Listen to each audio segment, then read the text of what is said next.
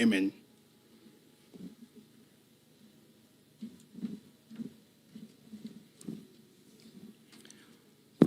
Almighty God, we thank you for the gifts of our nation, Kenya.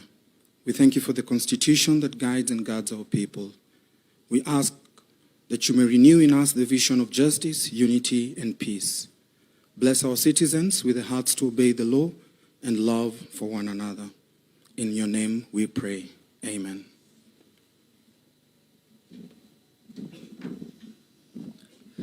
Bismillah, we continue with the prayers. In the name of Allah, the most gracious, the most merciful, praise be to you, our Lord, as we gather today to offer our prayers on this Constitution Day. We thank you for blessing us with a nation, citizens, and laws that bring us together in harmony and order. Ya Allah, just as you revealed divine laws to guide humanity through your prophets, we ask you to bless our Constitution, that it may always serve justice, equity, and the welfare of all citizens. Let it be a source of unity, a shield for the weak, and a guide for the leaders. Ya Allah, may you answer our prayers. Amen.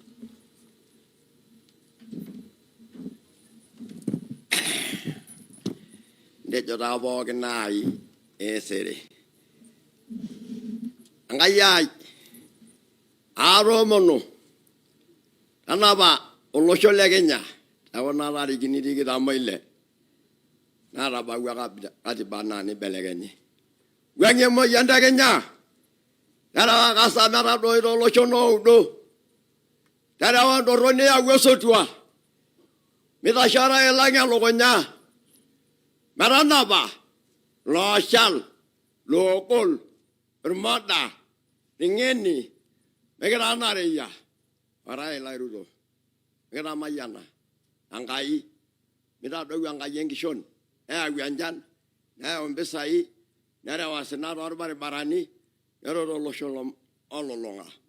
Hobua, handa bagengara ine, handa bago loshon mosima, handa argola langai, helagana ngolong, do yo, handa bana do nyo, nemagilagala, hando igilo idole maudo. Yawaria dama, ndo robilo no lariele morindal, ndo robilo no songa mao, ande liro no dugai, anda bana dara gwele Lebanon. Ashera.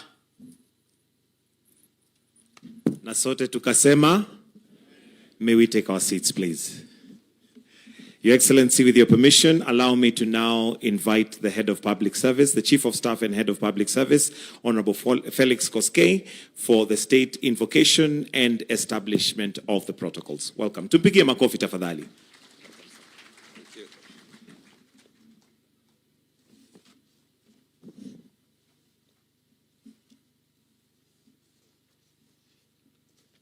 Your Excellency, the President, Your Excellency, the Deputy President, Your Excellency, the Prime Cabinet Secretary, the Honorable Speaker of the Senate, the Honorable Chief Justice and the President of the Supreme Court, Judges of the Supreme Court present, the Honorable Attorney General and Cabinet Secretaries, Chief Registrar of Judiciary, County Governors, Members of Parliament present, chairpersons of constitutional commissions and holders of independent offices, principal secretaries, service commanders, and heads of our national security organs, members of the diplomatic corps, members of the clergy, our masuja wa Katiba, honored guests, distinguished ladies and gentlemen.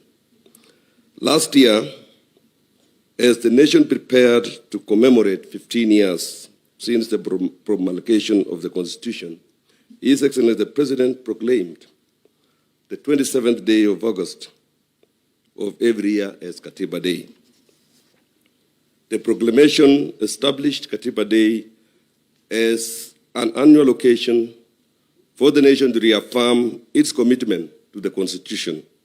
Although it remains a working day, institutions across the three arms of government and the two levels of government, together with schools and other learning institutions, are called upon to organize and participate in activities that promote constitutional awareness, civic responsibility, and fidelity to our national values.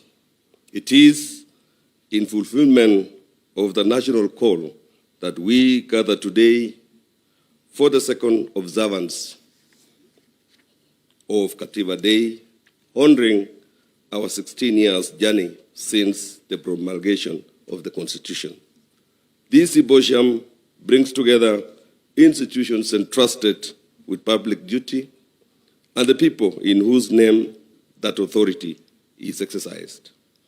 Represented here are the executive, parliament and judiciary, the national and county governments, constitutional commissions, and independent offices, our Masuja, our Katiba, the diplomatic community, faith leaders, civil society, professional bodies, the private sector, academia, young people, persons with disabilities, and community-based organizations from across the Republic.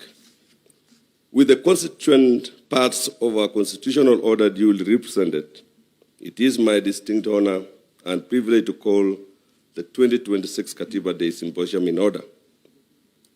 Your Excellency, distinguished ladies and gentlemen, 16 years after the promulgation of the Constitution, this Katiba Day calls upon us to account for the responsibilities it entrusts to each institution of state. It calls upon public authority to serve the people and every office holder to answer for the authority entrusted to them. This responsibility is captured in the theme of this year's commemoration. And I quote, Katiba at 16, Kenya yetu, wajibu wetu, tuwajibike. The theme summons every institution and every office holder to account for how they have discharged the mandate entrusted to them. Ladies and gentlemen, our responsibility to the Constitution extends to honoring the symbols through which our nationhood is expressed. They carry our history, our national dream and prayer, proclaim our sovereignty, and affirm our common identity as one people, one nation.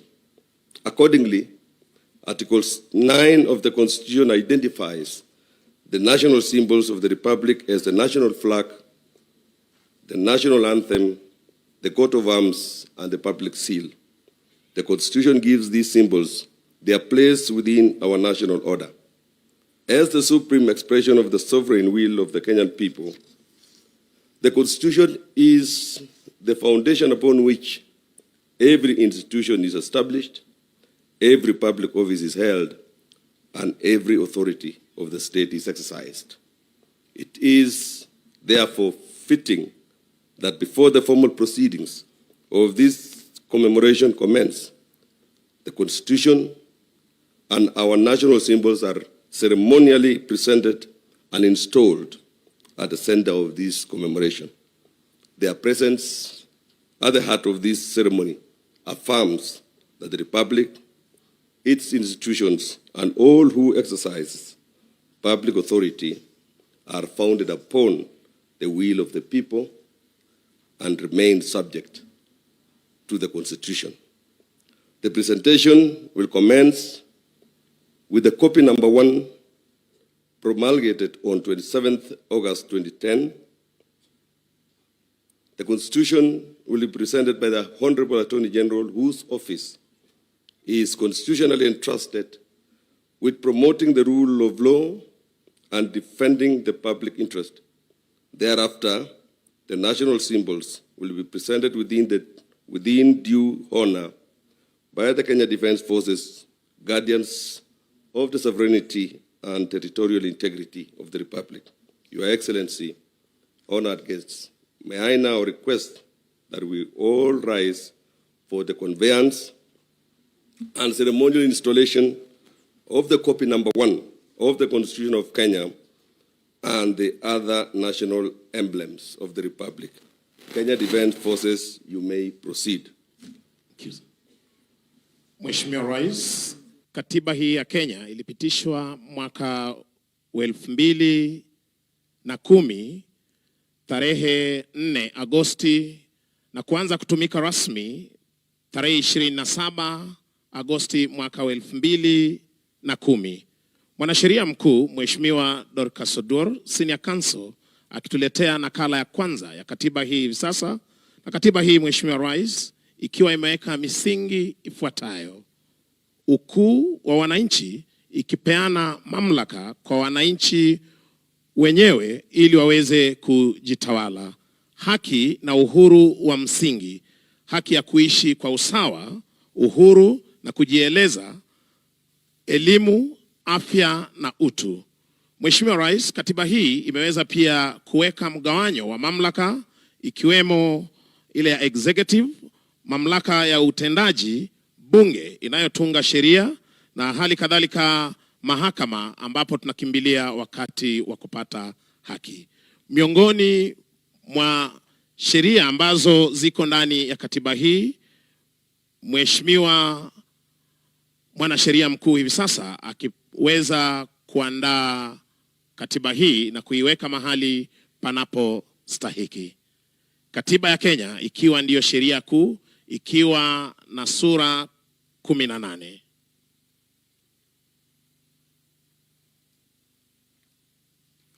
Mheshimiwa Rais, takayofuata hivi sasa ni bendera rasmi ya taifa la Kenya.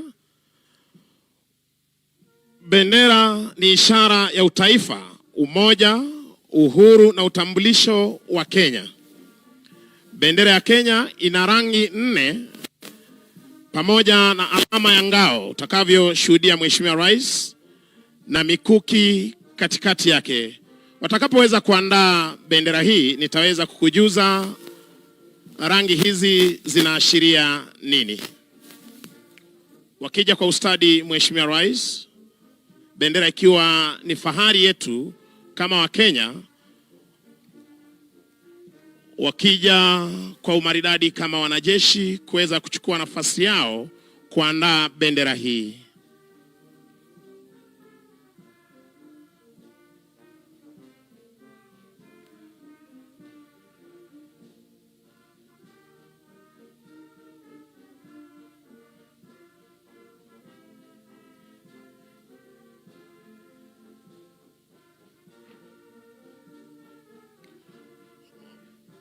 Kwa maridadi kabisa wakiweza kufungua bendera hii Mheshimiwa Rais.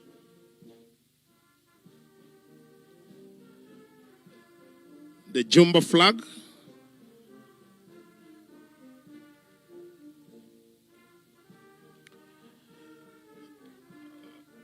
Mheshimiwa Rais, wakiweza kuandaa bendera hii hivi sasa, rangi nyeusi ikiashiria watu wa Kenya, rangi nyeupe Mheshimiwa Rais ikiashiria amani tulio nayo na umoja wetu kama wa Kenya, rangi nyekundu ikiashiria damu iliyomwagika wakati wa mapambano ya kuleta uhuru, rangi ya kijani ikionyesha ardhi na utajiri pamoja na mali asili ya taifa letu la Kenya, na Mheshimiwa Rais, ngao na mikuki hiyo ikiashiria utayari wetu wa kulinda taifa letu la Kenya. Bendera ya Kenya. Kuweza kuondoa hivi sasa bendera hii Mheshimiwa Rais na kuweza kuiweka mahali maalum, tayari kuweza kuendelea na hafla hii ya kusherekea katiba miaka 16 tangu kuweza kuzinduliwa. Takayofuata Mheshimiwa Rais takuwa ni maneno ya wimbo wa taifa, ukipenda kwa lugha ya Kimombo National Anthem Lyrics.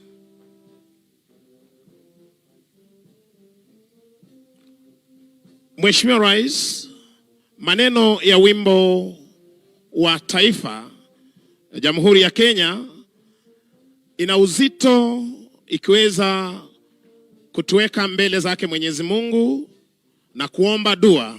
Neno la kwanza Mheshimiwa Rais, tukiweza kufahamu kwamba Mwenyezi Mungu ndiye mwenye nguvu zote na kuweka imani yetu kwake Mwenyezi Mungu aweze kuibariki na kuilinda Kenya.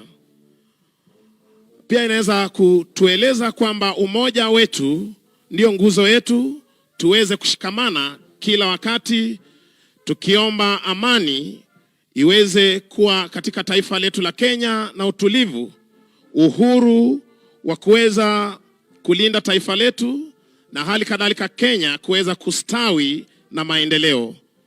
Upendo na umoja wa taifa, uzalendo wa kujitolea kwa ajili ya Kenya. Na kwa ujumla, Mheshimiwa Rais, wimbo wa taifa unaonyesha uzalendo, umoja, amani, uhuru na matumaini ya Kenya kustawi. Maneno ya wimbo wa taifa. Shukran. Mheshimiwa Rais, takayofuata ni nembo ya taifa la Kenya. Mheshimiwa Rais, nembo ya taifa la Kenya ni alama rasmi inayoonyesha ujumbe wa umoja, ulinzi, uhuru na utambulisho wa taifa la Kenya. Kwenye nembo hii, Mheshimiwa Rais, utaweza kuona ngao. Ngao hii inaashiria ulinzi wa taifa letu la Kenya. Simba wawili, Mheshimiwa Rais, wakiashiria nguvu tulio nayo kulinda taifa letu, tukiwa na ujasiri na imara kama simba, ardhini, angani na hata kwenye fuo za bahari zetu. Mikuki miwili, Mheshimiwa Rais, unayoiona ni ya kulinda mipaka yetu na hali kadhalika taifa letu la Kenya. Jogoo inaashiria mamlaka na hali kadhalika mwanzo mpya, kama vile Mheshimiwa Rais, kila asubuhi jogoo anapowika, wasaa wa majogoo, alfajiri, wa Kenya huamka kujituma na kuanza kujenga taifa lao. Mimea unayoona, Mheshimiwa Rais, inaashiria kilimo na utajiri wa mali asili tulio nayo kama taifa la Kenya. Unavyotazama, Mheshimiwa Rais, tuna pareto, nanasi, mahindi miongoni mwa mimea tunayoipanda na mazao yanayopatikana katika taifa letu la Kenya.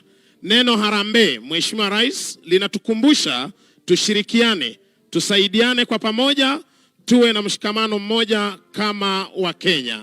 Nembo ya taifa la Kenya. Thank you. Mheshimiwa Rais, kuhitimisha tafrija hizi za kijeshi ni muhuri wa umma, the public seal, Republic of Kenya. Mgeni wetu rasmi, kwa sababu ya uzito wa muhuri huu, wanajeshi hawa wataenda kuuzindua upande ule wa pili, na utaweza kutazama, na nitawaalika sote tuweze kuelekeza macho yetu kwenye runinga zetu na hali kadhalika walioko hapa mbele kuweza kutazama wanajeshi hawa wakizindua muhuri huu wa umma, katika lugha ya Kimombo, the public seal, Republic of Kenya. Muhuri wa umma wa Kenya ni alama rasmi, Mheshimiwa Rais, inayotumika kuthibitisha nyaraka rasmi za serikali, na hali kadhalika inaashiria mamlaka ya serikali kuleta uhalali na uhalisia wa kuthibitisha kwamba hati hizi ni rasmi, na hali kadhalika kuleta ukuu wa jamhuri yetu ya Kenya. Wakienda kuzindua rasmi hivi sasa muhuri huu wa umma.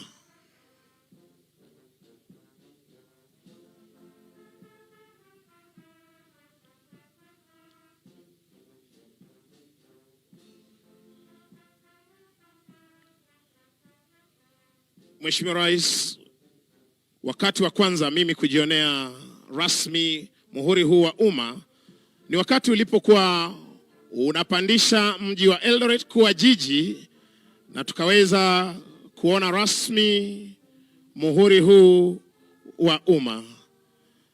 Tuwapigie makofi mazuri tafadhali wanapohitimisha tafrija hizi za kijeshi. Kwa heshima tarudisha kwake Hops aweze kuendelea. Mheshimiwa Felix Kosgei. Thank you. Your Excellency, distinguished ladies and gentlemen, you may kindly take your seats. Your Excellency, the Constitution now installed before us opens with a preamble. This preamble is the soul upon which our constitutional order rests. In its words, the people of Kenya honor the generations whose struggle brought freedom and justice to our land, affirm the values by which we seek to live, and declare the nation we resolve to build. It is therefore befitting that these words should be voiced today by a new generation of Kenyans, the inheritors of the constitutional promise and the custodians of its future. Sir, permit me now to invite the 16 pupils selected to lead us in the recital of the preamble to the Constitution.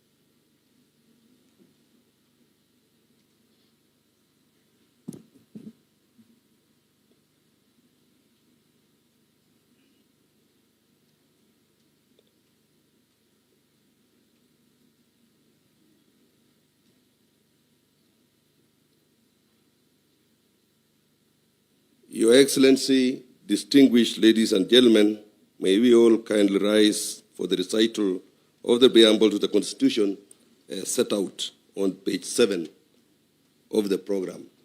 Page 7 of the program.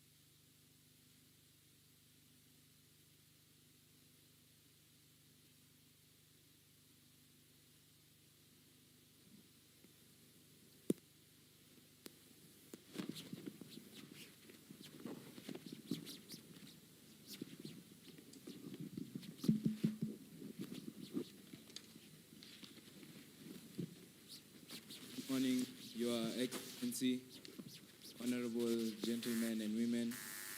Before you is Jamhuri High School and Pangani High School, presenting to you the recital of the preamble of the 2010 Constitution of Kenya.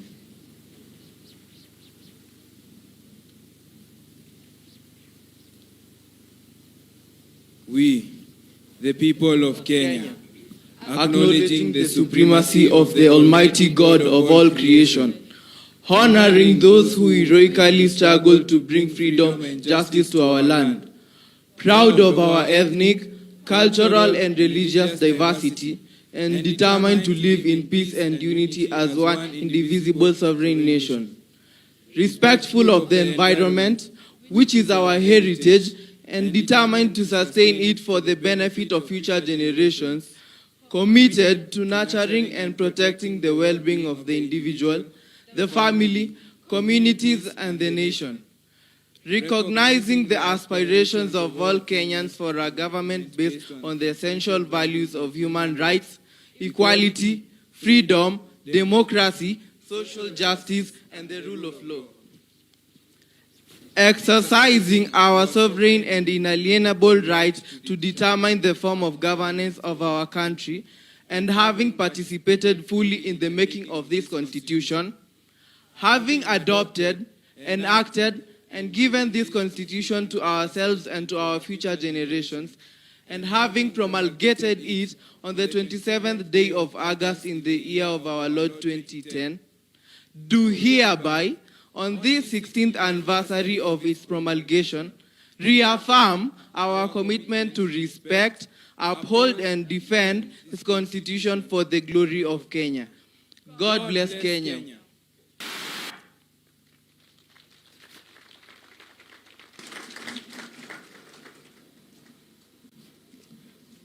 Your Excellency, distinguished ladies and gentlemen, you may kindly take your seats. Thank you. Your Excellency, the aspirations proclaimed in the preamble are marked throughout the contours of our Constitution. Among its most consequential reforms were devolution and the establishment of Constitutional Commission and independent offices. Devolution brought government resources and decision-making closer to the people. Constitutional commissions and independent offices were established to protect the sovereignty of the people, secure observance by all state organs of democratic values and principles, and promote constitutionalism. Through these institutions, the Constitution was intended to take root across the Republic and find expressions in the daily lives of Kenyans. 16 years on, this Katiba Day provides an occasion to account for how faithfully these institutions have discharged their mandates and how meaningfully their work has advanced the constitutional promise.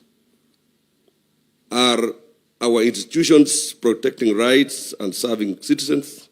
Are they strengthening accountability? Are their constitutional mandates producing measurable improvements in the lives of the people? These questions lie at the heart of today's symposium.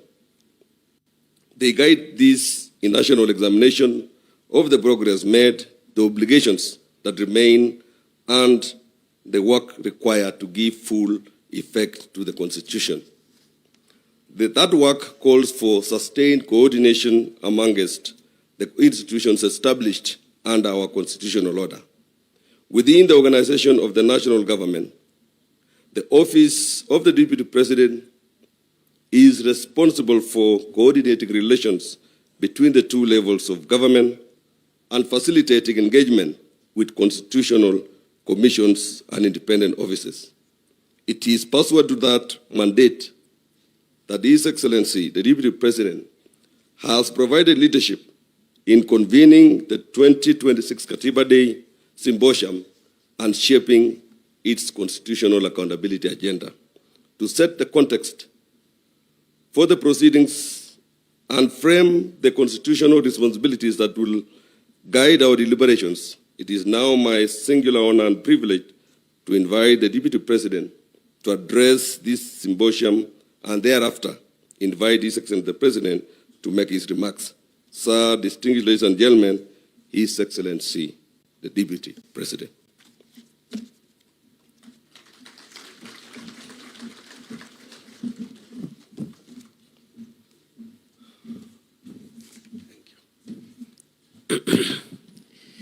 Your Excellency, sir,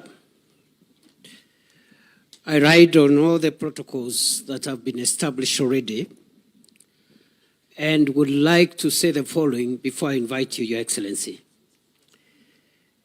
That on a moment like this one, 5 things, at least for me, ran through my mind.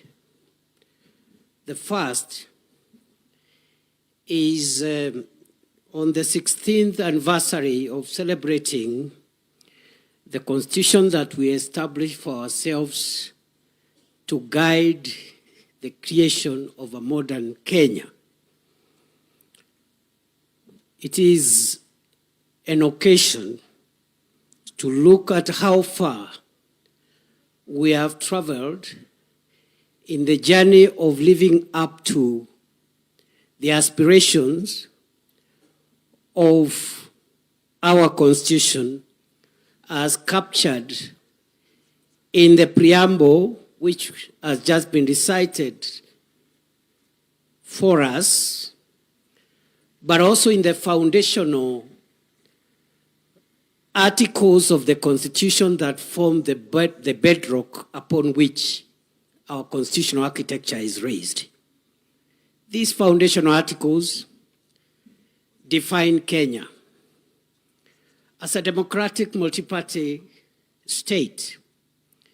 It defines the territory of Kenya in Article 5, where it stretches from, and the subnational units that constitute Kenya, the 47 counties of our republic. It defines us as a multicultural, multi-ethnic, multiracial, multi-religious society determined to live together as one sovereign, indivisible nation. Your Excellency, it is a good time for us to reflect on how far we have advanced our sovereignty and the sovereignty of the people of Kenya, how far we have kept the unity of our nation, and how far we've traveled in forging tolerance and finding strength as a nation in our diversity.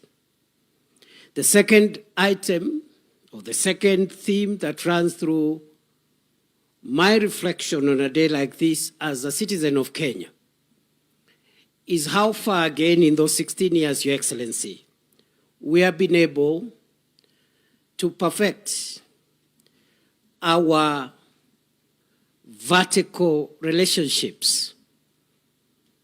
Looking at the Constitution, a relationship is envisaged between those who act on behalf of the state and the people. The relationship between the legislature, judiciary, and the executive at the national level, and the executive and the legislature at the county level, and also holders of constitutional commissions and independent offices. How the three arms of government and the two arms of government at the county level relate to one another, and especially relate to the citizens of Kenya, the vertical relationship. Number three is the horizontal relationship among the arms of government themselves and the levels of government, and how we have come to perfect devolution, to respect the independence of the judiciary, to respect the independence of the legislature, how far the legislature has been a check on the executive, and how far the judiciary has helped us to interpret the laws of our land. That is the third thing that runs through my mind. But there is a fourth theme that runs through my mind, Your Excellency. And this is the software of our nation. Our Constitution envisages that this nation, other than the development we do for ourselves,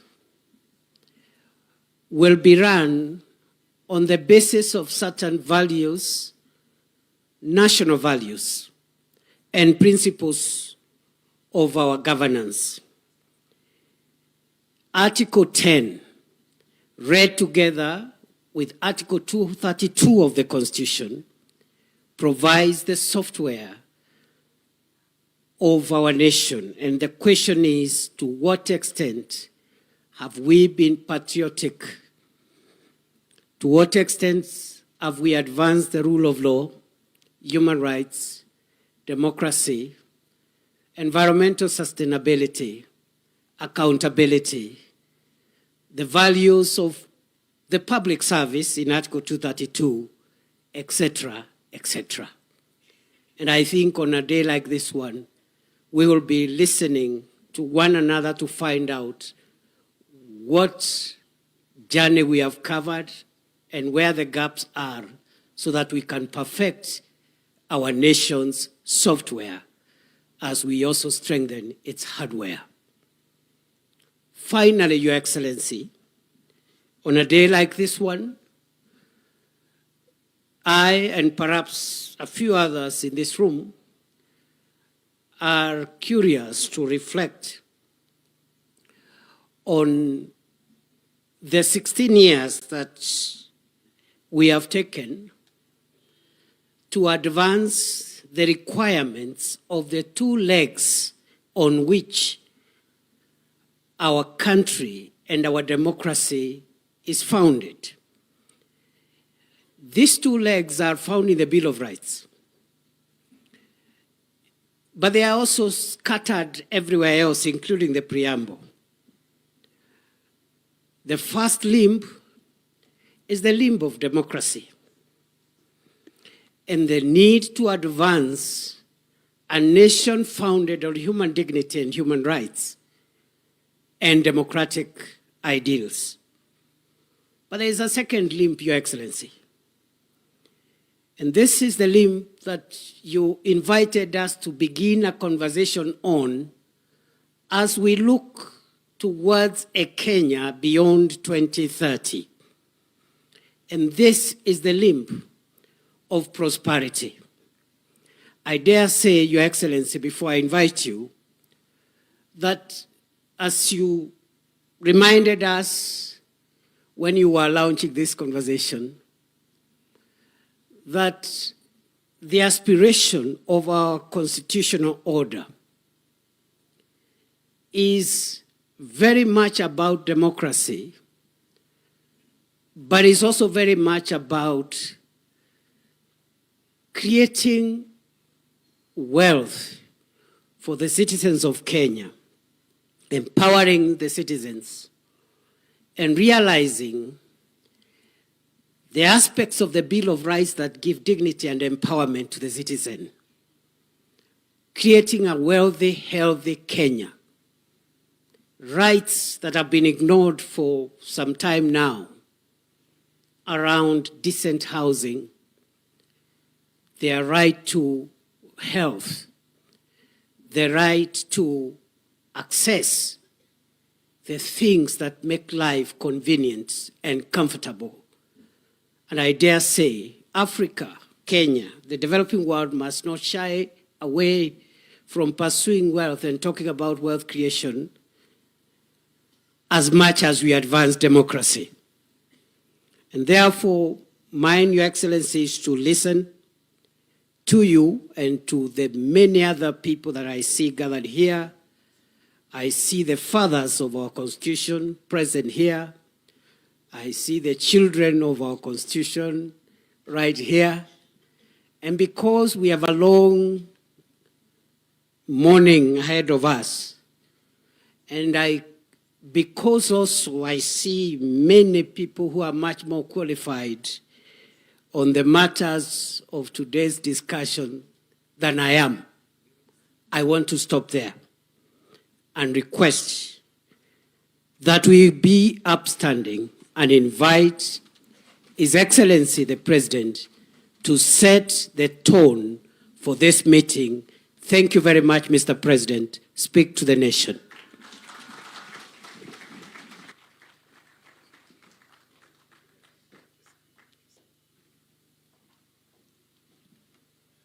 Thank you very much. Please, let's take our seats. Asante sana.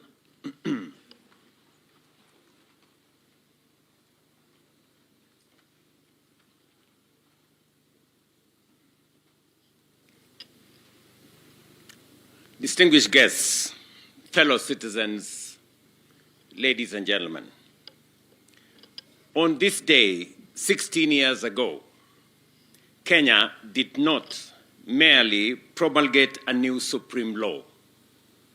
We entered a new constitutional order and renewed the covenant upon which our republic is established.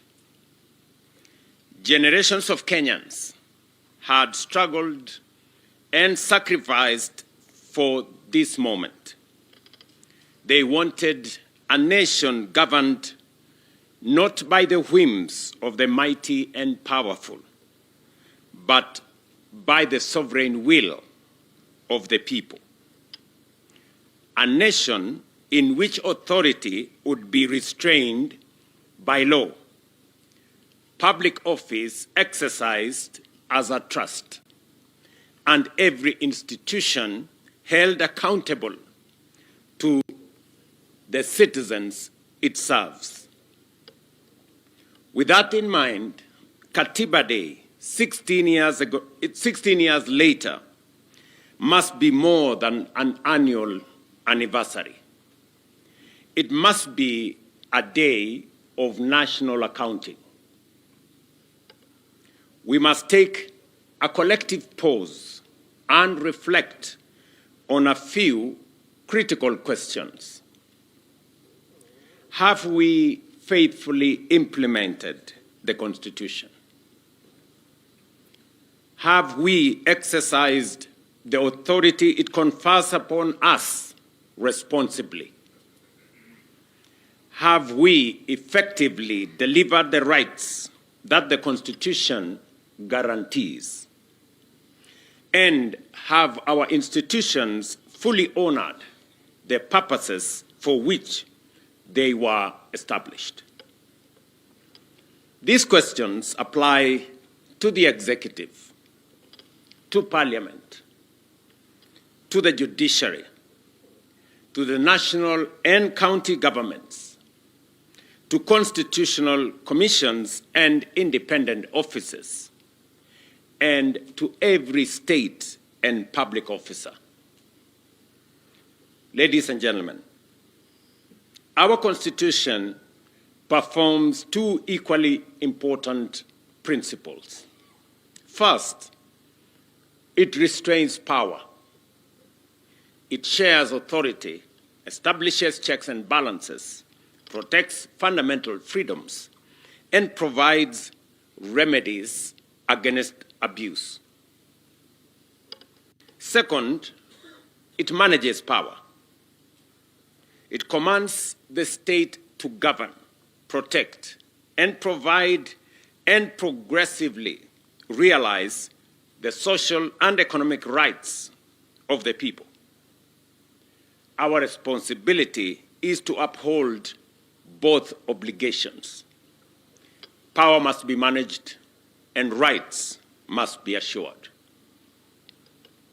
That is why Article 43 is central to any honest assessment of constitutional implementation. It guarantees every person the right to the highest attainable standards of health, accessible and adequate housing, and reasonable standards of sanitation, freedom from hunger, and adequate food of acceptable quality, clean and safe water in adequate quantities, social security, and education. It further declares that no person shall be denied emergency medical treatment and requires the state to provide appropriate social security to persons unable to support themselves and their dependents. These are not ornamental provisions placed in our Constitution. They are fundamental rights. Article 21 requires the state to take legislative, policy, and other measures, including the setting of standards, to achieve the progressive realization of what I have stated. But progressive realization does not mean indefinite postponement.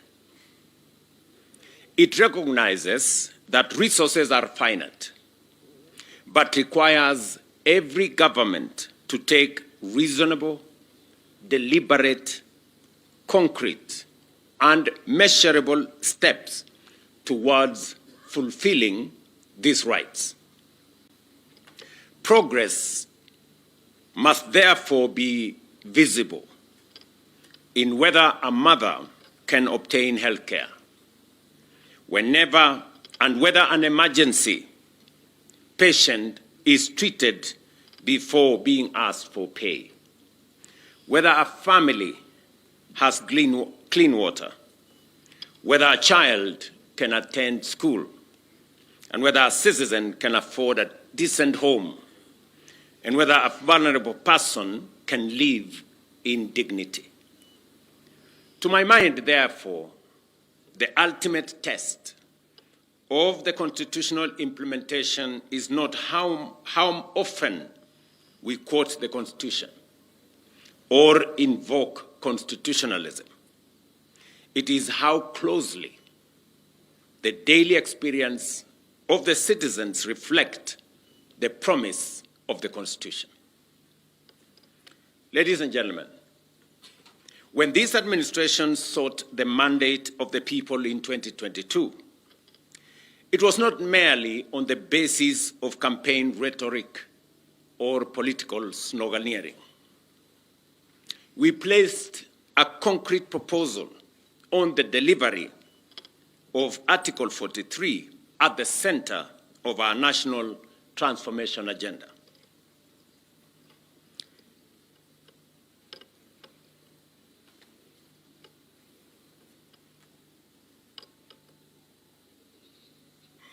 Universal health care, affordable housing, food security, education, and social protection became central pillars of our national transformation plan. The bottom-up economic transformation agenda was, from the outset, designed as an instrument for the implementation of the Constitution. That is why, over the last 4 years, we have been translating constitutional obligations into practical benefits across healthcare, housing, education, agriculture, and devolution. More than 32 million Kenyan citizens are now registered, with 8 million being treated by Social Health Authority. Over 100,000 community health promoters are servicing households, and the 922 Lifeline is strengthening access to emergency care. More than 274,000 affordable homes are under construction, creating 1.1 million jobs. We have also recruited more than 100,000 teachers and constructed 23,000 classrooms to boost education outcomes and rolled out a new funding model for our university education.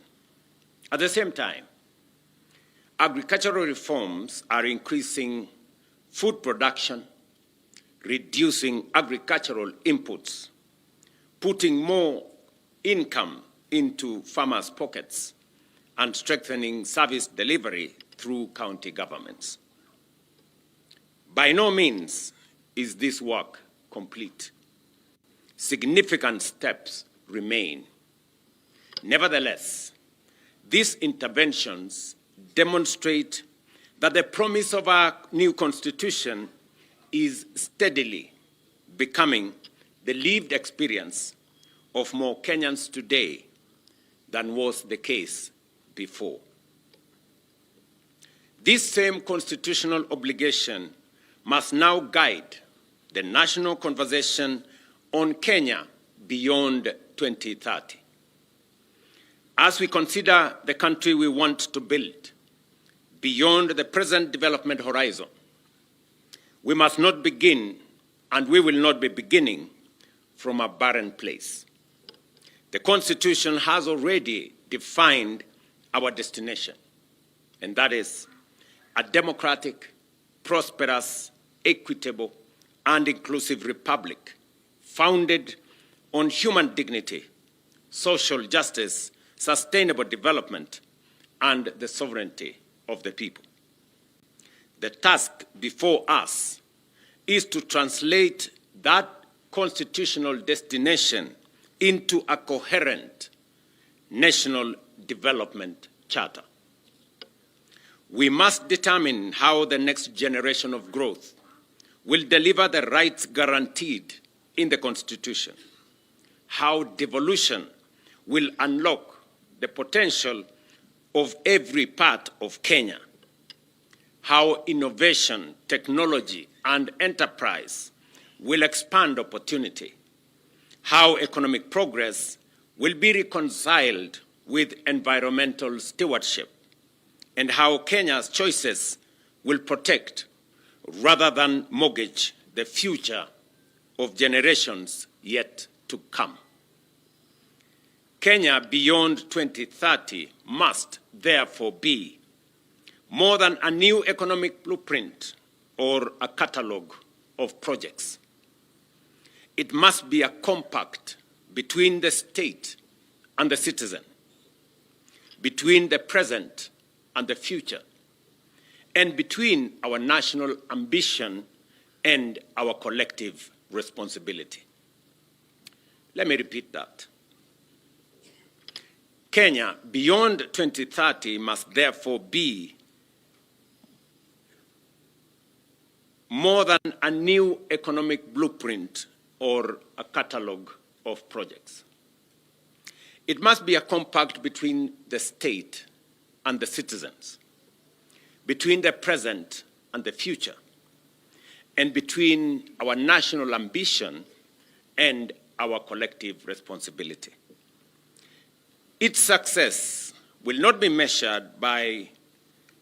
only be measured by the size of our economy, the height of our buildings, or the reach of our infrastructure. It will be measured by the dignity, opportunity, security, and quality of life enjoyed by every citizen. Ladies and gentlemen, this brings me and us to another consequential question of accountability in our constitutional democracy.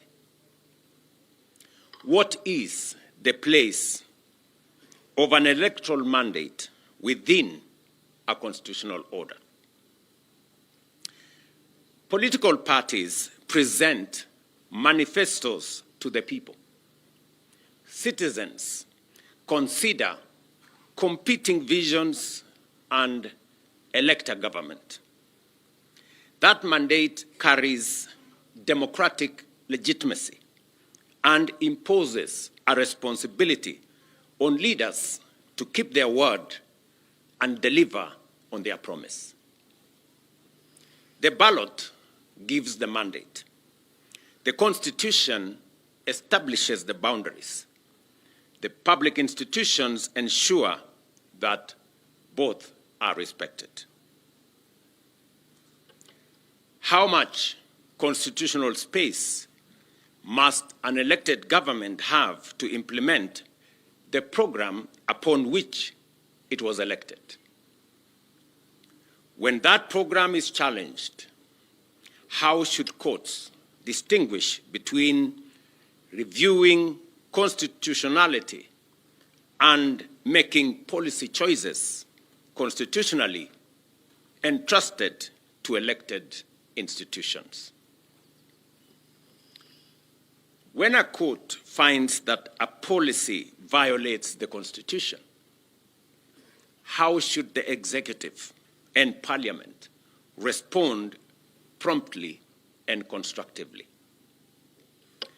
How should courts protect rights while remaining attentive to institutional roles, public resources, and practical consequences of their decisions?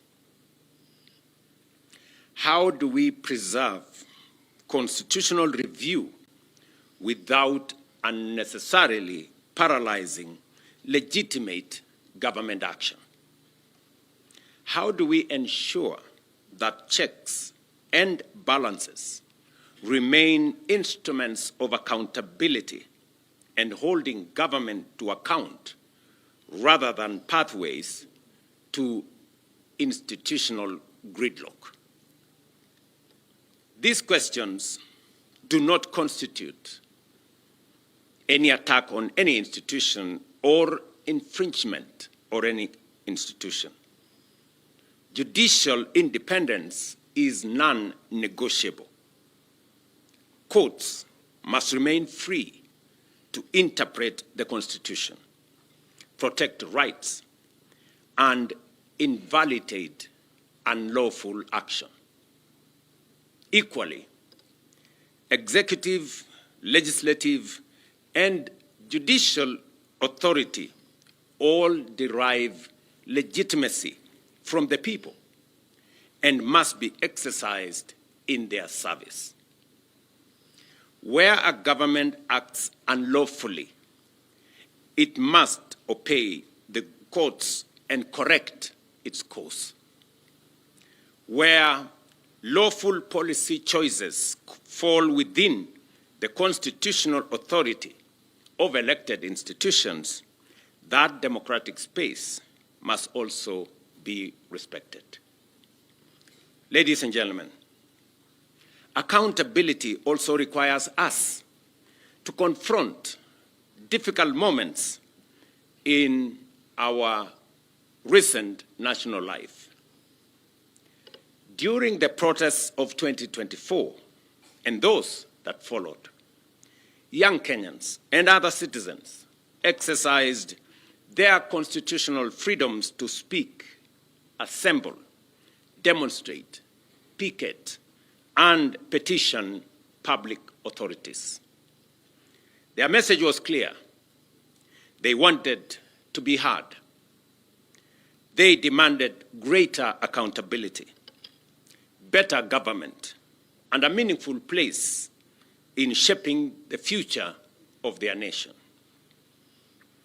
Those demands were not an assault on democracy. Peaceful protest, criticism, and dissent are essential to democracy. Yet, those protests also presented our republic with a profound constitutional question. How do we protect the citizens' right to protest while at the same time fulfilling the state's obligation to preserve constitutional order? The Constitution itself provides the starting point. Article 37 protects the right of every person peaceably and unarmed to assemble, demonstrate, picket, and present petitions to public authorities. That protection must be real. No Kenyan should lose their life, liberty, or dignity merely for criticizing government, expressing an unpopular opinion, or participating in peaceful demonstration. I recognize the pain that remains from the events of that period. Some families lost loved ones. Serious allegations were made concerning unlawful arrests, enforced disappearances, and the excessive use of lethal force. We cannot honor the Constitution by looking away from such allegations.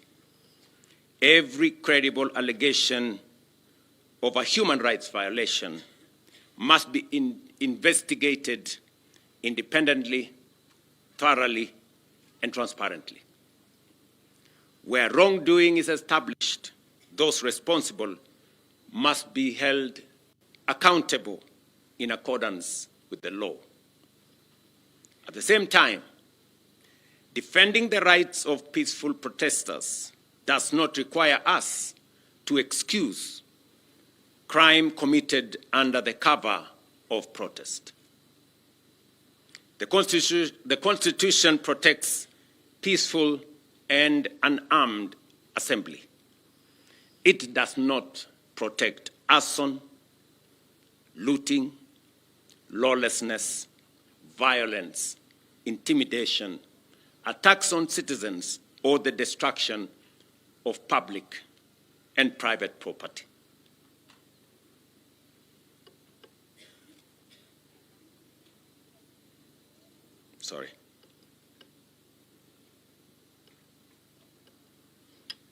We must therefore distinguish carefully between a citizen exercising a constitutional right and an individual committing criminal offenses. We must neither criminalize protest because of the actions of a few, nor legitimize criminal conduct merely because it occurs in the course of a protest. Rights and responsibilities are not enemies. Responsibility protects the conditions in which everyone's right can be enjoyed. The right to protest carries a responsibility to remain peaceful and unarmed. The duty to maintain order carries an obligation to respect life, dignity, and the law. The authority to govern carries a responsibility to listen. The authority and the freedom to disagree carries a responsibility to preserve the democratic institutions through which disagreement can be expressed and resolved. Government belongs to the people. Parliament belongs to the people. The courts belong to the people. The institutions of the republic belongs to the people. They may be criticized, challenged, and required to account, but they must not be destroyed because they are the instruments through which the people govern themselves. Our national task, therefore, is not to choose between liberty and order. It is to build an order founded on liberty and to exercise liberty in a manner that preserves the constitutional order. Let me repeat that. Our national task, therefore, is not to choose between liberty and order. It is to build an order founded on liberty and to exercise liberty in a manner that preserves the constitutional order. Ladies and gentlemen, the Constitution belongs to all of us. Its authority binds all of us. Its rights protects all of us. Its responsibilities call on all of us to account. Accountability cannot end with defending institutional territory, observing procedures, or publishing reports. Ultimately, we must account for outcomes, whether we have protected the sovereignty of the people, upheld human dignity, preserved constitutional order, used public resources responsibly, and brought the rights guaranteed by our Constitution within the reach of more citizens. 16 years ago, we gave ourselves a transformative Constitution. Our responsibility today is to fulfill its promise and build a democratic, prosperous, and transformed republic. That is the meaning of Katiba at 16. What we now say, Kenya yetu, wajibu wetu. I know there will be a robust conversation after this. I just thought of provoking us to have a conversation in this context as we celebrate our Constitution. And it is a moment for us to reflect collectively as a nation,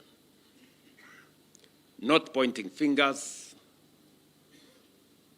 not avoiding responsibility, not trying to excuse what is not right, but to honestly talk not at, but with each other. Thank you very much, and God bless you.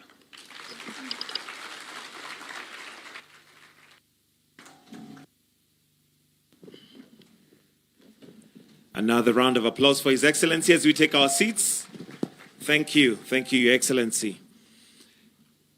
As mentioned by His Excellency, we are going to have a number of discussions. Our first panel discussion is going to be on the state of accountability. And I'll request that the choir, you take your position as we now set up the stage for that discussion. It is going to be discussion basically on the state of accountability by constitutional commissions and independent offices.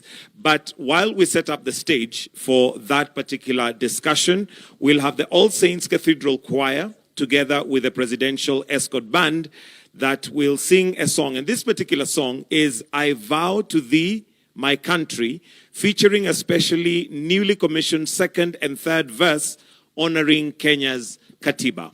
And if you look up, you'll see we have 16 flags that are flying up there and behind on the backstage, which is just a reminder of the 16 years of our Katiba 2010. So the choir, together with the Presidential Escort Band, are going to give us a wonderful song, I Vow to Thee, My Country, featuring a special newly commissioned second and third verse honoring Kenya's Katiba. Choir, over to you.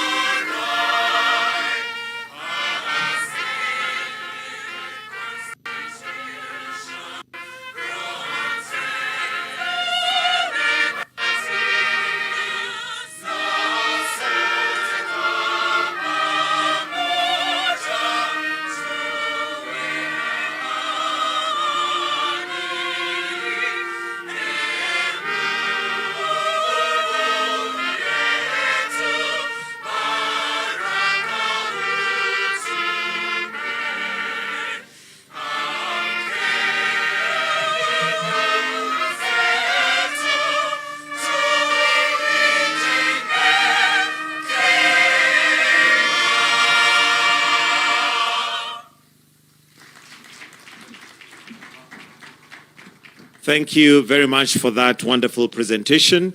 And before we get to the panel discussion, allow me, Your Excellency, to invite Honorable Dorcas Agei-Kodwor, the Attorney General, the state law, to make some submissions before we then have the panel discussion, which will be looking at the state of accountability. Welcome.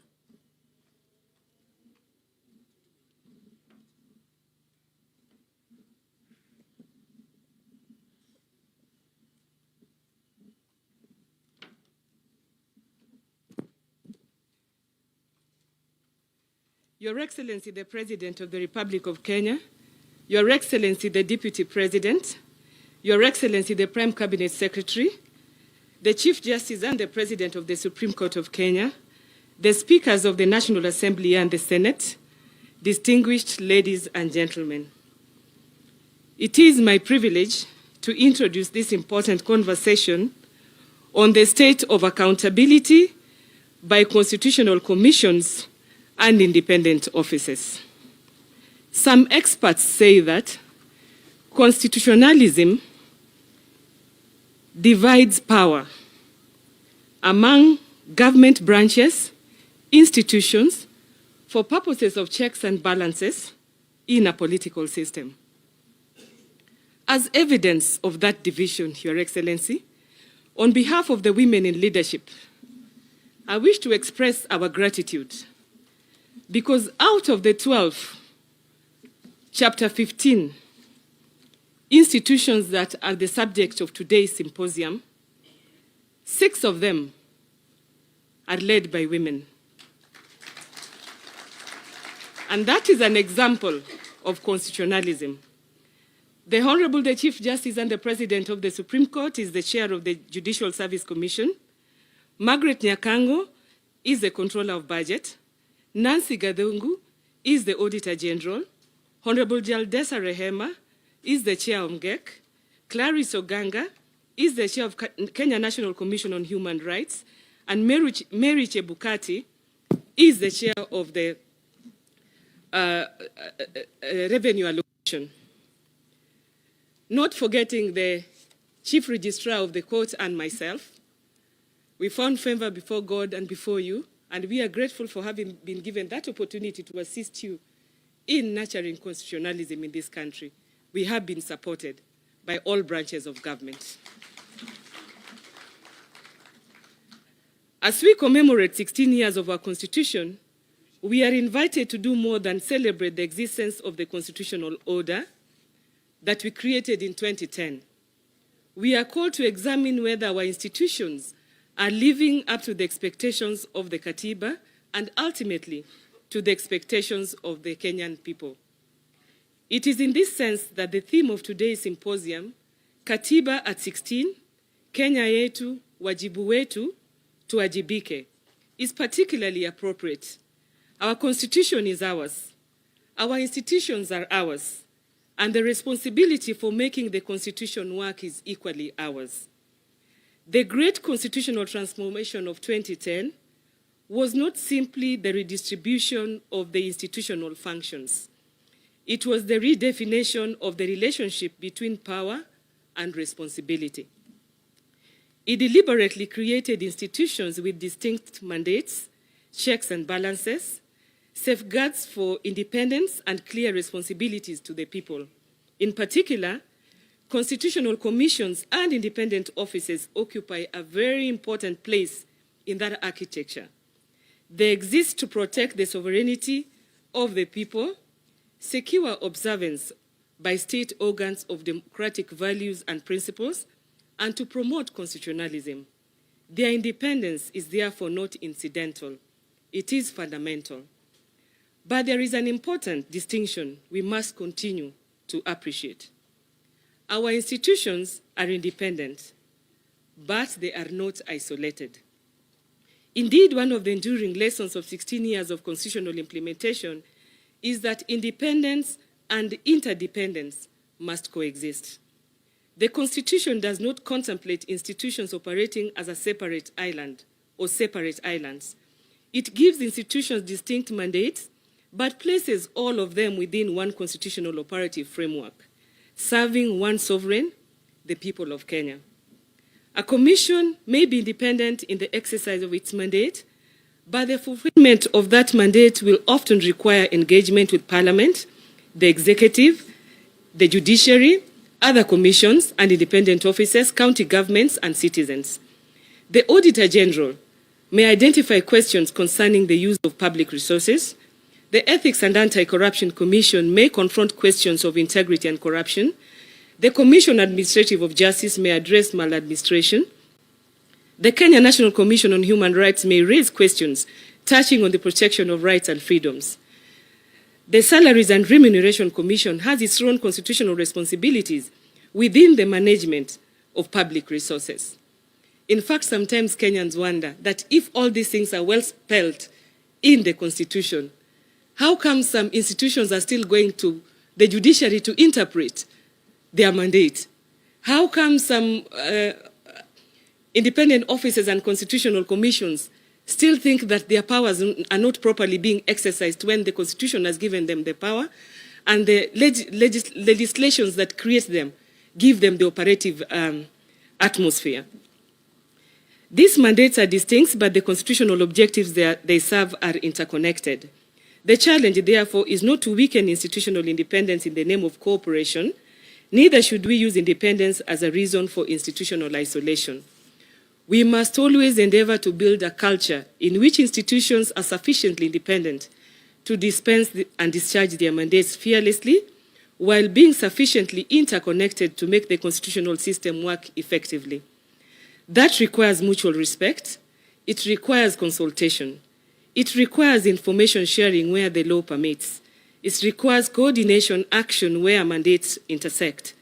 And importantly, it requires each institution to recognize that constitutional effectiveness measures constitutional visibility.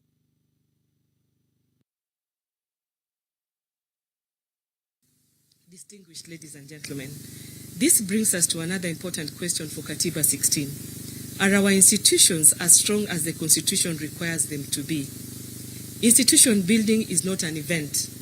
It is a continuous constitutional responsibility. 16 years after promulgation, we must continue to strengthen the institutions entrusted with safeguarding our democracy. That includes strengthening their legal frameworks. It means ensuring they have the institutional capacity, professional competence, and resources necessary to discharge their mandates. It means safeguarding their independence. It also means strengthening their internal systems of governance, accountability, transparency, and performance. Strong institutions are not simply institutions that possess power. Strong institutions are institutions that exercise their power lawfully, consistently, fairly, and effectively. They must be capable of resisting improper pressure, but they must equally be capable of accepting legitimate scrutiny. They must demand accountability from others while demonstrating accountability. Because independence without accountability can undermine public confidence, just as surely as interference can undermine institutional independence. As we reflect on 16 years of implementation, the deeper question is accountability for constitutional purpose. We should therefore be willing to ask ourselves difficult questions, and I want to add on to the questions that His Excellency the President added. Are our constitutional commissions and independent offices fulfilling the purposes for which they were created? Are they accessible to ordinary citizens? Are they sufficiently responsive?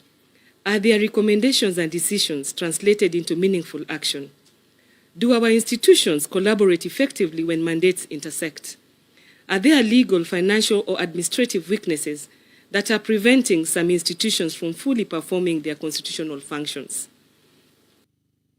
Most importantly, can the ordinary Kenyan see the difference that the Constitution has made in his or her life? These are difficult questions, but a mature constitutional democracy must be willing to ask difficult questions of itself. Just like at the beginning, the provost gave us an example of the donkey dung and the difficulty of taking care of it and the shame of acknowledging that it's there and dealing with it. And I think that is a reflection, or we can juxtapose the questions that we are asking today to that. Because constitutionalism must ultimately be felt. It must be felt by a citizen who seeks accountability for the misuse of public resources. It must be felt by a Kenyan who encounters maladministration.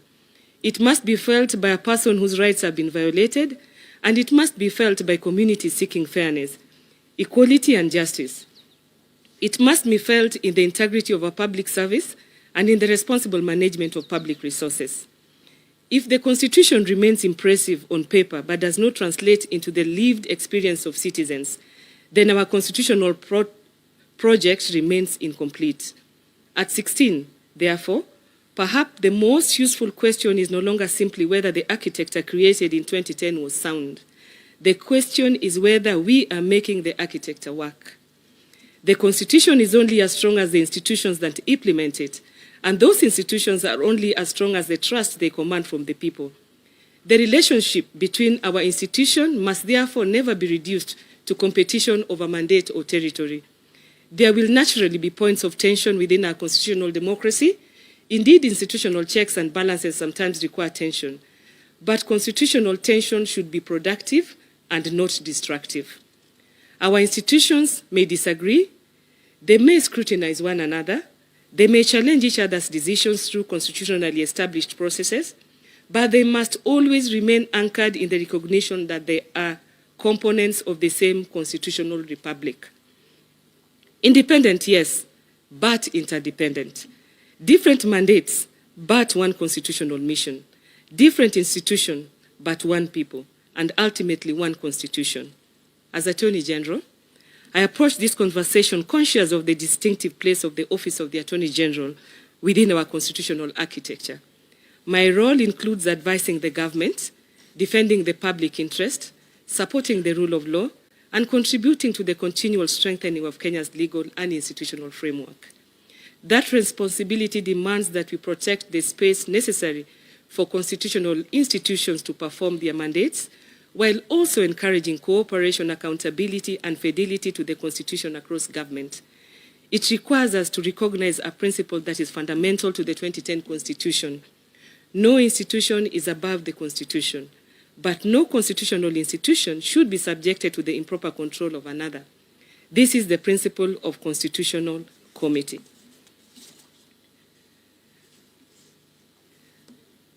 The session, therefore, provides an important opportunity for honest institutional reflection. We should celebrate what has worked over the 16 years, but we must also have the courage to identify where institutional practice has fallen short of constitutional expectation. Katiba 16 should not merely be an anniversary. It should be a checkpoint, a moment at which we ask, what have we built? What must we strengthen? What must we change? And what must we do differently over the next 16 years to ensure that the constitutional promise is more fully realized? This morning, we are privileged to hear from the institutions that occupy some of the most consequential spaces in this constitutional accountability and architecture. And as the Office of the Attorney General, I want to confirm that we have gotten the greatest cooperation and coordination with all the branches of government, all the independent offices, and all the constitutional offices under Chapter 15. We are honored this morning to have with us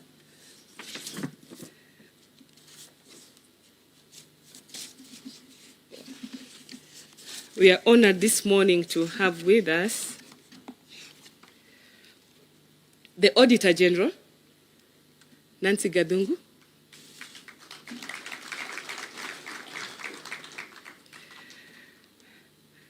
Bishop Oginde of the Ethics and Anti-Corruption Commission, Charles Orinda, Commissioner on Administrative of Justice, Clarissa Woro Ganga of the Kenya National Commission on Human Rights, Sami Chepkwony, Salaries and Remuneration Commission,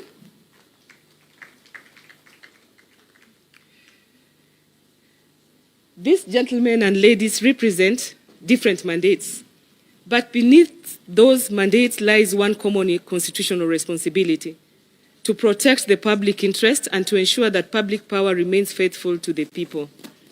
I therefore invite them to speak candidly, tell us what is working, tell us where the gaps remain, tell us what threatens institutional effectiveness, tell us where greater interagency cooperation is required, tell us how we can strengthen our institutions without compromising their independence, and tell us what must be done to ensure that 16 years after promulgation, Kenya continues moving closer to the constitutional republic envisioned by its people in 2010.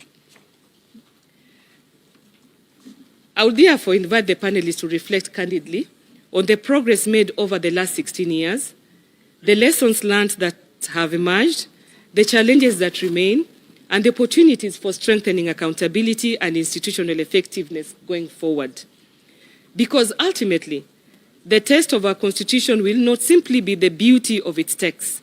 It will be the strength of the institutions it created, the integrity of those entrusted with public power, the accountability of those institutions to the people, and the extent to which every Kenyan can say that promise of the Constitution is becoming a lived reality. With those few remarks, it is now my pleasure to invite our moderator, Eric Latif, to lead us into this discussion.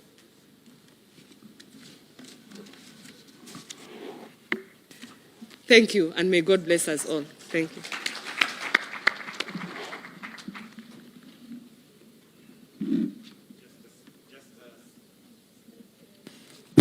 A slight change on the moderator. We'll have Ibrahim Karanja, who's a senior reporter from Nation Media Group, who's going to moderate this session. So Ibrahim, karibu. Please, let's go straight to the Q&A and do that.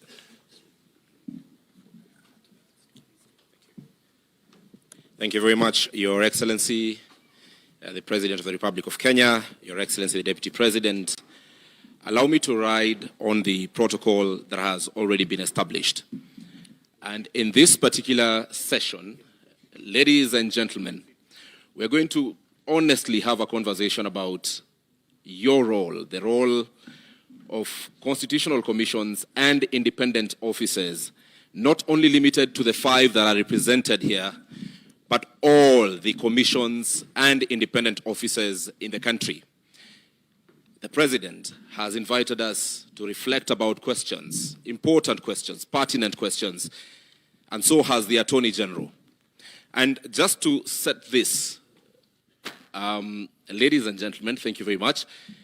When you hear about where we are as a country, when, as the Auditor General, year on year, you keep pointing out to the same audit issues from institutions, when, as the KICC, the concern about Kenya, or the concern from Kenyans remain about corruption, when, from the Commission on Administrative Justice, when the concern is about access to information from Kenyans, when your own report states that 72% of complaints that have been raised by Kenyans from the year 2025 is not addressed, when we hear from the Kenya National Commission on Human Rights and talk about a section of Kenyans feeling that the rule of law, constitutionalism, is not being met, and when we go beyond these institutions that are here and speak about things that have come to the public fore, even in recent days, such as, Your Excellency, the issue about employment of teachers and serious allegations that have been made in public, then this Constitutional Commission and independent officers that are here have got questions to answer. Not to softly talk about issues, but honestly reflect about where we are as a country. Let me start with what you all say in your annual reports. There's one thing that will always come out: we have budgetary constraints. Most of the times, we do not have timely disbursement of monies. And the question to all of you, and I will start with you, Auditor General, is when the person in charge of money flow to your institution is a person you are required to hold to account, then does that affect independence? Thank you very much, Your Excellency, distinguished ladies and gentlemen. A very good morning to you. To answer that question, or series of questions, Moderator, it is important first to put into context the role and responsibilities of the Constitutional Commissions, which have been articulated very well by His Excellency the President and the Honorable the Attorney General. And that is to protect the sovereignty of the people, to secure the observance of democratic values and principles by all state organs, and to promote constitutionalism. It would be remiss of us to go straight into the challenges.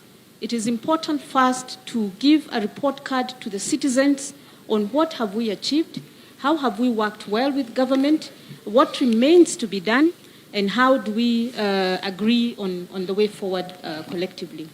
And there are various achievements that have been made across the board. We have looked at our assessment against 7 key pillars under Article 10 of the Constitution on the national values and principles of governance. Very, very key in constitutionalism. One is anchoring constitutionalism and the rule of law, strengthening public finance and fiscal discipline, advancing democratic electoral and security sector governance, combating corruption and enforcing integrity, promoting equity, cohesion and land justice, and equitable access to essential public services. And these have been addressed by His Excellency the President. They've also been addressed as the roles and responsibilities of constitutional commissions and independent offices. And there are achievements that have been made in this country. And we must, of course, recognize that achievements have been made. 16 years down the line, we are not at the same place that we were 16 years in 2010 when Kenyans made the decision that we needed another roadmap in terms of constitutionalism. Now, to the questions you've asked, what affects us in terms of delivery? Despite the progress that we've made, despite the outcomes on citizens, because under those pillars, there are real felt outcomes on citizens. And citizens measure performance and productivity, because now we've moved from performance to productivity. They measure it on their own living, felt experiences, not on what they hear has happened in other areas or for other people or in other towns. They ask themselves, yes, we have had these statistics, we have had these issues being raised at national level. How has it translated into an outcome, into a result in my life? So we've seen issues when we raise audit reports in terms of improvements. We've seen changes in policies. We've seen amendments to laws. We've seen directives even from the National Treasury on accountability.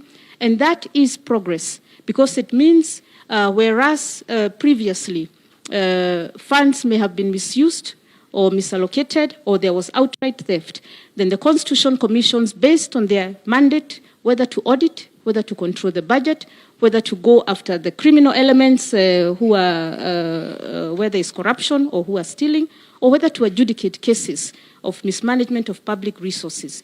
We have seen results. You have seen results. Nancy, my question to you is, when the person controlling the purse is a person you are required or have mandate over constitutionally, leave alone the allocation of monies by Parliament, there is the disbursement of funds which you keep citing in your reports is delayed.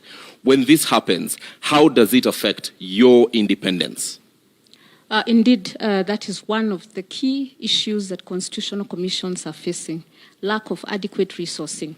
But for the Auditor General, the Constitution says that Parliament has the responsibility to allocate adequate funds for all constitutional commissions and independent offices under Article 249. But that's not always the case.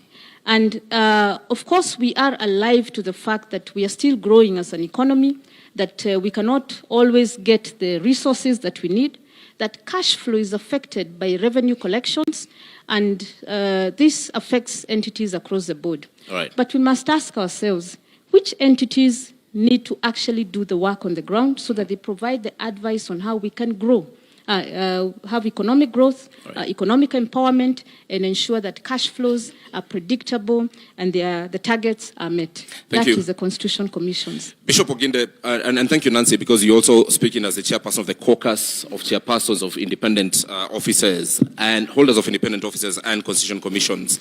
Bishop Oginde, the issue of corruption continues to frustrate many Kenyans.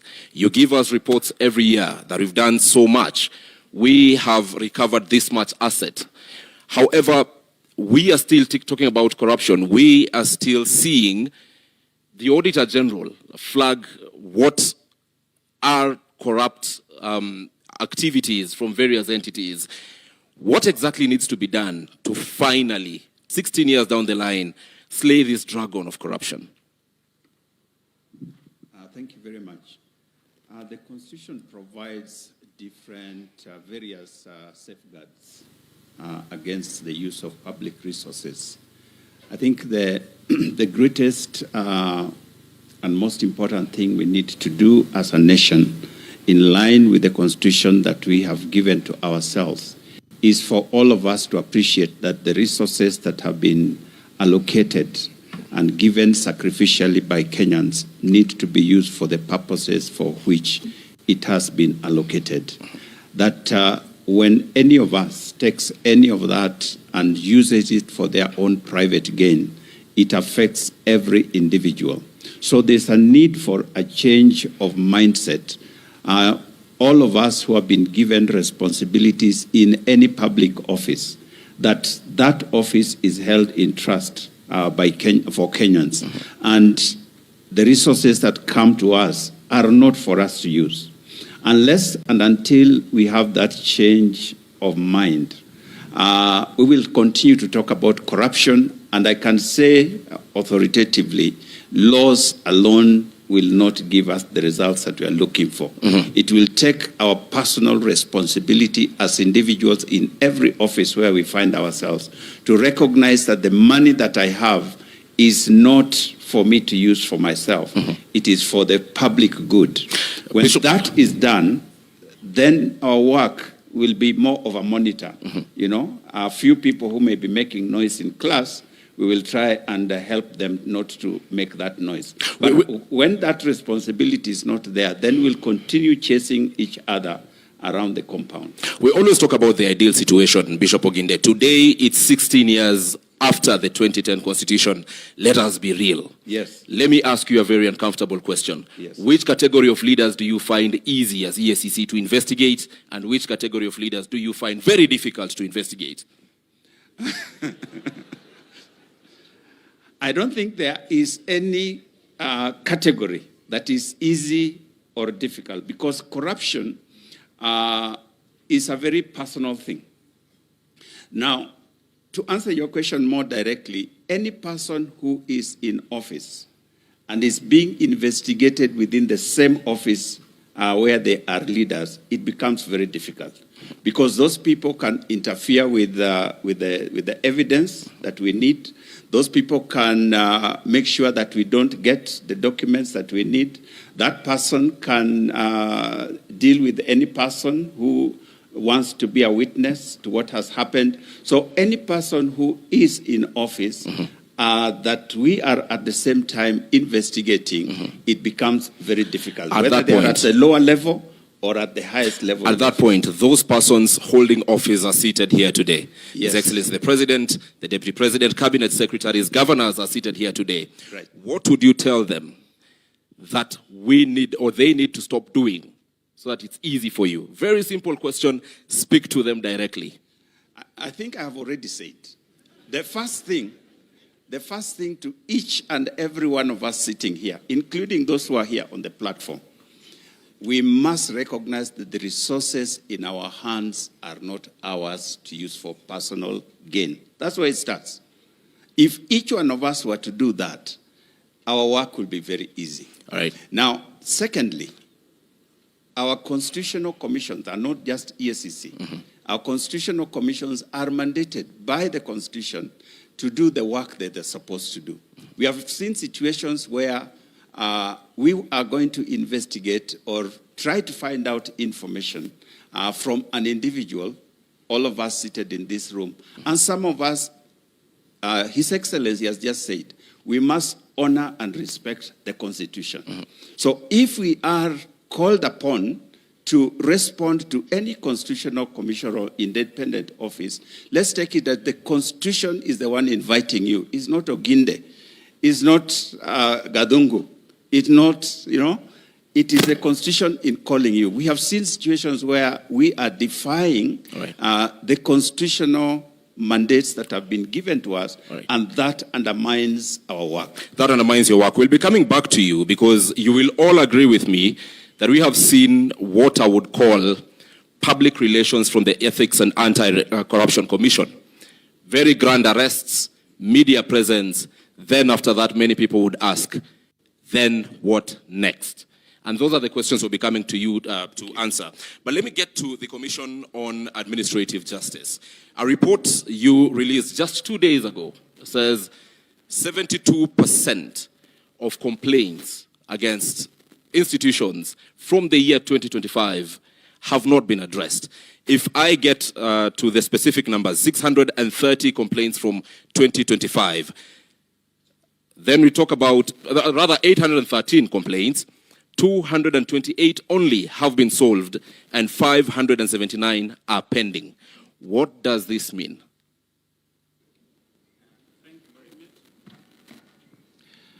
Thank you very much for that question. I think before I answer your question, perhaps what we need to do is to ask the people who we try to ask these questions, whether they really understand, one, what our mandates are. Thank you. We will change the mic for you.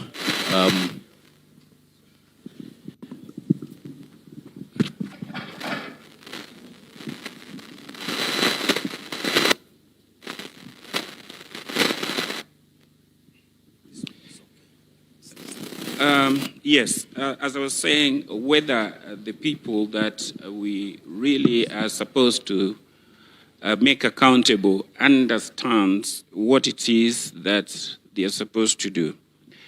A simple question like that is that, do the people sitting in front of us here understand Article 73 of the Constitution, which talks about public trust? Here is it. I deal mainly with government officials, and there are certain things that are there in these constitutions called public values of public service, and this is captured in Article 232. Accountability, responsiveness, prompt and effective service provision to the people of Kenya. When we write to ask for this information, they will tell you that we are paper pushers. They don't respond in time, and that explains why those complaints remain unresolved. So what have we done? I've been able to engage with the various MDAs. This week, I've been meeting the principal secretaries and MDAs that we had identified has many complaints not being resolved. And we realized that part of the reason is that they don't have a way of understanding when we write a letter to them, what does that mean? So we have been meeting at the Safari Park from the chief, the principal secretaries, the head of parastatals, the DGs, the chairperson, so that we explain to them why it is important when we ask the things that we ask. It means that there's a Kenyan somewhere needing the answers. Another thing is that there's the issue of government operating in silos. We all need to be able to respond to that question quickly, but you find that if you address, say, the pensions department, they will tell you, we have not gotten the information from TSC because maybe that's a delayed pension, or we have not gotten the information from Department X. Now, they don't have a referral mechanism where if you make an inquiry and somebody sitting there should be able to refer it to the relevant department to be able to act on it. And so this is why we are starting by training them, and we want to start at the top level. Very soon we are going to ask the permanent secretaries, the heads of various parastatals to come down so that we take them through what it means to resolve a complaint within the time that we require. Secondly, we also want to have a coordinating mechanism where if the question is cross-cutting, for example, most of the time you'll get the issue of resources. Treasury should be at the center of all these discussions, because if pension has not been paid, these people will say we have not received exchequer. If National Land Commission has acquired land, they will tell you that the money has not been given to, say, Ministry of Roads to pay. And that person, that Kenyan, has come to us to complain that his land was acquired when we were building Thika Road. How many years was Thika Road built? More than 10 years ago. But you find that there is that problem that the ministry and the treasury and the authority are not speaking together. Let's speak to what the issue actually is. Again, lots of ideal situation, but the reality today. 579 complaints brought to your office for the year 2025 have not been addressed. Your mandate surely cannot just end at communicating to the respective entities. What happens to these 579 cases today? We are almost starting September of 2026. By end of this year, more complaints will be coming to you. So actionable things done or that you can do beyond telling this crowd what the ideal situation ought to be. Well, as I said, we have decided to engage the people concerned to tell them that this is what you need to do when you receive the the matter. Some of the things are actually just bureaucratic red tapes, which we need to cut down. So what we want is that a person resolving the complaint should be sitting in those ministries and be reporting. All right. Yeah. All right. Let's move to another issue that still touches on you: an increase in requests for access to information. 2016, 2017, 32 requests. 2025, 2026, 654 requests. What does this speak to? What does it say of the institutions that are mandated to serve? Well, the request for information is a new area which is growing, and we like it because it enhances public accountability. Unfortunately, people still, again, don't understand that when you request the information, you should not come to KICC as the first point of call. You're supposed to send your request to that information, to the person holding the information. You're supposed to wait for 21 days. KICC's jurisdiction kicks in after 21 days if you have not received the response. Now, when that happens, you now come to us and say, we requested this information and it's not been provided. And we will look at the information that you request. But first of all, not every information can be given. And so we'll look at it according to the law and see whether it falls under Section 6 of the Act, which are exempted. If it is information that should be given, then we will ask the institution why they're not giving that information and that they should be able to provide that information. All right. Yeah. Clarice, where are we 16 years later in terms of human rights and the rule of law? Let's speak to human rights. Let's speak about the very basic right to life. Thank you. Thank you very much for that question.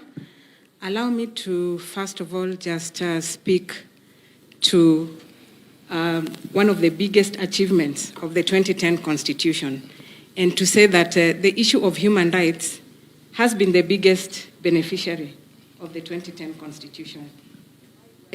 Why do I say that? I say that because the language, you'll find that the language that has now been adopted. If you look at issues governance, issues development, human rights has become part and parcel of the language that we are using in Kenya. You'll also find that issues human rights are no longer, just an issue for human rights lawyers and for human rights activists. It's an issue that cuts across. And I'll just take you as an example. If you listened carefully to the speech by His Excellency, I think 90% of it spoke to issues human rights. And that has been the transformation of the new constitution. If there's any language that Kenyans now understand fully, is the issue of human rights. Everything is viewed from the lens of human rights. So we must give it to the 2010 Constitution that it has transformed even the relationship between citizens and the state, where now the state is required to look at everything that they do from a human rights perspective. Now, on to your question about the issues around right to life. You'll find that that's one of the rights that has been protected by the 2010 Constitution and provides that everyone has the right to life. And the right to life is not just about health issues, but it's also about who has the right to take away a life. And that's one of the issues that I think we've been grappling with here in Kenya. And I think it was acknowledged in the previous speeches that has been given, that sometimes life has been taken extrajudicially when it was not, legally taken away. So it's one of the biggest challenges that the Kenya National Commission continues to record. And unfortunately, the complaints that the Commission receives on this particular right has to do with complaints against the government, taking away life, illegally.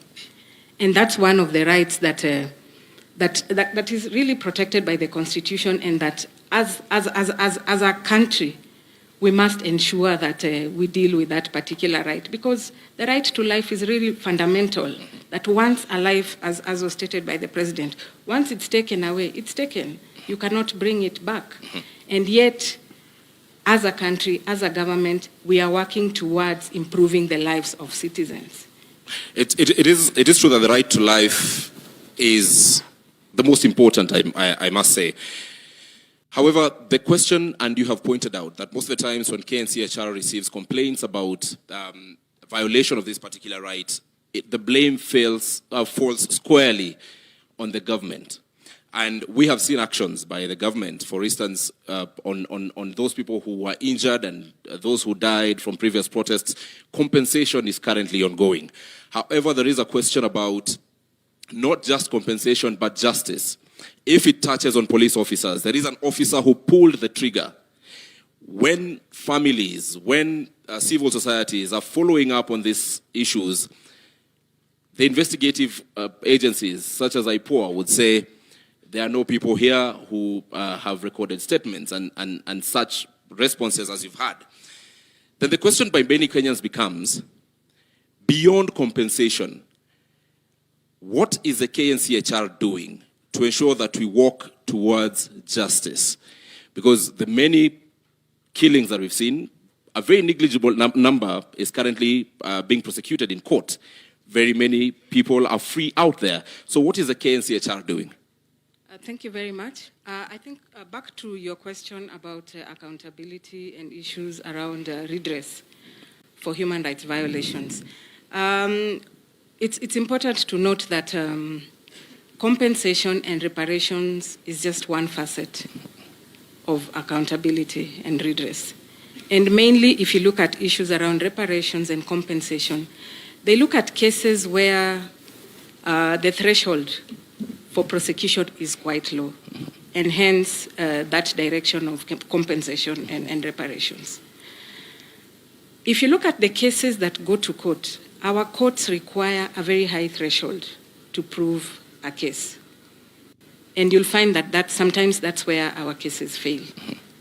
You can only take a case to court that has evidence, that has witnesses, that meets a certain threshold. And that's where many of the cases fail. And that calls for reflection. Let me take this conversation to the Salaries and Remuneration Commission. Today, I'll give you very live examples that many Kenyans perhaps expected during the promulgation of the Constitution are issues we would not be dealing with 16 years later. Some counties are having healthcare workers on strike. Why? Because of remuneration and because of related issues. These are issues that many Kenyans thought with the establishment of the Salaries and Remuneration Commission, which advises on remuneration for public officers and actually sets remuneration for state officers, you would see this happening. Where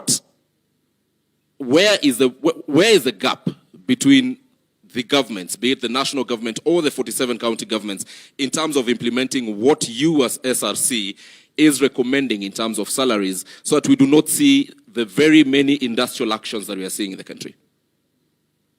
Thank you for that question. First of all, I think I want to clarify that all levels and arms of government have been very, very cooperative with the SRC, at least during my time, in implementing the policy advisories that SRC have issued, both at national, county levels, judiciary, parliament, and the executive.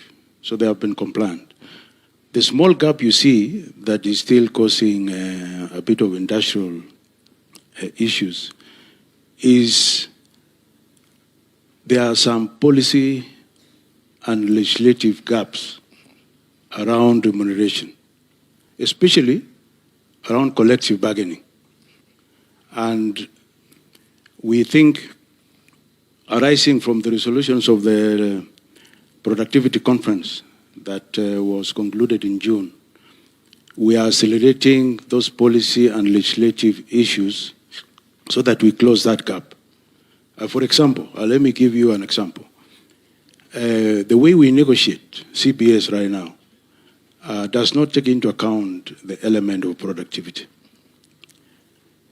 It assumes that the government always has all this money to pay people. But sometimes the fiscal space is tight. But we have already promised people that we are going to pay you like this, and like the industrial action that you are seeing now in the nurses, dates way back to 2017. You see? Once we tighten the policy and legislative framework around collective bargaining and generally how we compensate public officers and state officers, I think that will be a thing of the past, I assure you. All right, let me take this to the Attorney General, Dorcas Odor, before I do another round of questions. Then I'll come to you for very few questions, perhaps 4 of them maximum, from any of you, touching on constitutional commissions and independent offices. But, AG, let me talk to you about encroachment. Last year at a forum like this, when the then chairperson of the caucus of chairpersons of constitutional commissions and holders of independent offices spoke here, he mentioned of the various challenges they were undergoing. One was funding, which we've already addressed, and the second one was encroachment.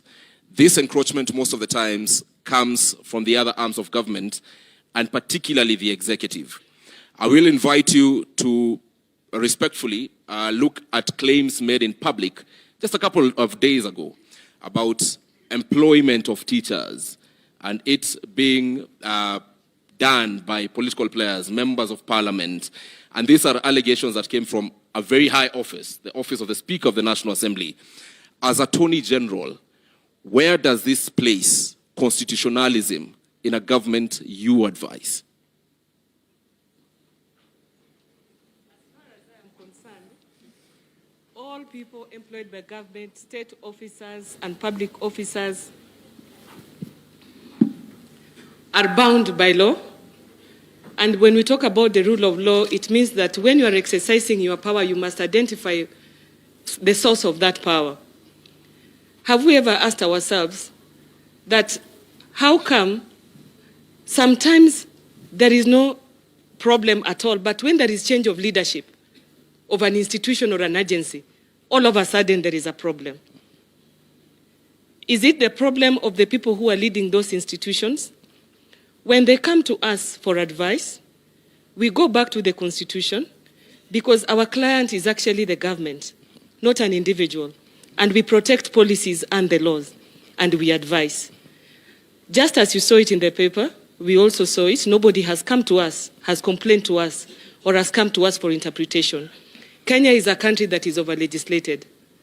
The problem is, how are we implementing the laws? Where does policy and law meet the ground? And when it meets the ground, it meets individuals with perspectives and attitudes. And it is how they exercise that power that causes confusion. Otherwise, at the top level, we are very clear. Our mandates are very clear. And we are always being asked, how does your core mandate meet the ordinary life? And everybody has been given an opportunity and a space to exercise their core mandate. So when individuals have their perspective and they want to be a bottleneck, that is a different story. So we wait for them when they come officially, and then we advise. All right, Nancy, as chair of this... And let me tell you, you will wonder that at the Office of the Attorney General, we are registering almost 60 churches a month. 60. Tell us about it. You will also wonder that out of those churches, every time they have elections, they disagree. And elections in churches are more brutal, sometimes fatal. They are very violent. And they still come to us to advise. And these are the same people you meet in offices. Until now, we were asking ourselves if the Office of the Attorney General is now litigating between churches when it comes to elections. What about civic election where all these churches come together? Even among the Muslims now, they are fighting about offices and money. Some churches, not all of them. So this is to show the character of the people that we are leading. It is not only in civic elections. Thanks. All right, Nancy, how bad is this issue of encroachment by whatever power to the roles that are under your caucus? Thank you. I think we are all aware that there is encroachment and there is a bit of discomfort in people letting go of functions and authorities they had previously under old constitutions that have now been put in the under the responsibility of different entities. When we are talking about the institutions, we have the three arms of government. We have the constitution commissions and independent offices, very critical for checks and balances. Now, the constitution commissions and independent offices have been given some critical roles and responsibilities and mandates by the Constitution. However, because there is almost a similar or parallel structure within either the executive or the state, there is a bit of disagreements in who is responsible. And sometimes we have to end up in court under the judiciary to interpret, which should not be the case, because at the end of the day, we are serving the same citizens.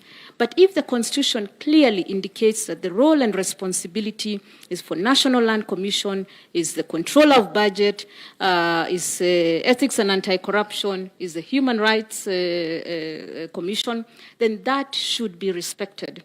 And then we can have under the coordination of His Excellency, the Deputy President, on how do we resolve this with mutual respect and with mutual understanding of what the Constitution set up. So that has been one of the issues that have been affecting delivery of services, delivery of development to the citizens. Again, there's a competition on who is accountable or who takes the credit. That now derails the focus that it's about a service that should be delivered to the citizen, and people are fighting over who is responsible and who takes the credit for delivering. So it is about interpreting the Constitution without personal initiatives or responsibilities, or trying to, we call it one-man upship. Yes. It's about us working together. And where there has been that mediation or meetings between constitution commissions and maybe State Department's leadership, Under, if not the Deputy President, sometimes under His Excellency the President, then we have seen some change and some breakthrough in delivering to the citizens. Tell us how glaring this, I'll list for you what I think are forms of encroachment, and tell me how glaring they are for the constitutional commissions and independent offices. There is the point where the executive would expressly tell a commission what decision to make, all right? Then there are other forms which I list as encroachment, either through appointments, political appointments, funding, legislation, administrative directives, public attacks. We've seen constitutional commissions at times being subjected to public attacks by those who have the platform. Delayed implementation of recommendations or institutional restructuring. All of you, or at least most of you, have had your recommendations on various issues and some delayed. So how glaring are the issues I've listed in terms of encroachment? Which would you say is the most serious bottleneck? Thank you. I think as we progress 16 years down the line, it is not as bad as it used to be in 2011, 2012. There was still a bit of storming and numbing. Again, we also have to understand that there's an electoral cycle. So when there's new leadership, they have to take stock of what are they responsible for, what can they do within the Constitution, and what are the Constitution commissions and independent offices responsible for. All right. Legislation, you did give me a list. And I think for this would depend on Constitution Commission and independent offices, lived experiences and interactions with the state in terms of the arms of government, whether you are engaging with the executive, because of course, and the president didn't say that he has a mandate that he was given by the people to deliver on the visions of and the aspirations that gave him the leadership role. However, within that mandate, there's a constitution that guides and the laws of Kenya that guides on how that mandate should be delivered. Then you have the constitution commissions that are oversighting to ensure there are no excesses by the state in the delivery of that mandate. There is equality in delivery of that mandate. There is equity and there is inclusiveness, so to speak.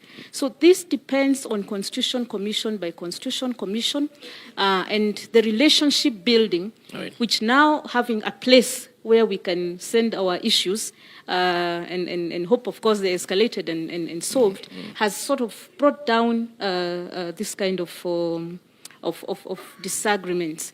But they're still there. And sometimes we choose to handle them diplomatically. All right. Thank you. All right, Bishop Oginde, when we speak about EACC and its mandate, we seem to be having an over-focus on corruption. There is a software of the country which His Excellency, the Deputy President, invited us to speak to. Integrity, ethics, which is a very fast E in EACC. We do not see you doing much about this. We've seen people act in conduct that brings disrepute to offices they hold, be it members of parliament, be it governors, be it public principal secretaries, various people. Yet the EACC is increasingly silent about such. Is this no longer your mandate? Thank you very much. Ethics is one of our mandates, and we have a whole department, directorate that is dealing with matters of ethics. Under that mandate, we ensure the adherence to Chapter 6 of the Constitution. So there are several activities, programs that we undertake in that. One of them is education, to ensure that members of the public and various individuals are aware of what these concerns and our mandate concerns. So we are quite active in this, but the reason that the enforcement seems to get more publicity because many Kenyans view EACC's mandate primarily as enforcement. So they want to see arrests and so on. But we do issue advisories, we do issue cautions to various government entities or individuals who are acting outside of their of what is expected of them, and many times this sometimes does not get into the news, and so it may appear like this is an area that we are not quite engaged in. The other thing that we do in that particular area, we help various institutions in terms of helping them to adhere to the ethical practices within the institution themselves. We carry out systems reviews of different entities to find out if there are areas that are potentially liable to breaches of ethics or even corruption. This again would come out in our reports, but as you know, the media picks more on the other side of enforcement. So if you look at the work that we do, especially in the area of prevention, in the area of ethics, we are acting in helping particularly the younger people. We are focused now in helping the younger people in schools, in colleges, in various institutions to instill this issue of ethical conduct and behavior. Now, when it comes to leaders, there's, you talked about, I wouldn't call it encroachment, but sometimes there are overlapping mandates. Say, for example, and a leader conducts themselves or says something that we consider that is unethical. There's NCIC that is supposed to deal with that situation, but on the other hand, KICC also has that mandate. So we work collaboratively to see where does this really fall, and we allow the relevant institution to pursue that. But we have several times invited individuals who we feel have breached the ethical codes, especially on Chapter 6, so that they could answer to the practices or the things that they have done.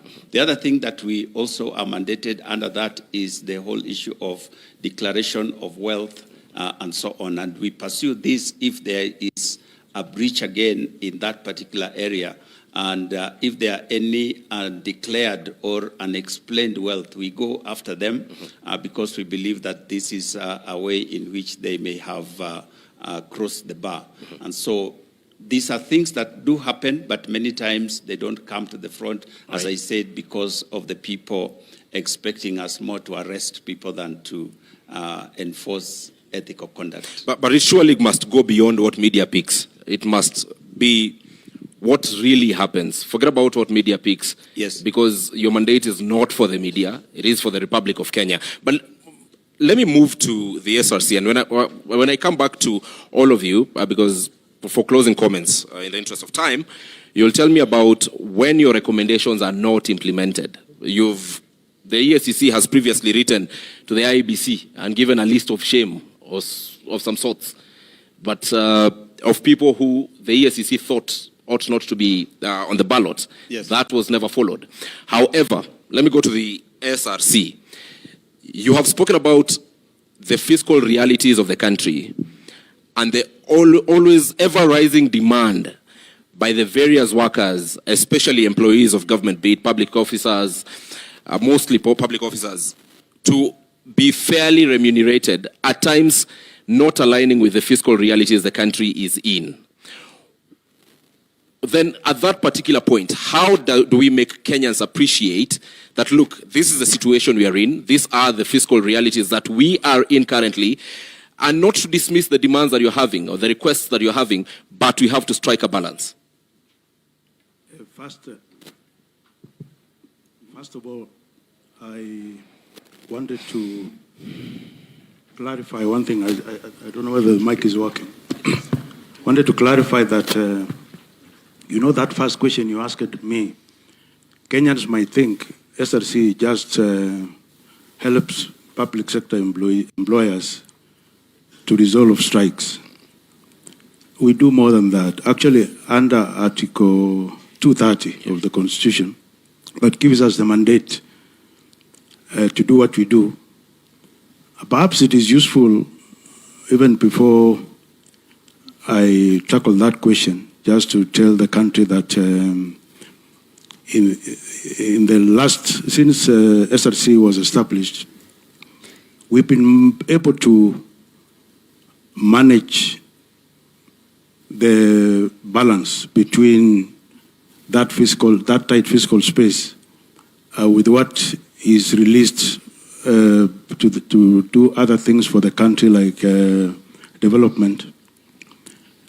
We found that from 55%, where the payroll was taking 55% of all the revenue that is collected at national and county levels, we've managed to reduce it now to 40%. So we've released 15% of revenue to other development priorities for the country. But the PFM Act of 2012 still requires us to bring it to below 35%. And therefore, that question you asked, I think, is very, very relevant to say, as we bring this figure from 40 to 35%, how do we engage the country to appreciate that we are still below the threshold where salary should be kept within? And it is because of that realization that we saw and said, we've reached 40% wage bill to revenue ratio, mainly by controlling the growth of the wage bill. But if you see, SRC now has been there for actually 15 years, because it took some time to establish it. If you look at that, you can do an average and see these guys have been reducing this thing by 1% every year. Right. And somebody can say you are not doing very well. So what we have done is to relook at the strategy of reaching there. And we found that just controlling the wage bill is not sufficient. It will take us longer. That is why we requested His Excellency the President and the government to enable us to do a national productivity conference. Okay. The gist of this is to unlock the potential of the public servants and state officers, to ask them and say, this salary we are paying you, what is the return on it? What is the return on it in terms of service delivery to the people of Kenya? And we had a good conversation, and I think we have a solution. All right.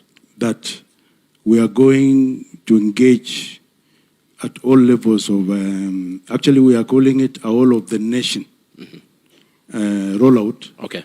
Which not only includes government officers, but also the public, because as employees of government are doing their work, doing service delivery, improving revenue collection, making sure the citizen experience good service from productivity of public servants. We're also saying the people of Kenya will need to reciprocate by paying their taxes, all right, by paying more taxes. And therefore, when we have that conversation around productivity, not just controlling the wage bill, I think we will not only nail that threshold by the year 2028, I think we are anticipating that it will be achieved by June 2028. But the spin-off will be improved service delivery to the people of Kenya that might lead to more citizen satisfaction and trust of the people of Kenya and their government. Thank you. Thank you. We really need to wind up and keep our thoughts short. I'll come to you, Clarice. And one thing that His Excellency the President has mentioned here, and has been mentioned by you and other officials previously, is the issue to do with the right to picket, assemble, demonstrate. Let me use one word: protests. However, we have seen in this country, whereas this particular provision has been put to use by Kenyans, there is also that gray area of criminality happening. And there is a conversation about regulating this particular right. When many Kenyans hear regulating, Your Excellency, they would say perhaps the state wants to curtail this particular right. We need a better understanding of what do you mean, so that we are sure we are simply separating criminals from Kenyans exercising their right. Speak of June 2024. Genuine Kenyans were in the streets. We saw Parliament being torched. That was not genuine Kenyans. Anyone who touched Parliament, as anyone would say, was a criminal. So how do you separate this? How do we not read malice from that motive of regularizing the right to picket? Thank you very much for that question. The issue about, and that's Article 37 of the Constitution, that speaks to issues around demonstrations, picketing, and even petitions to various institutions when there's a grievance. Historically, if you look at the issue of demonstrations, Kenyans have used demonstrations to achieve results, especially in terms of realization of human rights. However, it's important to note that a lot of these protests have been infiltrated by criminals. How do we cure this? Regulations. Article 37 provides a very broad, definition and the rights espoused under that particular article. But having seen how demonstrations are done in Kenya, it's very important that we go ahead and regulate and provide, legislation to provide the parameters within which people can demonstrate. And Kenya will not be the first country to do this. It's done globally, where if you look at other jurisdictions, they provide parameters of where you can demonstrate, which buildings you can never, approach if you have demonstrations, the timings in terms of demonstrations, the period within which you can demonstrate. So it's very important, especially now that we know that many times our demonstrations turn violent. It's important to regulate so that on the side of the citizens, they understand that these are my responsibilities as far as my right to demonstrate is. When you say that, when you say that there are places you shouldn't not approach, examples? I think if you look at it globally, a place like Parliament, a place like the judiciary, a place like State House, if you look at international best practices, those are buildings that are considered of national security, and citizens are not allowed to protest around those areas. But this is a conversation that we can have as Kenya, because we are developing legislation that is context-specific to Kenya, and we can agree on where should people demonstrate and which buildings are so important that we cannot allow demonstrators, especially where we are not very clear that a demonstration may turn violent. We need to define the parameters of where demonstrators need to be and where they should not be allowed to go to. But ideally, this is a right that should not be curtailed. So the whole essence of providing parameters is never to curtail this particular right, all right, but to provide clear parameters of where citizens, but also the state organs need to, converge in terms of implementation of this particular right. I want to invite us to give closing thoughts, and I want us to reflect in these closing thoughts. Tell us, 16 years down the line, there must be a gap that still needs to be met from constitutional commissions and independent officers. What must be done to meet this gap? I look at the glass three-quarter full, 75%. However, 25% must be met. What is it that must be done? And if it's someone who's here who needs to be told you need to stop this for us to meet the 25%, let us do so openly, respectfully, and honestly. Let me start with the Commission on Administrative Justice. Thank you very much. First of all, in terms of plowing back, I think we need to understand that nature hates a vacuum. So as a constitutional commissioner, you must occupy that space so that you don't allow anybody to come and take that space. That's the first starting point. The gap we are talking about here is in terms of funding. There can never be independence if we don't have enough money to do this. And if we are able to give a certain percentage of the revenue to the counties, I think it is important that we also give a certain percentage of that revenue to constitutional commissions. And we have CRA here who will now distribute that percentage to various constitutional commissions based on their mandate. As I wind up, and this is what I undertake to the public, KICC under our watch is simple. We say what we mean, and we mean what we say. Okay. And that is what we will give to the people of Kenya. All right. If there's anything that we need to investigate, we will investigate it. If there's something that we need to do to improve the lived experience for the people of Kenya, we will be able to do it firmly, fairly, and without fear. Again, we will also give you your right of Article 47, which means we will hear you before we take any action. We will make sure that we use the diplomatic means that are provided for in our Act, like mediation, arbitration, but where you are obstinate and you're not doing what you need to do, then if it calls for summoning and fining, we will not be afraid to do so. Thank you. All right, let's go to the SRC. Any gap that needs to be filled, what needs to be done for that gap to be filled, and if there is any party, be it here or watching us from home, that needs to act on something for these gaps to be filled, please name them, respectfully so. I think we are all agreed, I think in my view, that there are actually two gaps. One is we need to exercise this issue of independence very responsibly. Because you cannot be independent there as CCIOs and the people you serve are on this side. I think we need to manage that better so that we provide better service to the country. That's my honest opinion. Without the country feeling that now your independence has been compromised. The second... Do you want to cite any CCIO that you are describing this particular situation?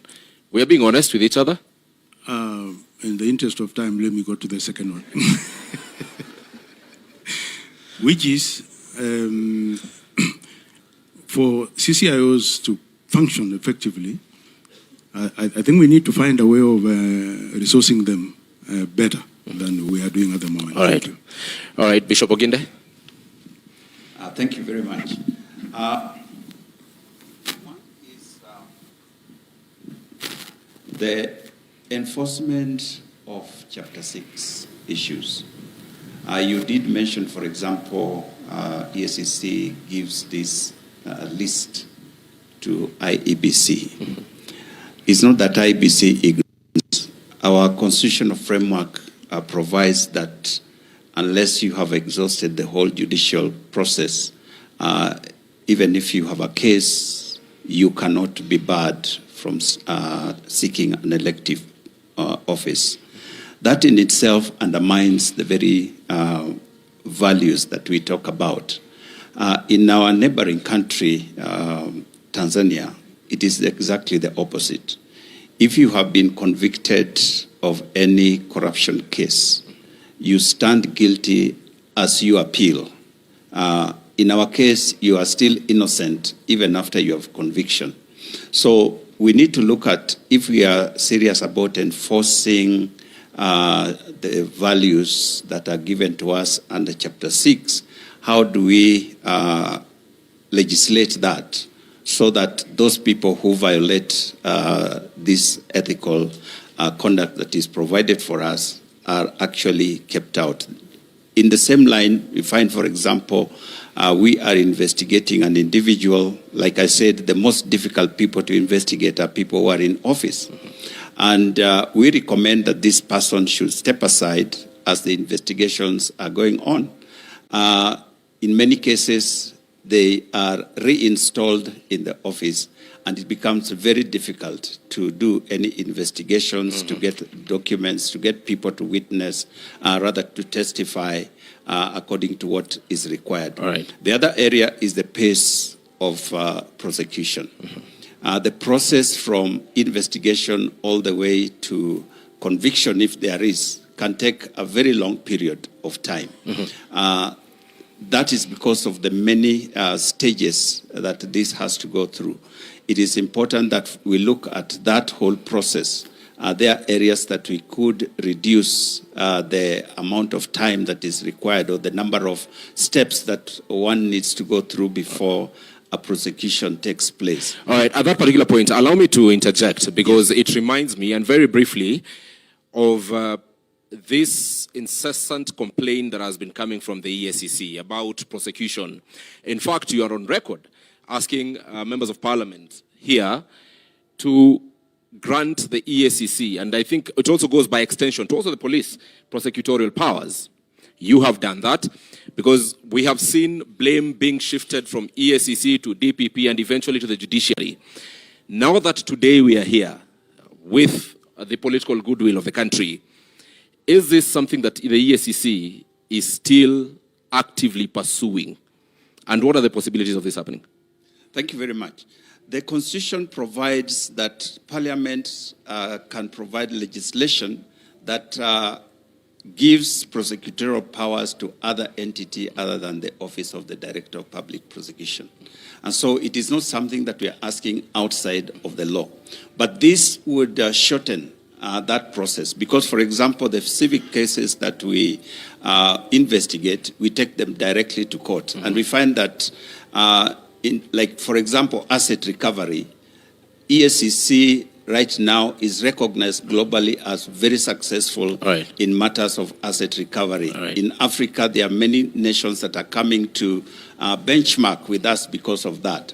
So it is a matter of efficiency that would help us to get these cases out of the way faster. But I hasten to add that in recent past, in fact, just a few weeks ago, we have had a very robust conversation with the Office of the Director of Public Prosecution, and we have come up with a framework through which we hope we can work together towards ensuring that things move faster. But ultimately, I believe that would be a very helpful move. Asante sana. Clarice, less than 30 seconds, closing remarks, gap, and what needs to be done. For me, three things. Number one, if you look at the current context in Kenya, we've over-focused on rights without looking at corresponding responsibilities. So for me, that's one message that I would want to pass. That Article 3.1 of the Constitution emphasizes that we have rights, but we also have responsibilities. And I think when we start recognizing that rights come with responsibilities, I think we may be able to achieve, get to at least 80% of implementation of the Constitution. All right. I think the second thing for me, and was alluded to by the Ombudsman, is about funding to constitutional commissions. Probably it's about time we thought about ring-fencing funding to constitutional commissions, similar to what we have with other arms of government. Then lastly, just to mention that constitutional commissions are the bridge between the citizenry and the government and the state. And we should not be seen as enemies of either of the two. We must be seen as that bridge that brings the two together towards finding sustainable solutions to the issues that affect us as a country. Thank you very much. Last but not least, Nancy, the reason I've given you the last opportunity is because, one, you're the chair of the caucus for chairpersons of constitutional commissions and independent officers, but I also want you to turn the mirror inwards and tell us, what have these commissions done or failed to do that have led us to where we are today? It surely cannot be all external pressure. Internally, what needs to be done? Thank you. And I'll respond to that in the context of the gaps. The thread of your questioning has been on what needs to be done, what is remaining, and this speaks directly to the citizens. It is important that we really do self-reflection because the Constitution established an accountability architecture that is designed as an ecosystem, that whether you are this arm of government, whether it's the executive, whether it's the judiciary, whether it's parliament, whether it's the two arms of government at county level, the county assemblies and the county executives, and the constitution commissions and independent offices, we all have a role to play in the accountability architecture. And we must look at 16 years down the line, because we are saying Katiba at 16, what remains to be done? Because there were expectations. What promises are pending? Real promises that speak to human lives and livelihoods in this country. What has been eroded and what has been outrightly denied of the citizens in terms of development or in terms of service delivery. And every player in that architecture has a role to play, because Kenya stands to lose if we don't close the gap or significantly ensure that the promises in the Constitution are met. And speaking to each one of them, the executive must implement accountability recommendations. I have had conversations that these constitution commissions only report. But the Constitution established the constitutional commissions as the key advisors and consultants to the other arms of government.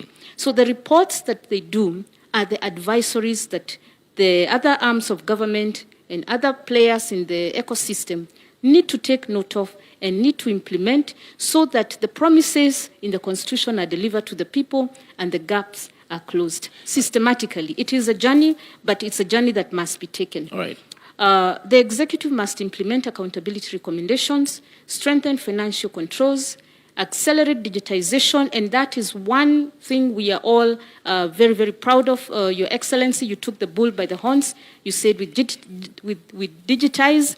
Of course, we have to digitize by ensuring that there is also security of the systems and security of the data, and that the services are enhanced through the digitization. Thank you. And Parliament, every player has a role to play. Parliament must ensure that accountability findings attract consequences and sanctions. And here I am a proponent for personal responsibility. Some time back we had a conversation with the head of public service.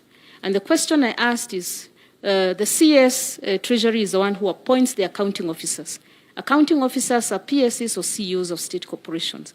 But before they are appointed as accounting officer, they have been appointed by the presidency to play a role in delivering for the people of Kenya. So the ultimate responsibility, first and foremost, is on the authority that appointed them. Right. And hence we move to the zero fault audit. Everyone has a role. Judiciary must guarantee timely and predictable justice. County governments must strengthen budgeting and planning. Constitutional commissions must deepen. And this is now, the onus is on us. Collaboration, strengthen follow-up mechanisms, push accountability scorecards based on citizens' personal experiences. It's not about us. It's not about the three arms of government. It's how does the citizen on the ground perceive the services they're receiving and the trajectory of development in terms of their future livelihoods. All right. And of course, the citizens have very briefly, 10 seconds. The citizens must continue to demand accountability and from all public institutions. Thank you very much, Nancy Gathungu, Auditor General. Asante sana. Dorcas, 10 seconds maximum. We are living in a country where people like going to court. The government has this project. Person A has gone to court. The president wants to do affordable housing. Someone goes to court to stop it. And there is a lot of what the political players have termed as, even on the side of the judiciary, judicial activism. We have had that particular term, and I wish we had representatives of the judiciary in this particular panel. However, that move by Kenyans to challenge literally everything, for whatever reason, as Attorney General, what are your thoughts about this? I'm calling upon Kenyans that now we have outside there the law on public participation. The rule of law requires that we rule by the law, which includes the constitution, legislation, policies, regulations. Kenya is the only country where, through our representatives, Parliament and Senate, we pass a law, we do public participation. Then an individual goes to court to say that that law is unconstitutional. And sometimes they have their way. We have an opportunity now, the public participation bill is out. Tell us how you want to participate in constitutionalism, how you want to participate in decision-making, how you want to participate in law-making, so that once you have told us how you want to participate, and we adhere to that process of public participation, the issue of you not being included in public participation will not appear, and therefore judiciary will have to know that the laws that are made by the people. Thank you. So one of the gaps that we must bridge is the law on public participation. Please speak, let us have a law. Secondly, the law on picketing. It is also out for public participation. Immediately we finish with it, somebody will go to court, it will be found unconstitutional. Yet it is your representatives. Sometimes it is your MP who passed it, and it is the constituent again who goes to court to say that it is unconstitutional. Kenya is a beautiful country. We have beautiful leaders. All right. Let us just support our leaders and support ourselves.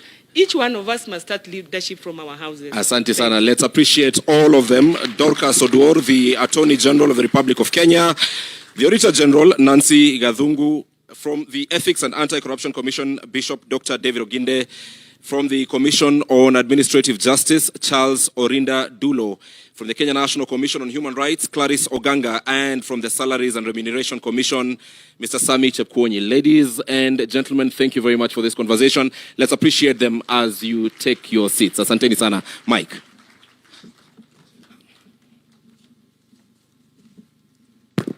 Another round of applause for the panel. Thank you very much for your submissions. We'd now like to progress to another panel, but before that, we'll have the Principal Secretary, State Department for Justice and Human Rights and Constitutional Affairs, Honorable Judith Pareno, to come and give some reflections. The session we're going for now is reflections on the people. Remember, the first one that we had, we were looking at accountability, but now in regards to the Constitution, we'll be looking at reflections of the people. So why don't we put our hands together as we welcome the Principal Secretary, State Department of Justice, Human Rights and Constitutional Affairs, Honorable Judith Pareno, to make some very brief submissions. Then we move to our second panel. We'll have one more panel, which will be the last one after this. Welcome.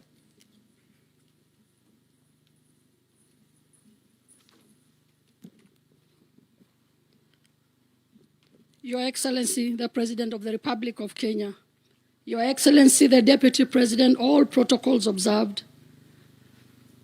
This session is about reflection of the people of Kenya, our people, the Kenyan people, in our ethnic, religious, and cultural diversity. I am greatly honored to join you this morning to commemorate the 16 years since the promulgation of the Constitution of 2010. The occasion is not merely a celebration of our constitutional journey. It is a moment to reflect on the milestone we have achieved, acknowledge the unfinished business of implementation, and renew our collective commitment to the Constitution and the people of Kenya. The theme, Kenya yetu wajibu wetu tuwajibike, is both timely and compelling. It reminds us that the Kenya belongs to all of us, that the responsibility of implementing and protecting the Constitution is shared, and that every person entrusted with public authority must be accountable. Your Excellency, ladies and gentlemen, 16 years ago, Kenyans overwhelmingly endorsed a transformative constitutional vision founded on human dignity, democracy, the rule of law, human rights, equality, inclusion, equity, accountability, and good governance. Since its promulgation, Kenya has made significant strides in giving effect to this vision. Among the most notable milestones in the establishment of devolved governments, strengthening of the Bill of Rights, strengthening independence of the judiciary, strengthening electoral and political governance framework, established public participation, advanced gender equality, inclusion and affirmative action, improved access to legal aid, alternative dispute resolution, human rights, protection, and people-centered justice. These milestones demonstrate that the Constitution has not remained merely a legal document. It has progressively shaped our institution, governance systems, and relationship with the people. Distinguished guests, as you celebrate this milestone, allow me to express our sincere appreciation to the Excellency the President for finding it fit to restore and strengthen the Office of the Attorney General by introducing a new State Department, the State Department for Justice, Human Rights, and Constitutional Affairs. This is an important step to provide a stronger platform through which government can coordinate constitutional implementation, promote human rights, strengthen access to justice, advance government reforms, and uphold the rule of law. On behalf of His Excellency the President, we shall continue to discharge this mandate with fidelity, the Constitution, professionalism, accountability, and unwavering commitment to the public service. Your Excellency, ladies and gentlemen, the Constitution has translated into tangible benefits for Kenyans. Through the government is closer to the people, through devolution and improved local services. We have greater access to justice through legal aid and alternative dispute resolutions. We also have stronger protection of rights, including for children, women, persons with disability and victims, minority and marginalized, and the vulnerable people. We have greater citizen participation in governance and public decision, more accountability in the exercise of public power and use of public resources. We also have greater equality, inclusion, and dignity, the access to opportunities and public service. Ultimately, the Constitution must be felt in the daily lives of every Kenyan, in access to justice, quality public service, protection of rights, participation, and accountable governance. While we celebrate the progress made, we must also acknowledge that the constitutional implementation remains a continuing journey. For many Kenyans, the full promise of the Constitution is yet to be lived. Challenges remains. Our task, therefore, is to bridge the gap between constitutional promise and the lived realities. The true measure of constitutional implementation is not just in the number of laws enacted or institutions established. It is whether a victim can access justice, whether a child is protected, whether a person with disability can access public services, whether public resources are used responsibly, whether citizens can participate meaningfully in the decisions affecting them, and whether those entrusted with public power can be accountable.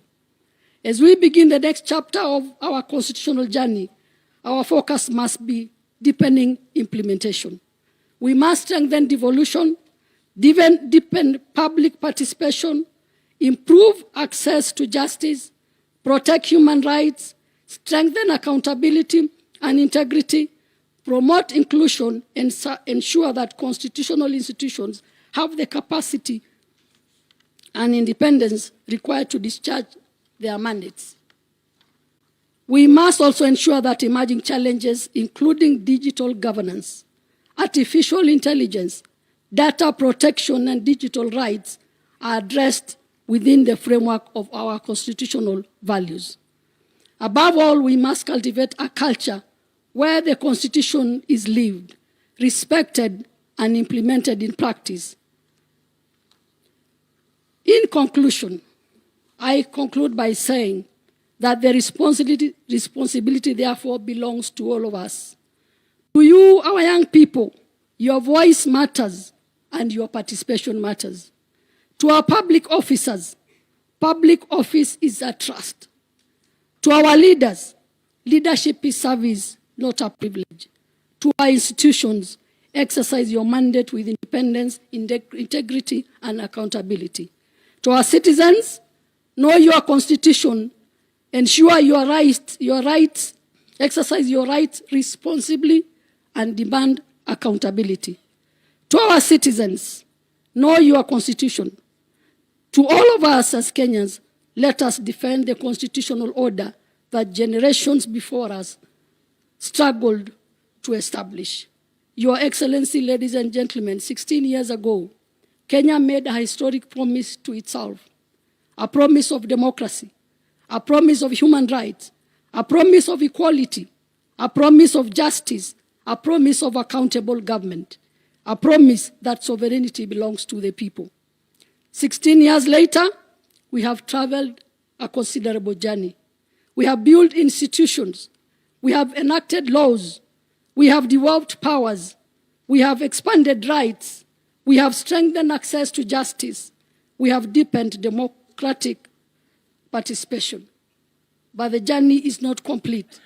The Constitution must remain a living national project, one that requires every generation to protect it, implement it, and improves its realization.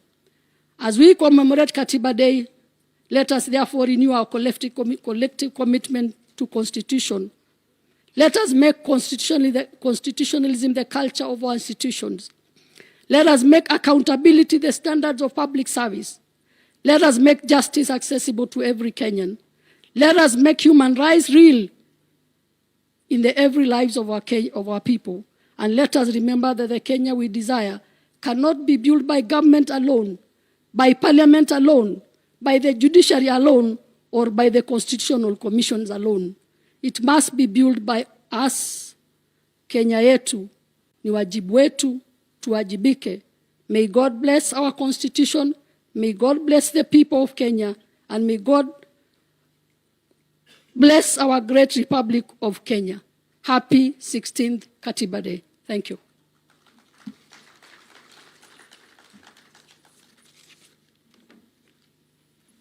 Thank you very much, Madam PS. Another round of applause for her, please.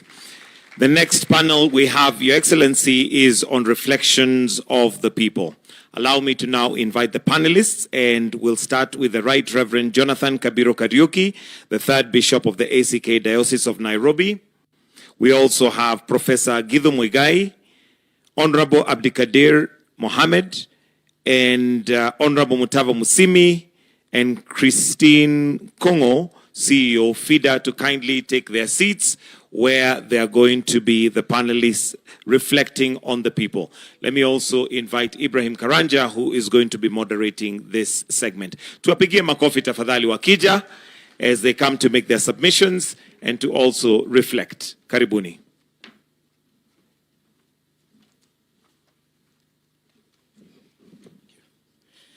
Thank you very much. This is going to be a very short session. Short but very deep. Short but very deep. Ladies and gentlemen, through your hands, the 2010 Constitution was bequeathed upon us as a country.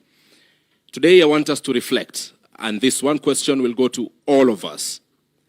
Have we met what we intended to with the 2010 Constitution? I'm asking this because literally, you're part of the midwives of the 2010 Constitution. What are the successes and how much have we met the target? I will start with Mutava Musimi. Thank you very much, Bwana Moderator, Your Excellency, and all of us. Have we met our goals? Is that what you're asking? Yes, sure. And you're asking me. As an observer, I think what I can say is we've come a long way. We are the better for it, for having a new constitution. I cannot imagine where we would be without a new constitution today. But we could do better. Number one, the poverty levels are worrying. The poverty levels are worrying. Number two, I am not sure, and I speak as former chair of the Budget and Appropriations Committee, I asked the question, can we afford the government we give ourselves? If you look at the public wage bill and all the public institutions we have to fund, can we honestly afford the government we give ourselves? Number three, when we were in Ufungamano and trying to make our modest contribution, we were very clear that devolution needed to be given more time than other areas that we were, other areas in which we wanted to see change. In fact, we recommended that once the new constitution is promulgated, the president appoints a devolution commission, gives them 3 years to deal with the issue of the size of the units, their mandates, their character, viability. I was in Parliament when this constitution was when it was being promulgated. And I remember Abdikadir, who is here with us, who was our chair, took us to Kabete School of Government to deal with the issue of the number of units we needed. I think we had a day or two at the very best, and we knew it was just musical chairs. It was not really a serious meeting because the decisions had been made. Today I asked the question, listening to Professor Anyang' Nyong'o and his team and Professor Hino, a lot of the issues that are coming up are actually issues that should be addressed by the county government. And that is why we recommended from Ufungamano, and we said every 25 years, we should look again at the sizes of these units, to do a review and see whether perhaps we need to adjust these boundaries. I'm being a bit provocative. As I finish, the issue of law enforcement, to try and create a culture of good, of decency. I think we are asking too much of law enforcement. I remember when President Kibaki asked me to chair a committee on the anti-corruption sort of education committee. I can't remember what it was called. But I tried to listen to him very carefully, and I noticed that he had faith in the need for law enforcement, but he was very keen that there is education. Of course, he was a teacher in his own right. And he understood if Kenyans can be helped to see that corruption is costly, then we might begin to move the dial on that issue. All right. And as I close, all of us here are mature people. There are things that families do that law enforcement does not do. There are things that religion does that law enforcement does not do. There are things that managers of education do that law enforcement does not do. There are things that media does that law enforcement does not do. The instruments of socialization, Right. the place of culture, tradition, there are things they do. And I wish that we need to do a reset and begin to go back and ask, perhaps we are not giving enough emphasis to these other institutions. I thank you. All right, Prof.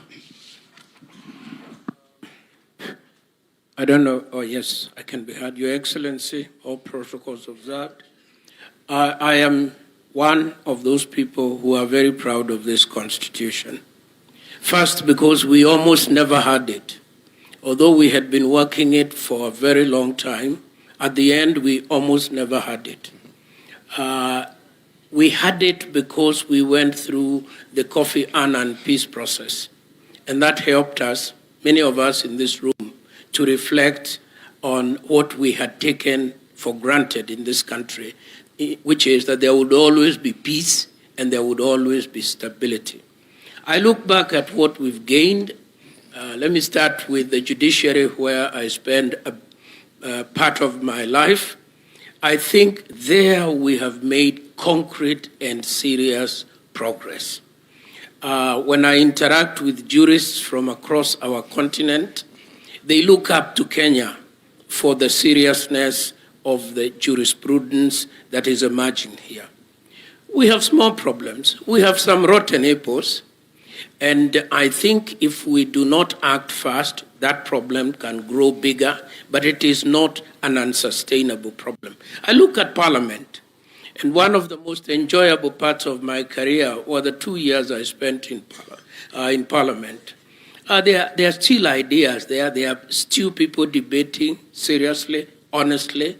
There are laws being reviewed by people who have a genuine interest in what is going on. I look at the executive, I look at the minds that are serving in the various, and I think we shouldn't be too harsh on ourselves. We've made critical progress. I like to single out, for example, the team that runs our treasury. As a layman, I look at it from outside.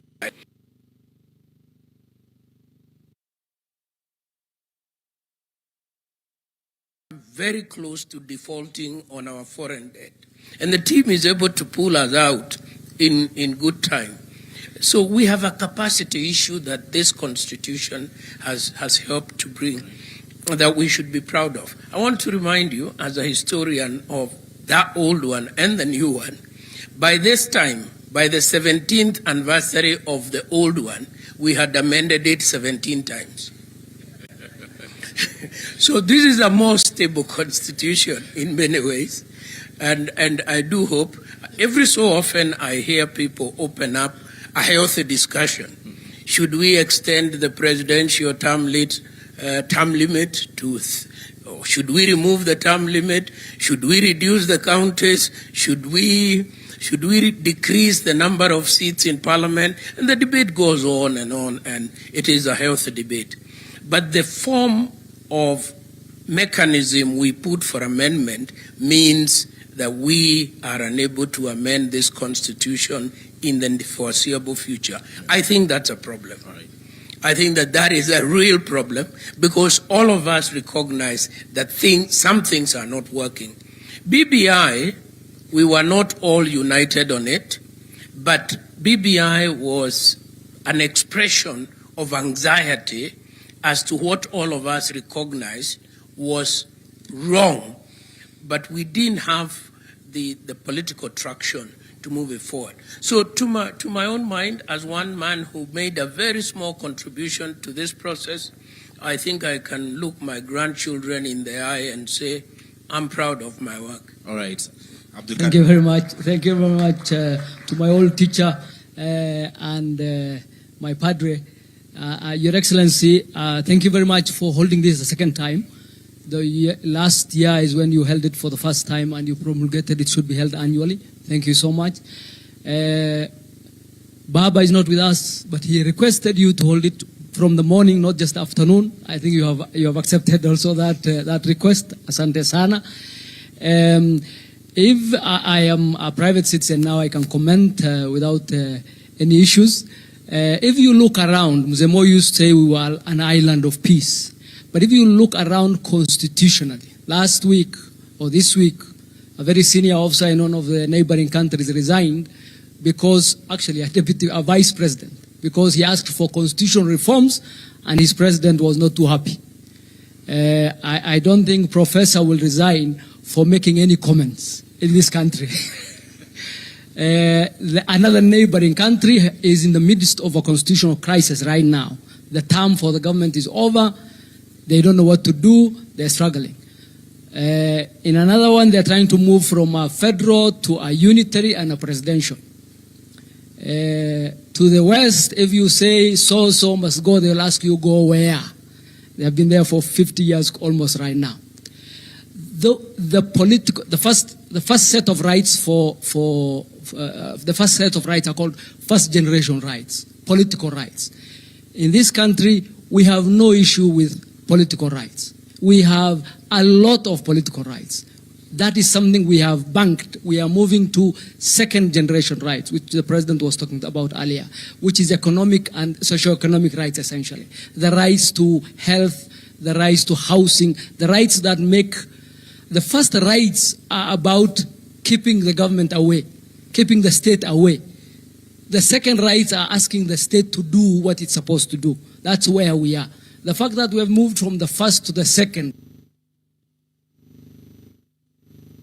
where those of us who are alive when Mzee Moi was there, or when these other rights were not there, it was a completely different environment. And so things that many people take for granted right now, it took a lot of effort. If you listened, and I agree with the chair of the Human Rights Commission, if you listen to the president's speech today, I don't think Mwalimu can imagine Mzee Kenyatta one giving that speech, or Mzee Moi giving that speech, or many, many places that speech being given by a head of state.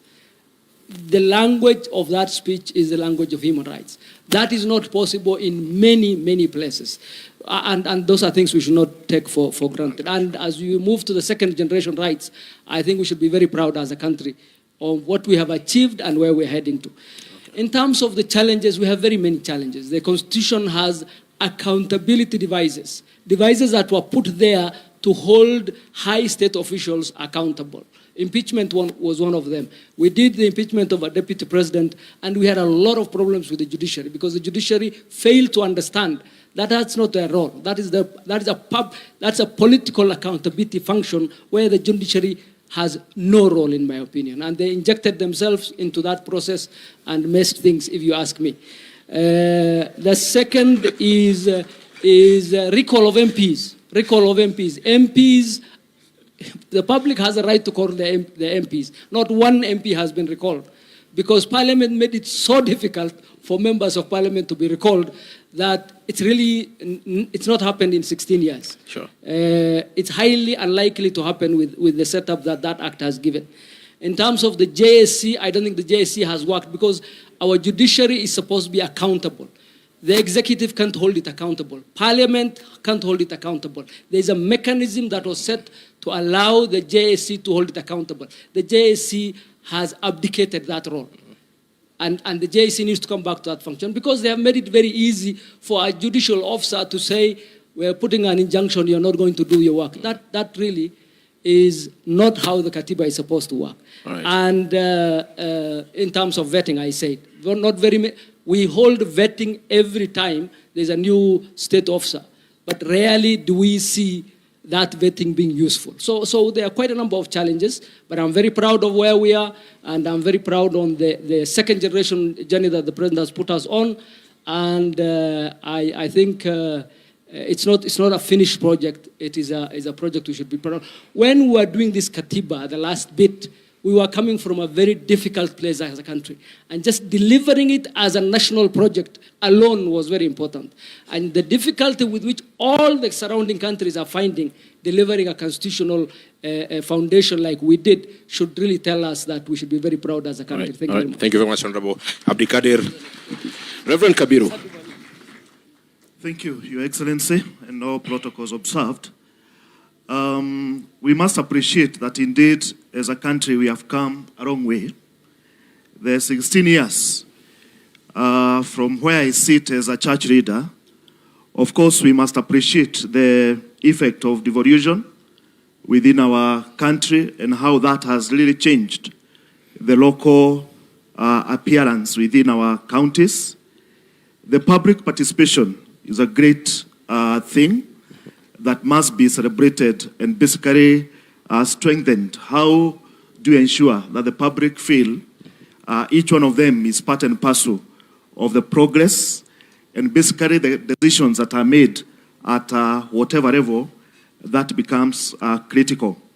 Now, when we come to the establishment of the commissions that are actually established by the Constitution 2010, again, we see there is a lot of connection where the public are able to connect depending with the needs that probably are coming up. But I must say that it is very clear the commissions that are very well known by Kenyans at this particular time are the ones that actually carries, especially the political agenda. They are the ones that are actually very well known. They are those that many Kenyans will not tell, will not actually associate with. And I think it is important then for us to ask ourselves, this being work in progress, because the Constitution is basically work in progress. There is a lot that continues to be done. There are commissions that continues to be formed as to help in terms of implementation. We also need then to go further and say the much the Constitution is work in progress, the civic education about that Constitution also need to be a continuous work so that the Kenyans can be able to build that trust. They can also be able to relate. We are talking of 16 years, so a person who was born can now be able to relate with that actual Constitution at 16 years. So that becomes critical, basically for us even going forward to think how do we move towards that direction. Thank you. Thank you very much. And Christine. Thank you very much, Your Excellency, all protocol observed. I must say, I want to say thank you for giving civil society a space in this conversation today, and particularly Federation of Women Lawyers, FIDA. Speaking as an advocate, I want to say this constitution, for me, I can describe it in three ways. It's progressive, it's transformative, and it's pro-people. The women and girls in Kenya, I must say we've achieved notable milestones under the last 16 years in the constitution, under three areas which I want to just discuss very briefly. One under leadership, the second one under social rights, and the third one under legal protection. Under legal protection, I want to say there have been very many statutes that have been developed and eventually have been passed by Parliament under the Article 27 of the Constitution. One of them is the prohibition of female genital mutilation act. Christine, allow us to check your mic, please. Thank you.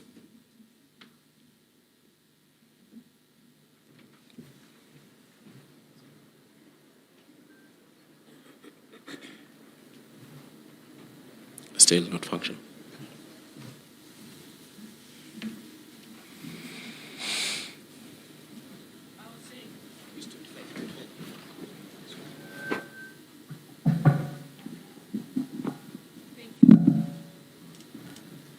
The point I was trying to make was the issue of legal.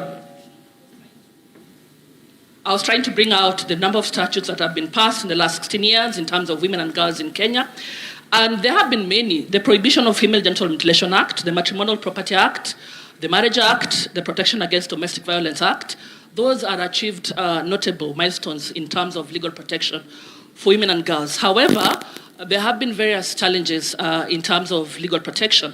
One of them, Your Excellency, is the issue of femicide. No woman or girl in this country feels safe anymore.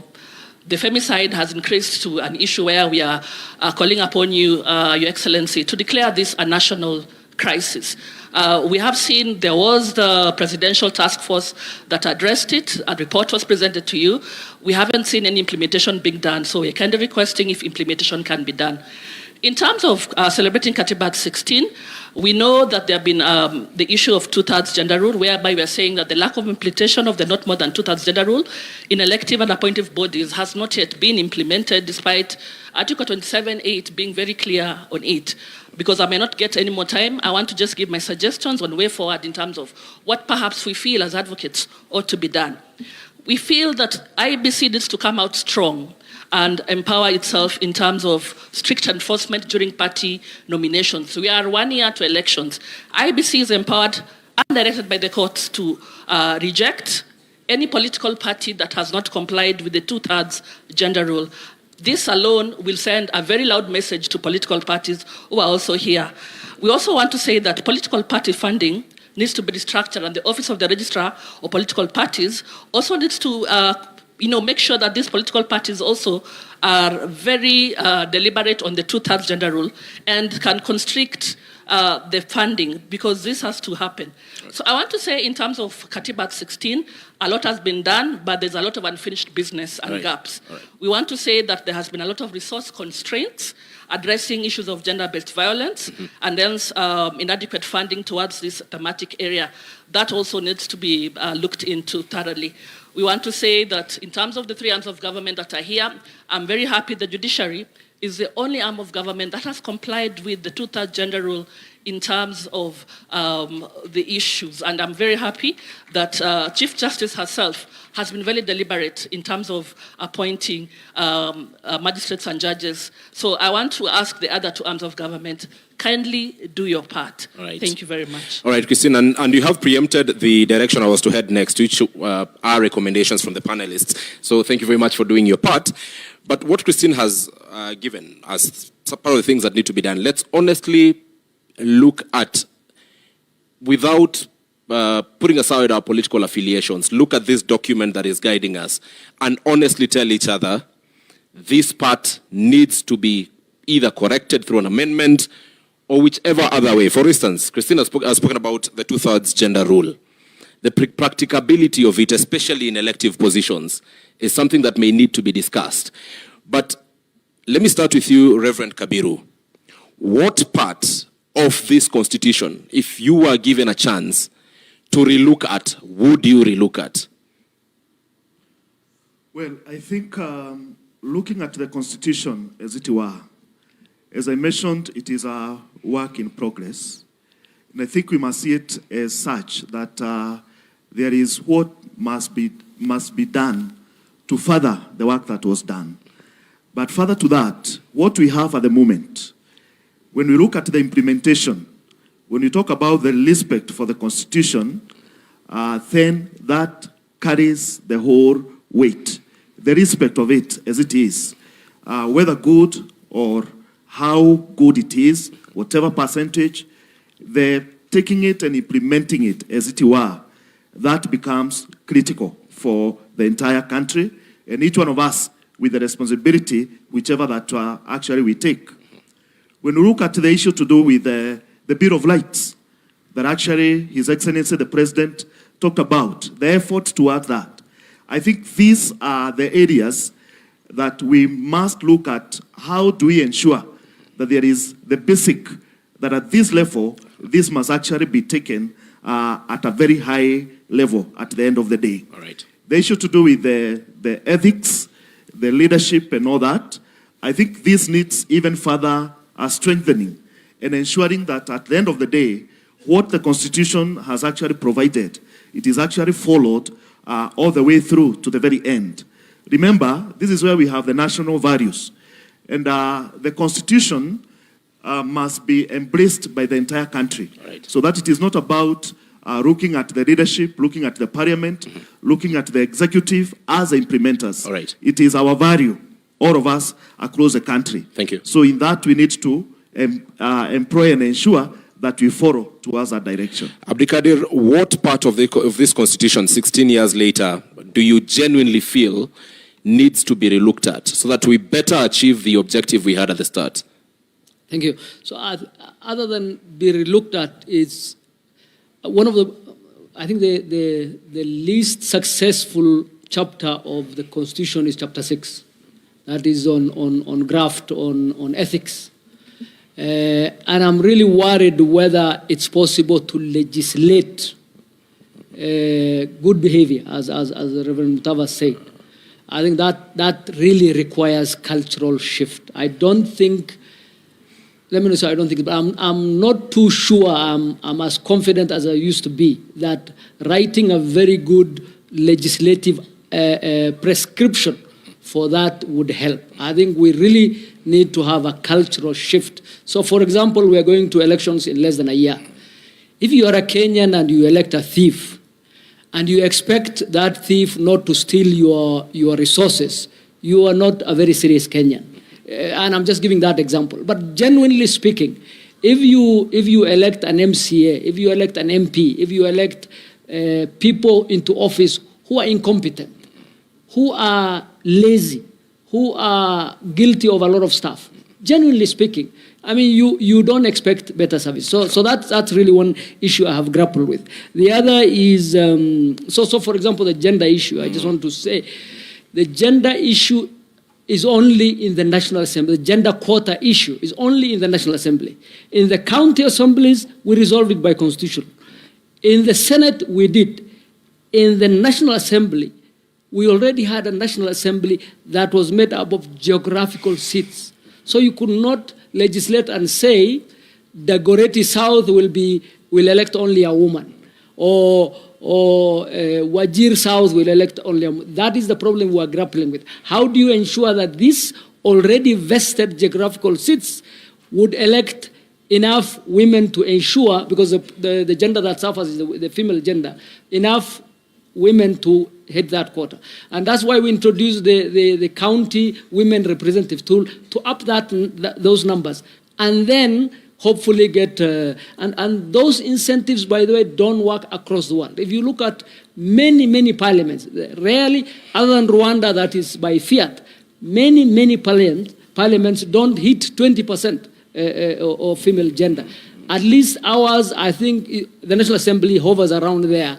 The Senate and the county assemblies have no such problem because you must, by law, nominate the extras. So I would really push for, our biggest problem is graft. I would really push for cultural change. I would push for education on that side. All right.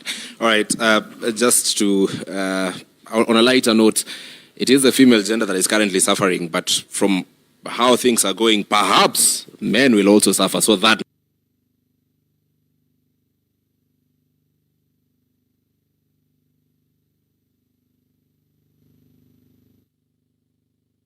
the difficulty in amending this constitution is a problem, because indeed it's very difficult. You've reminded us during BBI and what those of us who are not lawyers had then a basic structured doctrine, and how some parts of the constitution are, so to speak, untouchable.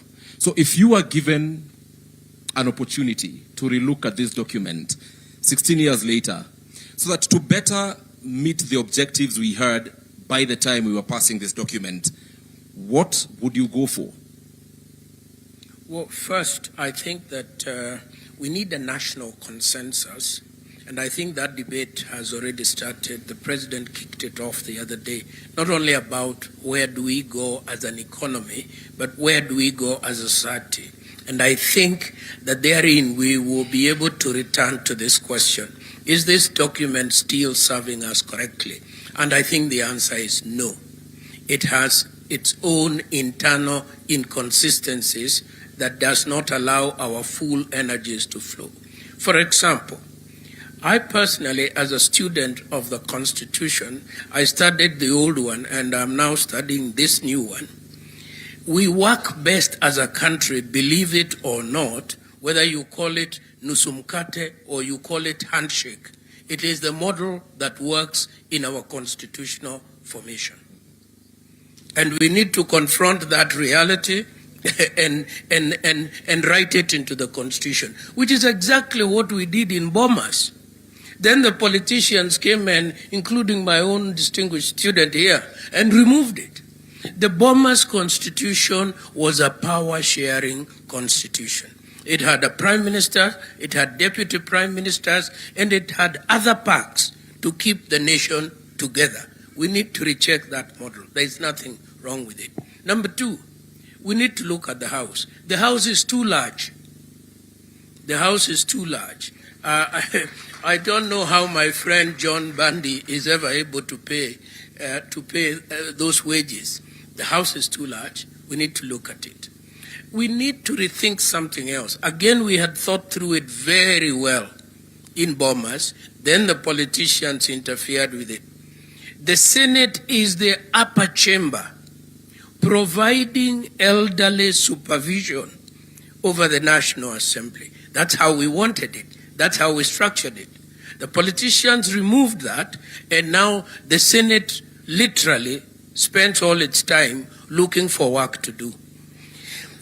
And the people who have suffered are the governors as a result. I think we need to look at that. And finally, On this women question, I have agonized on it myself over and over and over. Duale and I did a bill that almost got us over the finishing line. Then we lost it. I think we should revisit it. I think when we talk in absolute numbers, we lose the meaning. The meaning is that we don't want equality, because equality is another business. We want equity. And we need ways of reaching equity. And there are many tools in the toolbox that we can have. Finally, I would say that we need to keep this conversation civil, because it's a very important conversation. And when we are having it like we are having it today, it is very useful.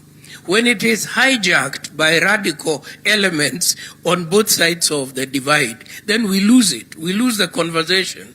The name calling begins, and so on. And that's not good for our country. Thank you very much, Prof. And finally, the Honorable Mutava Musimi, please speak it from where Prof has left, that we need to have a very sober conversation. We live in a country where everything is politicized. A very noble recommendation will come on amending the Constitution, for instance. Then political players will take the extremes. One side in support, the other side not in support. Not looking at the value that this particular proposal would bring to the country. So how, again, even as you tell us what needs to be relooked at, how do we navigate it and shield it from political interference in case we ever get to have that conversation as a country? So that as a country we can soberly say, look, this needs to be done, it's good for all of us, and political posturing should not be allowed. First of all, I want to thank the President. I think you are a very brave man. And you are also very humble. It takes both to bring us here today. Courage and humility. And I say that because I followed the conversations. And there was a lot of kite flying. We were all over the place. And I think that's how you wanted it.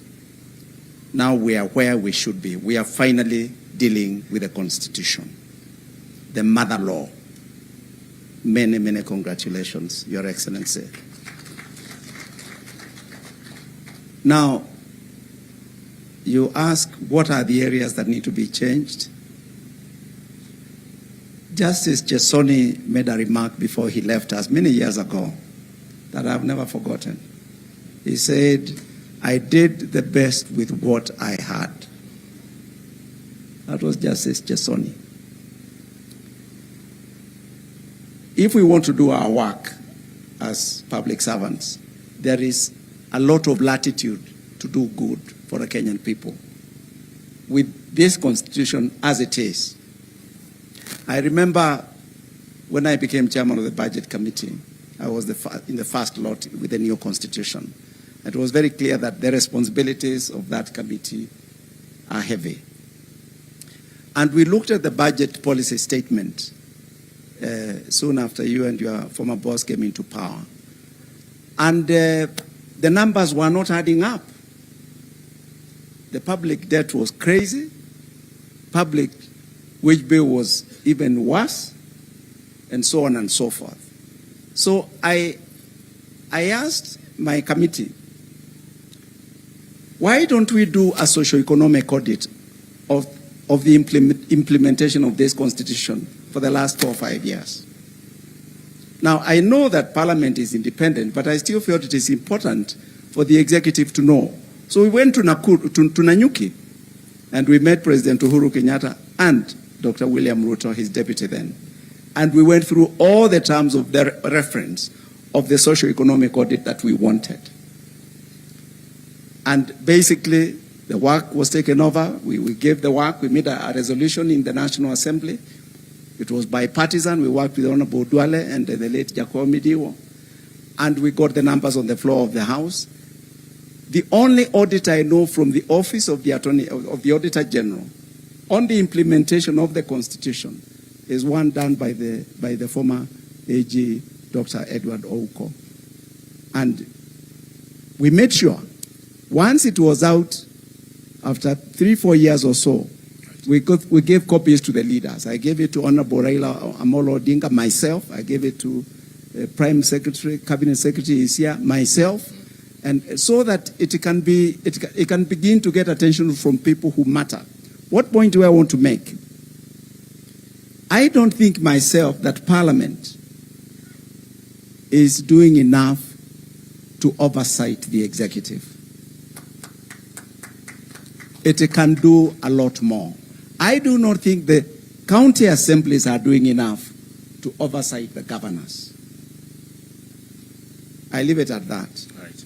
Come now to the things that I think need changing. You can tell I have issues with the units that we have in the devolved government and how they were created. It was a bit rushed in my view.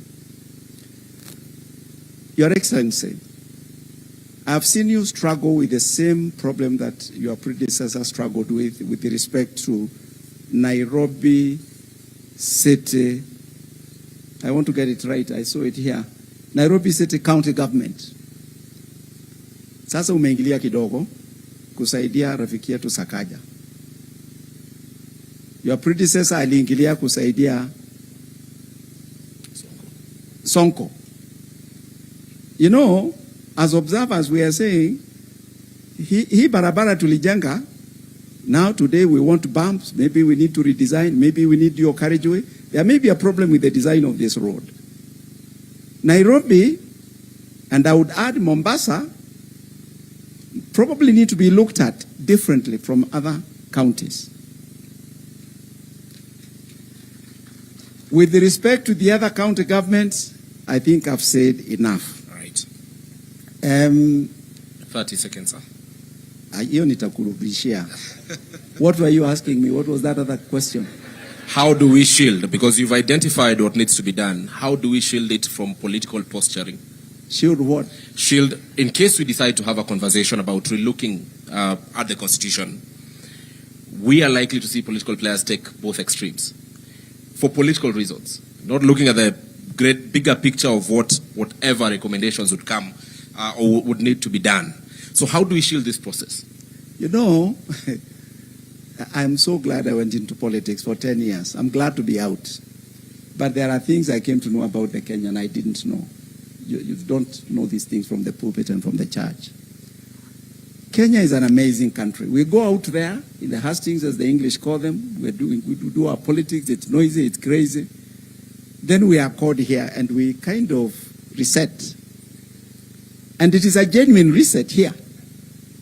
Now, by the time we leave here, we are not quite who we are before we came.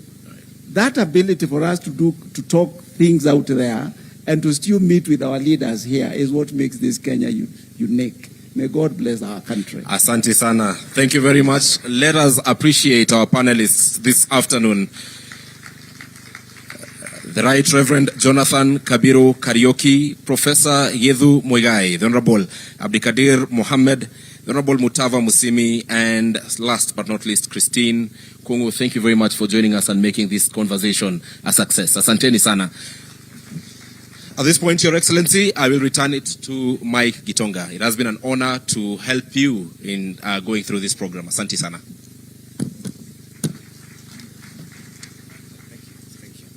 All right, thank you very much to our panelists and also to our moderator, Ibrahim Karanja, and we are moving on swiftly. We have one more panel, which is going to be looking and reflecting on the state of the Republic. But as we change also just a few things on the setup here, I'd want us to watch a montage that gives us an overview of where we have come from, and it is titled, My Land is Kenya. Let's have the montage, please.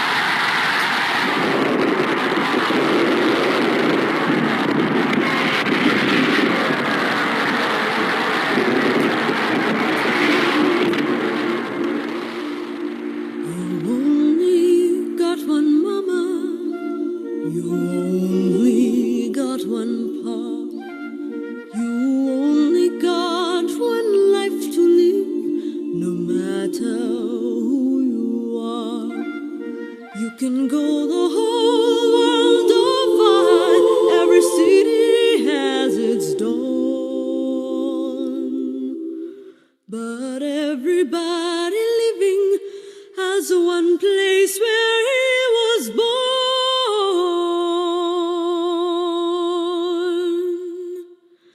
And mine is Kenya, so warm and wild and free. You will always stay with me here in my heart.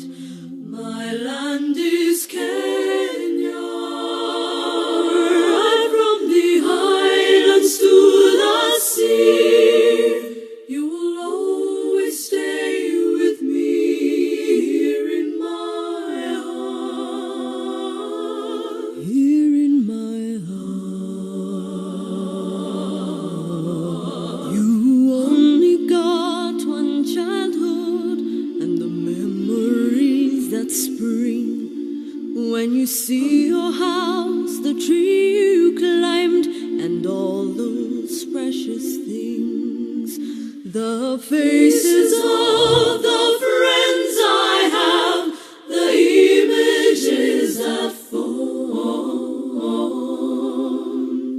When I close my eyes in the land I love, the land where I was born.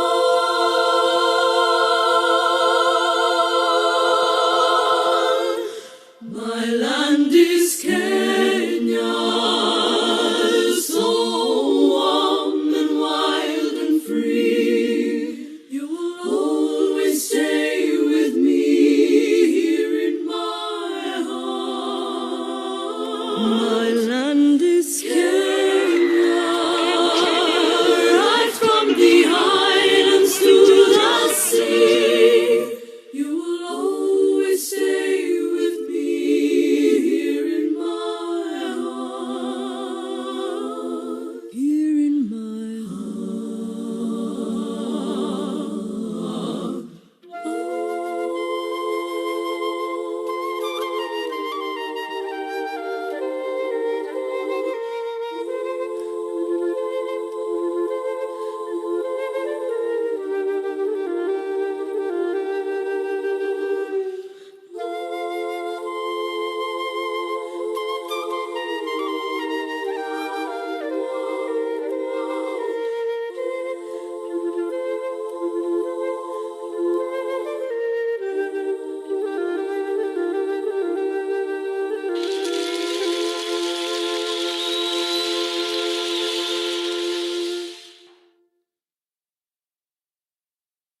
And that just provokes some emotion within you to be a Kenyan. Usiambiwa na mtu we are going in the wrong direction. Your Excellency, we are headed in the right direction. Another round of applause, please. And that particular song, that version has been done by the Moipei sisters. I know some of us may be aware. They are triplets who are unique and have put Kenya on the map of singing. Your Excellency, sir, with your permission, allow me to now invite Professor Makau Mutua, who is going to give a brief reflection of the session and the panel that we are finally going to have as our last panel. And this is the State of the Republic. A round of applause for Professor as he comes to give some very brief reflections on the State of the Republic before we get to our final panel discussion. Welcome, sir.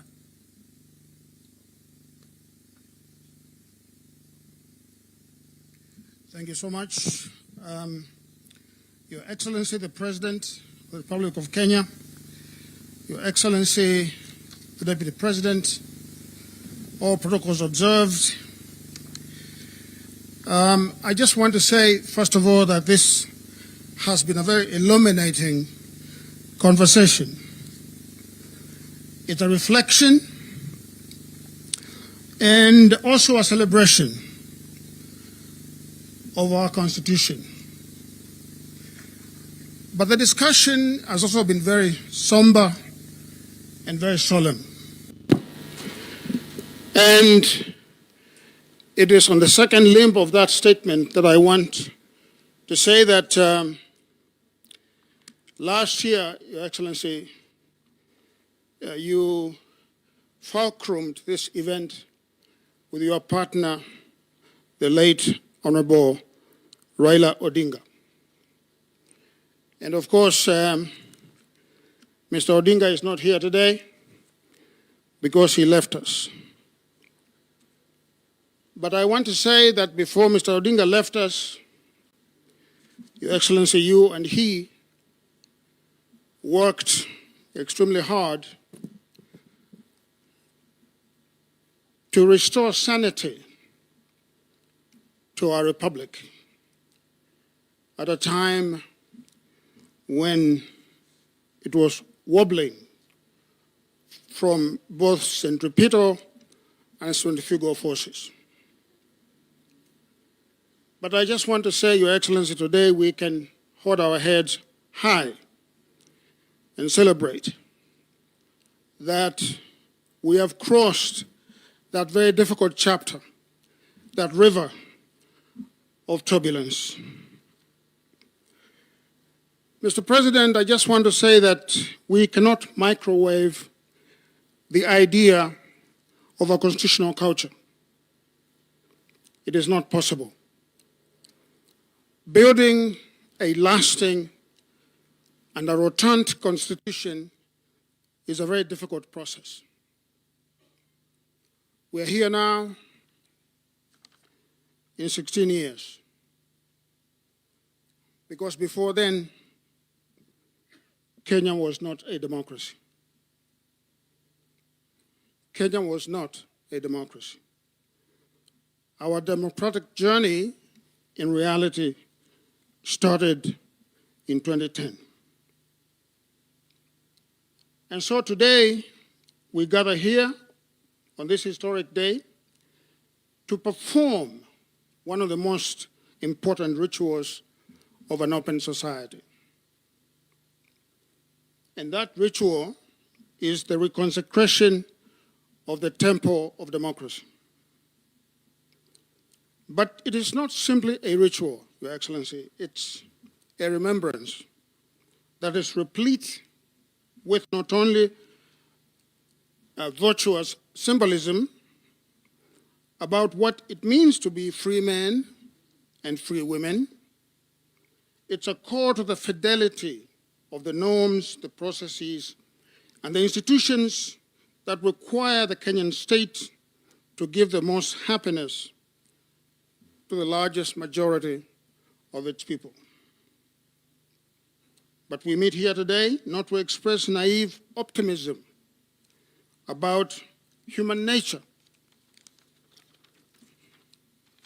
We do so knowing that freedom and liberty are not possible where large demographics of the people who are necessitous and live in a penurious existence are not free.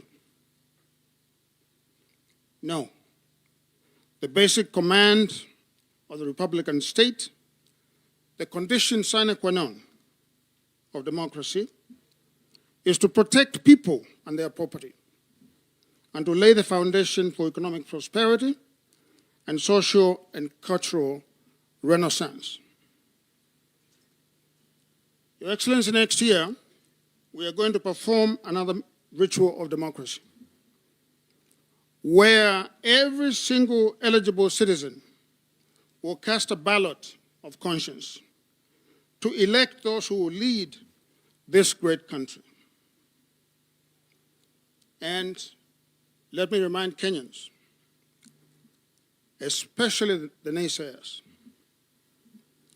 that political competition among elites to determine who will govern Kenyans must never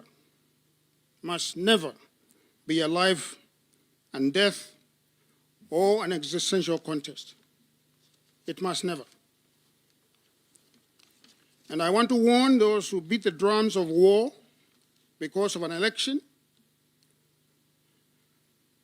that, and I think this may be true, perhaps there are these students in their history classes,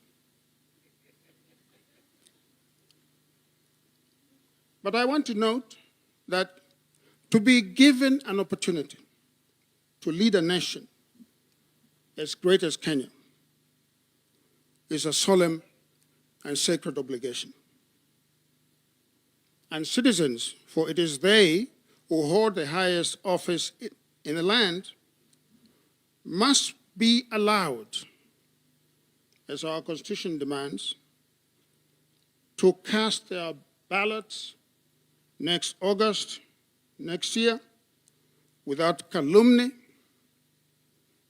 without intimidation, and without mayhem.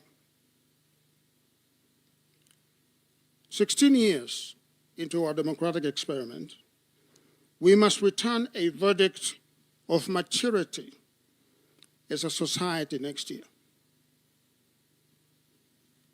I have said before that democracy is an experiment in living together through thick and thin. It is like most marriages. And you know most marriages are imperfect. And in fact, very imperfect. But this is the only marriage possible in a political society. The experiment of democracy, of living together, no matter how diverse and different we are. But unfortunately, unlike in a real marriage, divorce is almost never allowed, if at all. If you look at countries that have been decoupled from one another in history, the numbers are very few. The tendency is for the state to remain together. And so Kenyans must understand that we are bound together in this land, and as the Reverend Mutava Mushimi would say, until death do us part.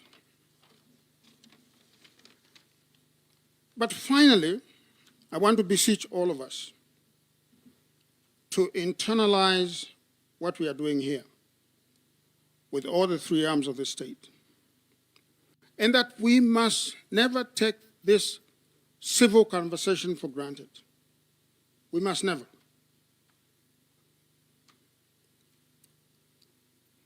And we must lower the political temperatures.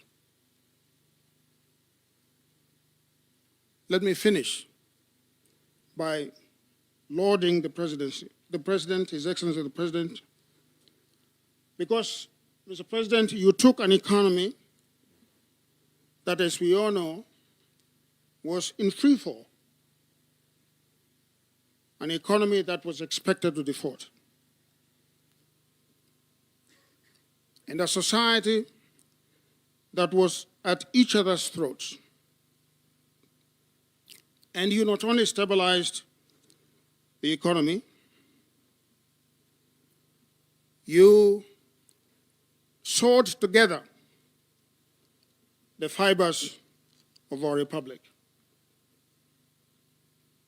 Today, if you travel as much as I do, both in Africa and outside Africa, you know that the star of Kenya is shining brightly again internationally.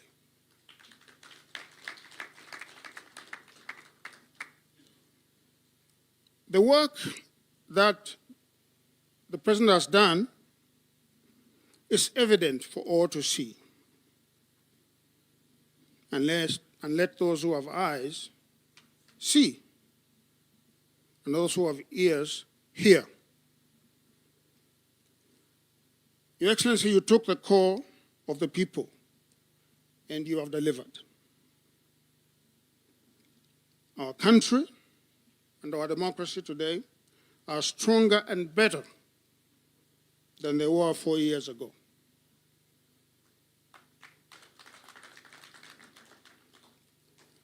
I want to say, Your Excellency, that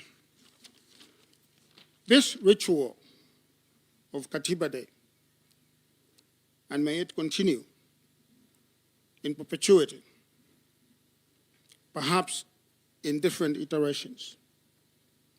It's a ritual that must always be there. It is a ritual that reminds us that democracy is a project. It is not a destination. It's a ritual that tells us that ahead we have work to do, a lot of work to do. You heard in a previous panel, which had some of the founding Kenyans of the 2010 Constitution there. You heard them talk about some of the deficits that we must face and that we must resolve. But let me say that the work of building democracy is not easy. It is not easy. And it is not to excuse our deficits in this area. But I want to remind you, look around the globe, in our neighborhood. Look to North America and look to Europe. And you are going to see some very established democracies that are having conniptions. You know what conniptions are? Okay, epileptic fits. Some of them are 600 years old, some of them are 300 years old. So if ours is only 16 years old, we have nothing to worry about. Let us keep the faith, let us do the work, and let us make Kenya the greatest country that it can be. I thank you. Thank you so much.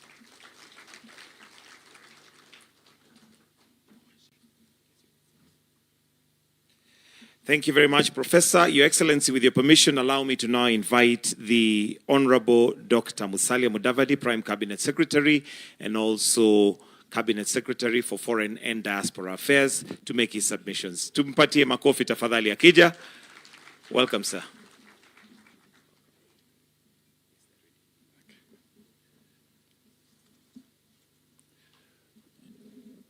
Your Excellency, the President of the Republic of Kenya, Dr. William Samoei Ruto, Your Excellency, the Deputy President, fellow Kenyans, members of the Diplomatic Corps, Your Excellency, with your permission, let me just take a minute to request the ambassadors and high commissioners and members of the Diplomatic Corps present to just rise so that we can give them an applause and acknowledgement.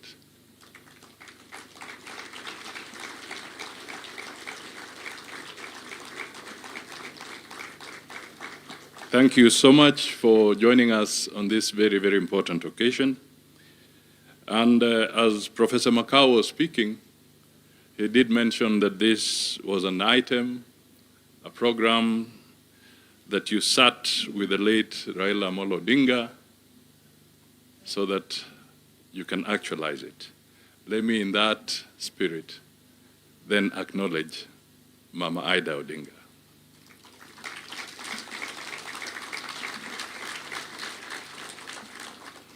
Thank you. Your Excellency, I will not speak for too long, but I just want to try and recap the panelists and a lot of the issues that you captured in your speech. And I know that the next panel is being awaited for seriously because you will be one of the panelists. So I will seek the assistance of the technicians just to rush us through something which would summarize my remarks. Your Excellency, when I got the note from your office that there's this day, I just tried to work with our team so that we can quickly also capture the issues here. So on slide number 1, because I want to move away from too many speeches and also enlist the support of visuals, we want to take stock of 16 years of the new Constitution. Our panelists have talked about the rights, devolution, accountability, participation, checks and balances, and therefore, when the penalties come, Kenyans may need to know what has worked, what did not, what needs to change. Shall we move to the second slide? That deals with the hardware, which the Deputy President referred to. We built the constitutional machinery, we have the institutions, Parliament has been spoken about, counties, commissions, the rights and safeguards through our courts. The question that we need to ask ourselves, can the hardware alone run the country? That's a fundamental question. Who is the software, or what is the software? The software is us, the people, the citizens, the institutions. Collectively, we are the software. We have to look at the issue of ethics, integrity, civic responsibility, and accountability. Those have been spoken to. And in the image that I had there, you'll notice that I deliberately try to look at even the child that is born.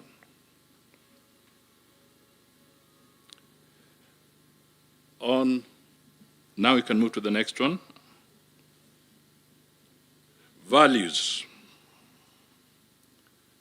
Rules matter, but values make them work. What does the law require? What is the law trying to protect? What value is it trying to preserve? Ladies and gentlemen, constitutionalism is more than compliance. Let me move to the fifth slide. At the corner, you will notice something about litigation. These are the constitutional safeguards. We want to protect citizens. We want to restrain power. We want to strengthen accountability. But process must serve purpose. We need to ask ourselves, the processes that we have inbuilt, do they serve purpose? Let's move to the next one, participation. This is a fundamental principle. We must keep the principle. However, we must improve the mechanism of achieving this principle. When we engage, do we engage meaningfully? Is it representative enough? Is it proportionate? Is it technology enabled? I ask these questions because the AG mentioned the public participation bill, which has gone through Parliament. I think it's now with the Senate. It may be of interest to note that we did cost what is outstanding for the government of Kenya during this 5-year period in terms of either legislation or policy. And if we go through public participation in the way that it is currently formatted, we came to a figure of 20 billion Kenya shillings to go through the process of participation. Is that proportionate when compared to the need to strengthen SHA, to the need to do affordable housing, to the need to improve our education? Is that proportionate? However, there's a rider there. Participation must not become a box-ticking exercise. It must be meaningful. Ownership. We have all talked about ownership. Our good friend, the late Kajwang, Honorable Kajwang, would always start his public rally by saying, "We the people."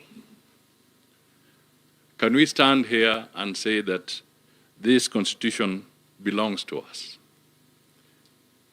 Can citizens read it, understand it, debate it, apply it? A constitution should not belong only to the lawyers.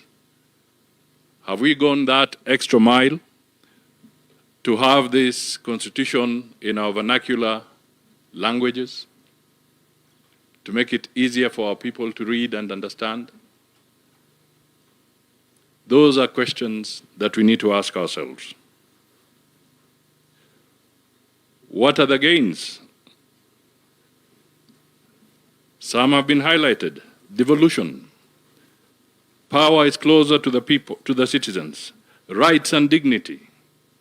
Institutional checks. Active citizenship. These gains must be defended. What are the misses? What have we built or what have we not built? Below that question, I underline corruption. Have we dealt with it? Impunity. Has it diminished or has it scaled? Weak institutional culture. Procedure over public interest. Is it enough to say, is it legal? And is legal the issue that should be the only benchmark? Or should we ask ourselves, is it right for Kenya? Whatever we do, is it right for Kenya? Slide number 10. We are now talking 16 years later. Kenya has changed. 2010 to 2026. There's a new creature, AI. It is now with us. Technology, the economy, demographics, work, information, all now in this new environment of AI.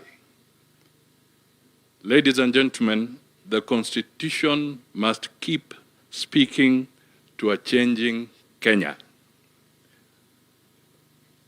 Let's just for a moment conceptualize the word sovereignty. How do we define sovereignty in this context? It's not just about the traditional borders. We have to look at sovereignty afresh. Reform. We should not be afraid to improve it, and I think the panelists came out very strongly on this. Let us refine what needs to be refined. Let us strengthen what needs to be strengthened, and let us simplify what needs to be simplified. Not for personalities, not for parties, but for Kenya. The law must serve people. We make laws to create safer communities, fairer institutions, better government, more prosperous citizens. Process must serve purpose. Let's move to the 13th slide. Is this constitution perfect? It may not be perfect, it is not. Is it defective? Some aspects of it may be. Is it capable of improvement? Yes. You all are familiar with the phrase, even a good tool becomes blunt with use. You do not, however, throw away a good tool. You sharpen it. So we have an opportunity in this debate to sharpen our tool. The 14th slide. Have we built the hardware? The answer is yes. Have we built the software? That is work in progress and ahead of us. Ladies and gentlemen, institutions matter, laws matter, courts matter, but above all, it is character that makes the system work. So, what is our national character? What defines us? Professor Hino, on the launch of the President's Day of Beyond Vision 2030, said that a study had revealed that Kenyan young are very robust, very optimistic. But scientifically, they have established there is one major challenge, the challenge of self-regulation. That comes with character. Ladies and gentlemen, my remarks end there because the people who are coming for this panel, I believe I should now invite them. It's not easy to invite a president on a panel. Mr. President, you are the first panelist.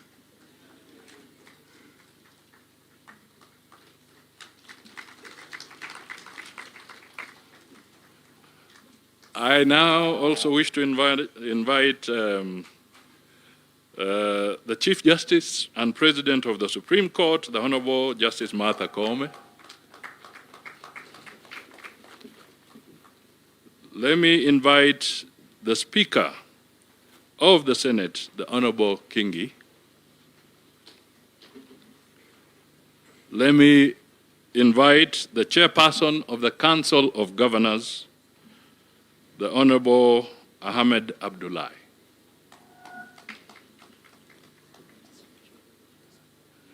And to represent the National Assembly, the Honorable Gladys Sholay Boss. You're most welcome. I think my tour of duty ends there. I believe there is a... Yeah, you can sit. I believe there's a... Who was the person coming here to raise the questions?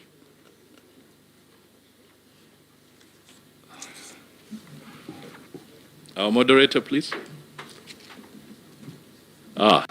Latif. This man harasses us when he gets hold of us. Please.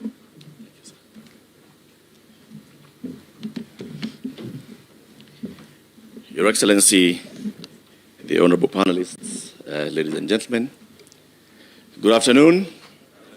Happy Katiba Day. I want to start on that note because it has to be a happy Katiba Day. On this day, 16 years ago, it was a bright morning when many people gathered at Uhuru Park. I was one of them. And there was renewed hope in this republic that we, the people, were giving ourselves a new constitution. And on that day, we witnessed the birth of the Second Republic. On that day, we hoisted a national flag at Uhuru Park. It's there to date. When you look at that flag, always remember that represents the Constitution that we're talking about today. Your Excellency, as we mark this 16th anniversary of our Katiba, we also ought to actually recognize that it is now a national day. And a national day means that we may do whatever else we want to do with ourselves throughout the year, but on one day, we shall anchor ourselves to the supreme law of the land and to the sovereignty of the people of Kenya. And that day is today. Please, let's clap for that. When we say we the people give ourselves a new constitution, many people may take that for granted. But actually this morning on our show, Fixing the Nation on NTV, we actually asked ourselves the question, if you went around many African countries and asked the people just ordinarily, ndugu jirani, hapa kwenu mna katiba? Some will actually not be able to answer and tell you whether they have a constitution or not. Go to any part of this republic today and mention the word Katiba, and people know that we have a constitution. That anchors the fact that we, the people, are the owners of this constitution. We are the sovereign in this constitution. We delegate our sovereignty to institutions and to public offices. And for that reason, we had the various institutions speaking earlier today, and we also have the very top of our arms of government on this panel. Let's clap for them as we start this conversation. I want to start by just acknowledging some of the words that you said, Your Excellency, in your remarks to set the scene for today.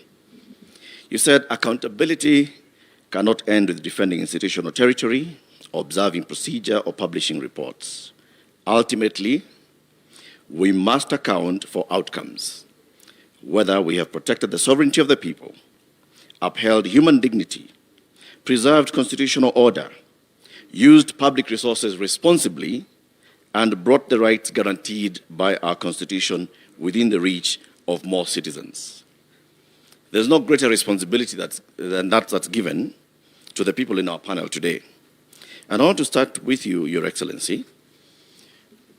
When you took the oath of office, the first oath of office that you took was the oath of affirmation of allegiance, in which you said, I may remind you, and I'll use the names, please allow me to use your name.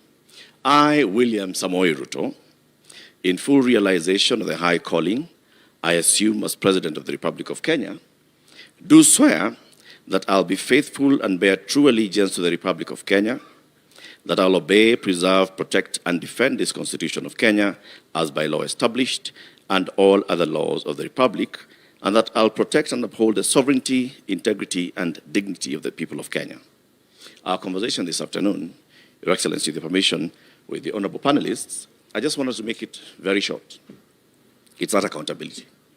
Accountability for these high offices. At the end of this, the program has you coming to make your closing remarks. So we'll not even do the closing remarks. We'll just do quick accountability for the person and the office that you hold. What have you done to uphold the Constitution? Your Excellency, you swore to obey, preserve, protect, and defend this Constitution of Kenya. Are you aware, sir, that your cabinet is unconstitutional?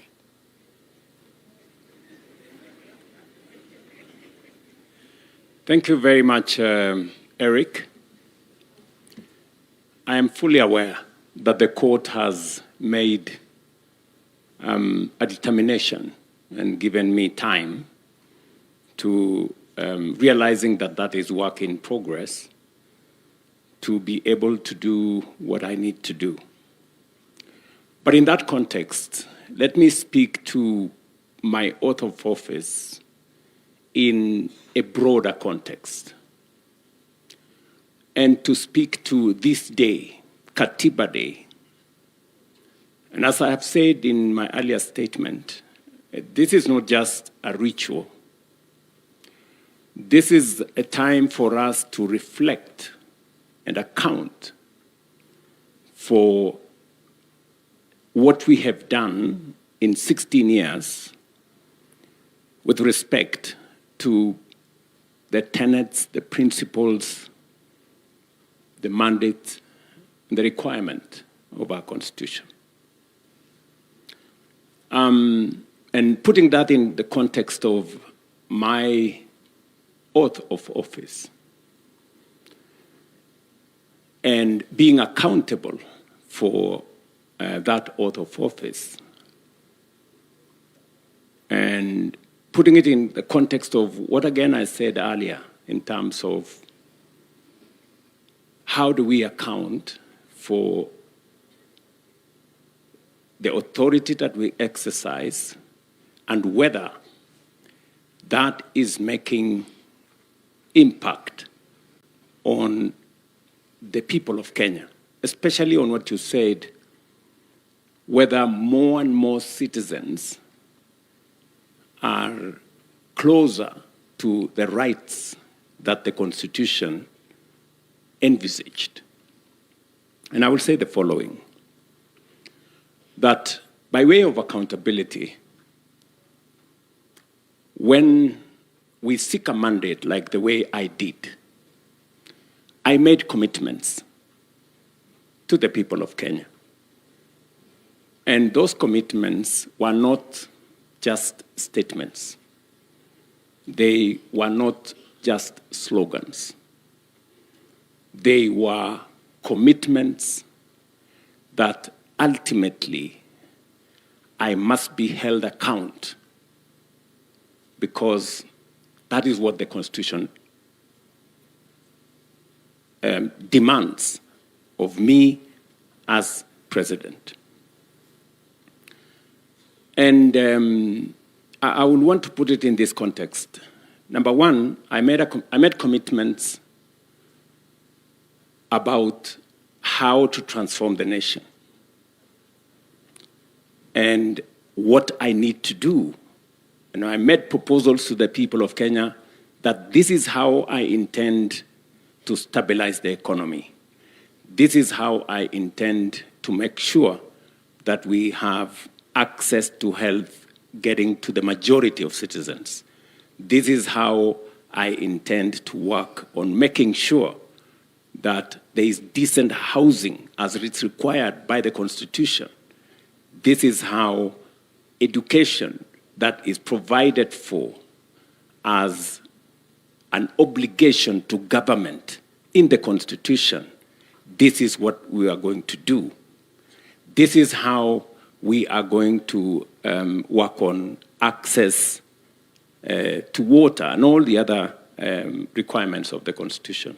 And I can confidently tell the nation today that subsequent to my election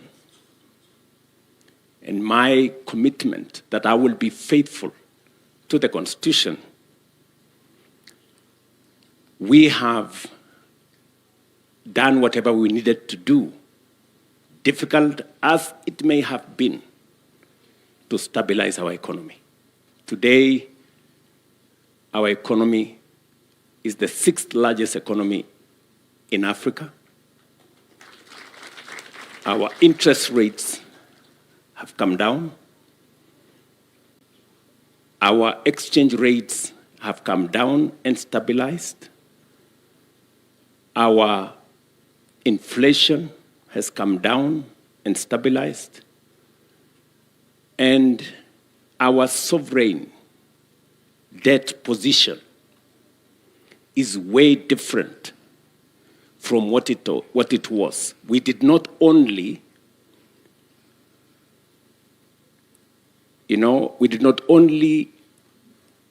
avoid the default.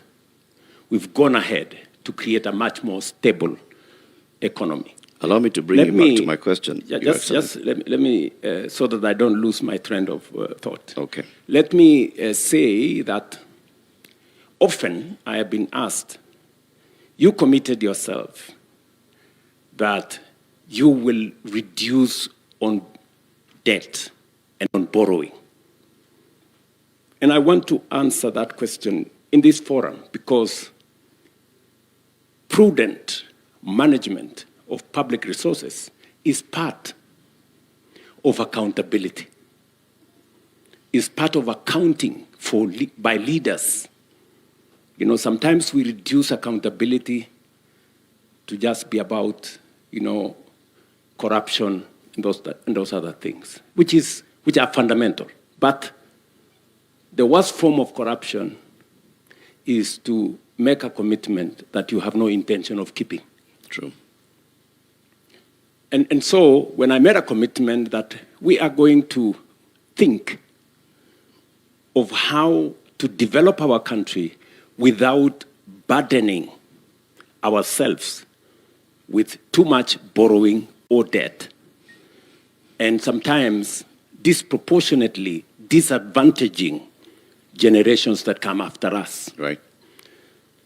I can say on this podium today, if you look at where we were in terms of debt and where we are today, we have significantly, by multiples, reduced the rate of acquisition of debt in our country.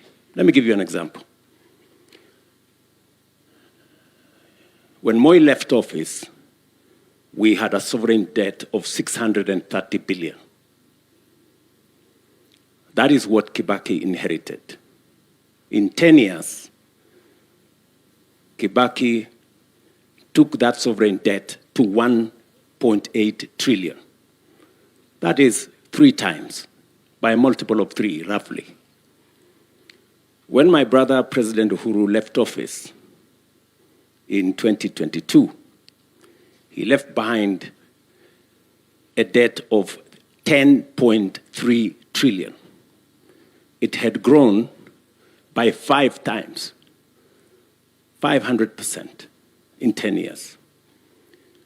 In my 5 years, that debt has grown from 10.3 trillion to 13 trillion. In 5 years, that debt has not grown by multiples. It has grown by 27%.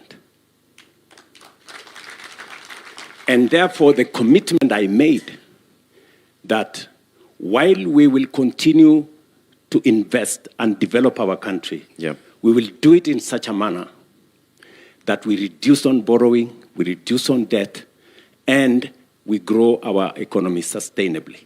So I'm just giving an example of how accountable one must be. So back to my question, sir.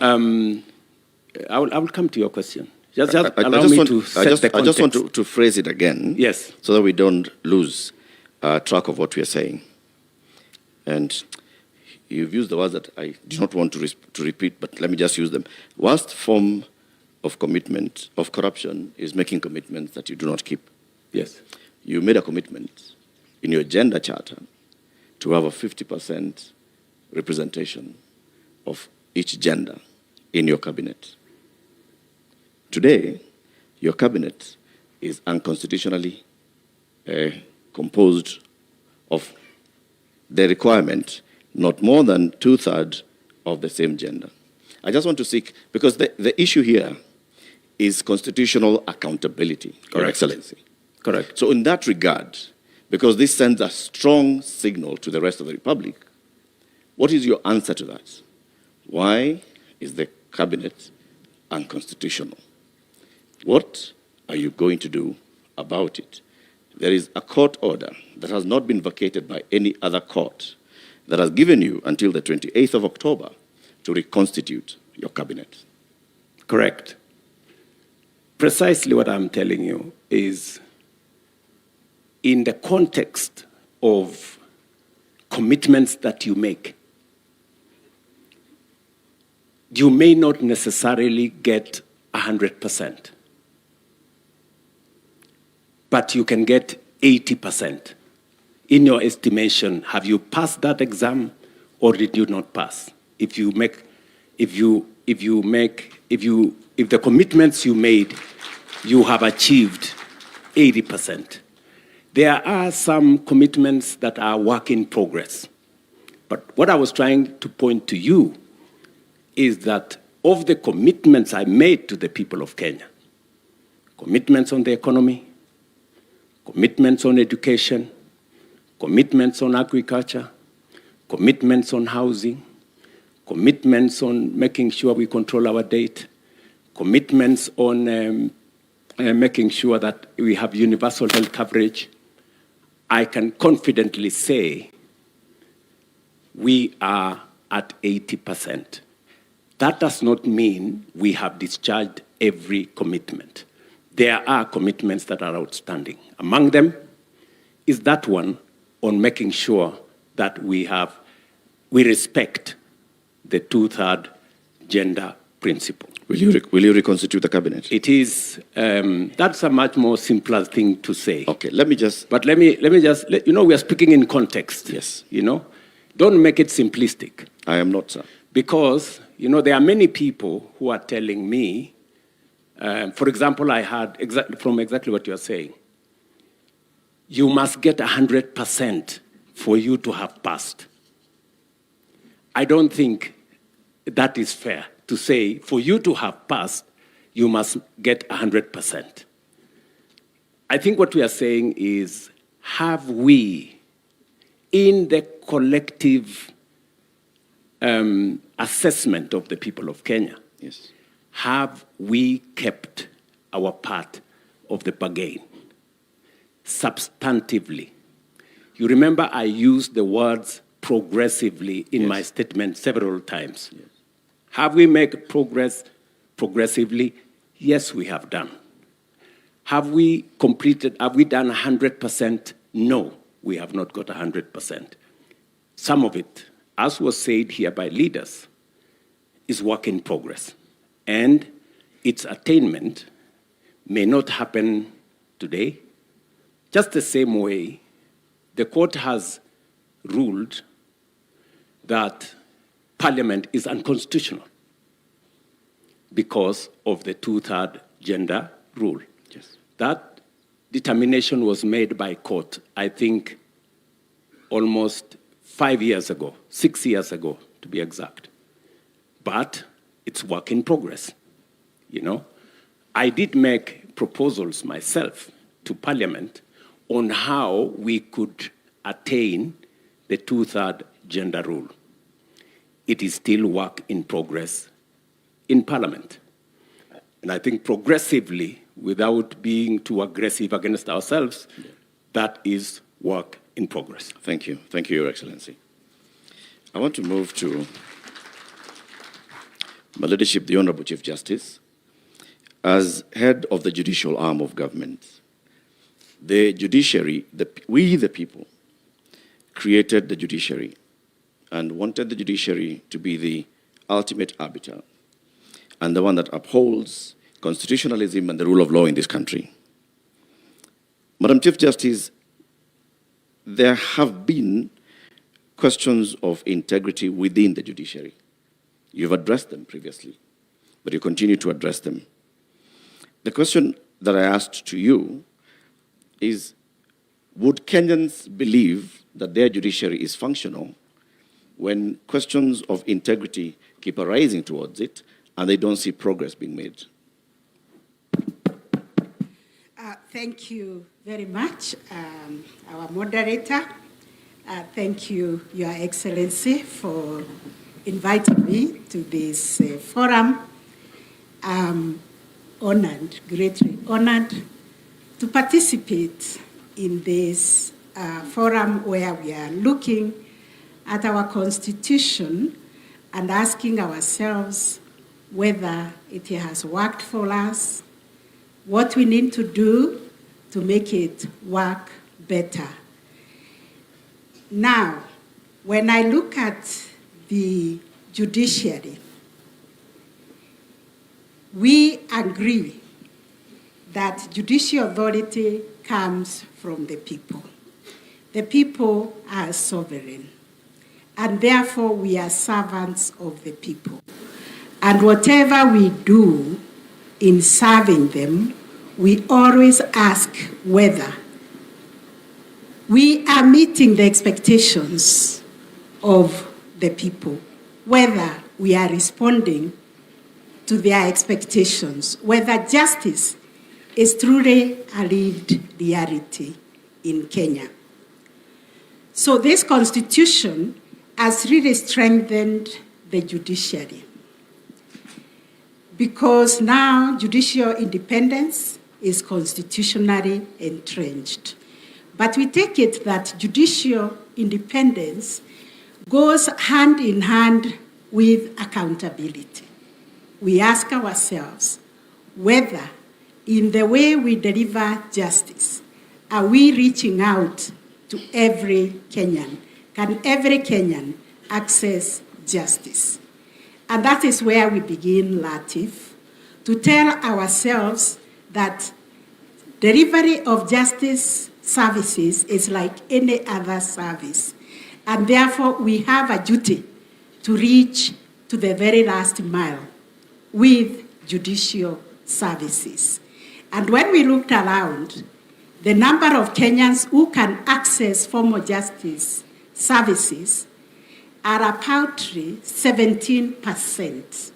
The rest of Kenyans look for justice elsewhere through other means. They go to the chiefs, they go to their religious leaders, they go to their community, to their elders to seek justice. And therefore, we asked ourselves as judiciary, and especially me as the Chief Justice, am I only a Chief Justice of the 17%? No. So we must net everybody.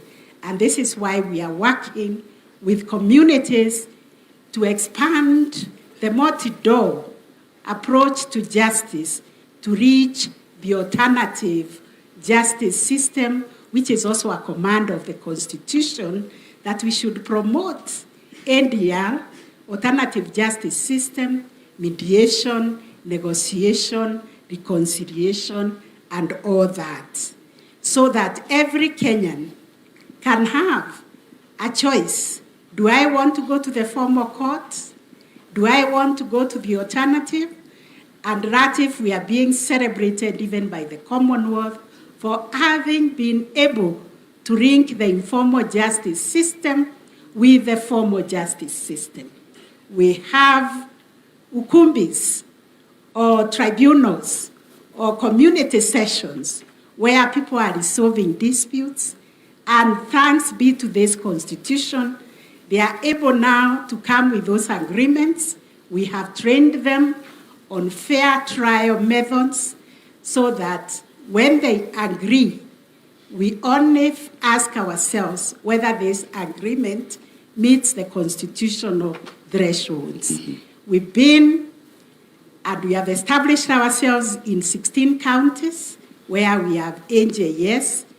We have court-annexed mediation now in over 120 court stations where people can opt for mediation, negotiations, to agree on their disputes, and we are adopting those disputes as the orders of the court. You talked about corruption, and I think the priest who did the introductory remarks was very apt, that the manure that is eating Kenya is corruption, is issues of integrity. And I think all the speakers have spoken to it. For us in the judiciary, it's very, very serious. We have no other currency to trade in. The executive has the power of the sword, they have the power of the purse. We only have public trust to trade in. And therefore, Kenyans must have confidence in the judiciary, in the independence of the judiciary. And this independence cuts both ways. It's both independence for us to be able to make decisions without any interference from anybody or from any institution, but also it's an independence that ensures that the citizenry can have confidence in the judiciary. Yeah. So it's both ways, and we are required to be accountable. We have done everything as a country to enact laws, beginning with the Constitution and other laws. What I would like to say is that corruption, in all its facets, is a criminal offense. And we have taken the front row in the judiciary to tell Kenyans that we operate a zero tolerance policy to corruption. We even do a daily briefing in our courts to tell Kenyans, when you come to court, you will not be asked for a bribe. You will not be asked for any facilitation. Please do not bring a bribe to the court. Right. We have worked with the NCAJ, the National Council on the Administration of Justice, to develop guidelines that will help us implement these laws against corruption. And we are implementing them in the judiciary. But it is a societal problem, Ratif, that requires Kenyans to say no to corruption.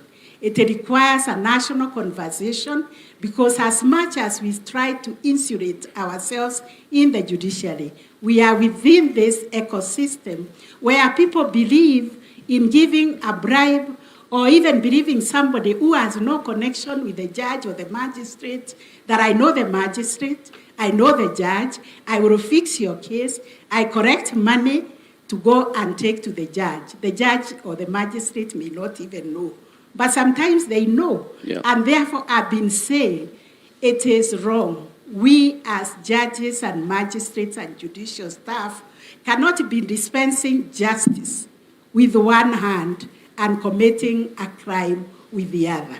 Any citizen who comes across a judge or a magistrate or a judicial staff asking for a bribe, we ask for cooperation. Thank you, Madam CJ. Just a quick follow-up on that. Citizens told the Ethics and Anti-Corruption Commission in their EACC 2025 survey that court magistrates attract the highest average bribe, apparently 164,000 shillings. Now, the one question I want to ask you, now that we are now introspecting 16 years in, can the judiciary really police and weed itself of corruption? Yes and no, by everybody who has taken a oath of office to defend the Constitution, to defend the rule of law, to say no to corruption. But out there are many people posing as agents of the judges. They are the ones collecting money to bring to the judiciary. And Kenyans themselves, why are they giving money to come and bring to the judiciary? So we alone cannot, because like me as the Chief Justice, with my two eyes, corruption, I was told, is like, is it sodomy, or is it, what offense takes place, adultery, which takes place in the dark places. So with my two eyes, how can I know who is negotiating a bribe in their houses, in their chambers, in the hidden places where they do those things? So it's a societal problem, Latif, that we all need to embrace and say no to corruption. Say the manure that is eating Kenya, like it happened in New York, is corruption. Thank you, Madam CJ. And therefore, we need to say no to it. Asante. Thank you very much, Madam CJ. I want to move to the National Assembly, represented by the Deputy Speaker, the Honorable Gladys Boss. When we, the people, created the legislative arms of government, and Parliament in particular, we created a Parliament that would represent us, that would create laws that we'd follow, and that would oversight the executive. Many complaints have been made in the public about the Parliament's role of oversighting the executive. Not just the 13th Parliament, the 12th Parliament, the 11th Parliament under the 2010 Constitution. Is Parliament, as constituted, maybe politically or otherwise, able to properly oversight the executive? Thank you, Latif. And before I answer what your statement comes from, I first want to say we are here to discuss Katiba at 16 and what we have done as the National Assembly to implement the Constitution. So let me start with that, because that's our business today.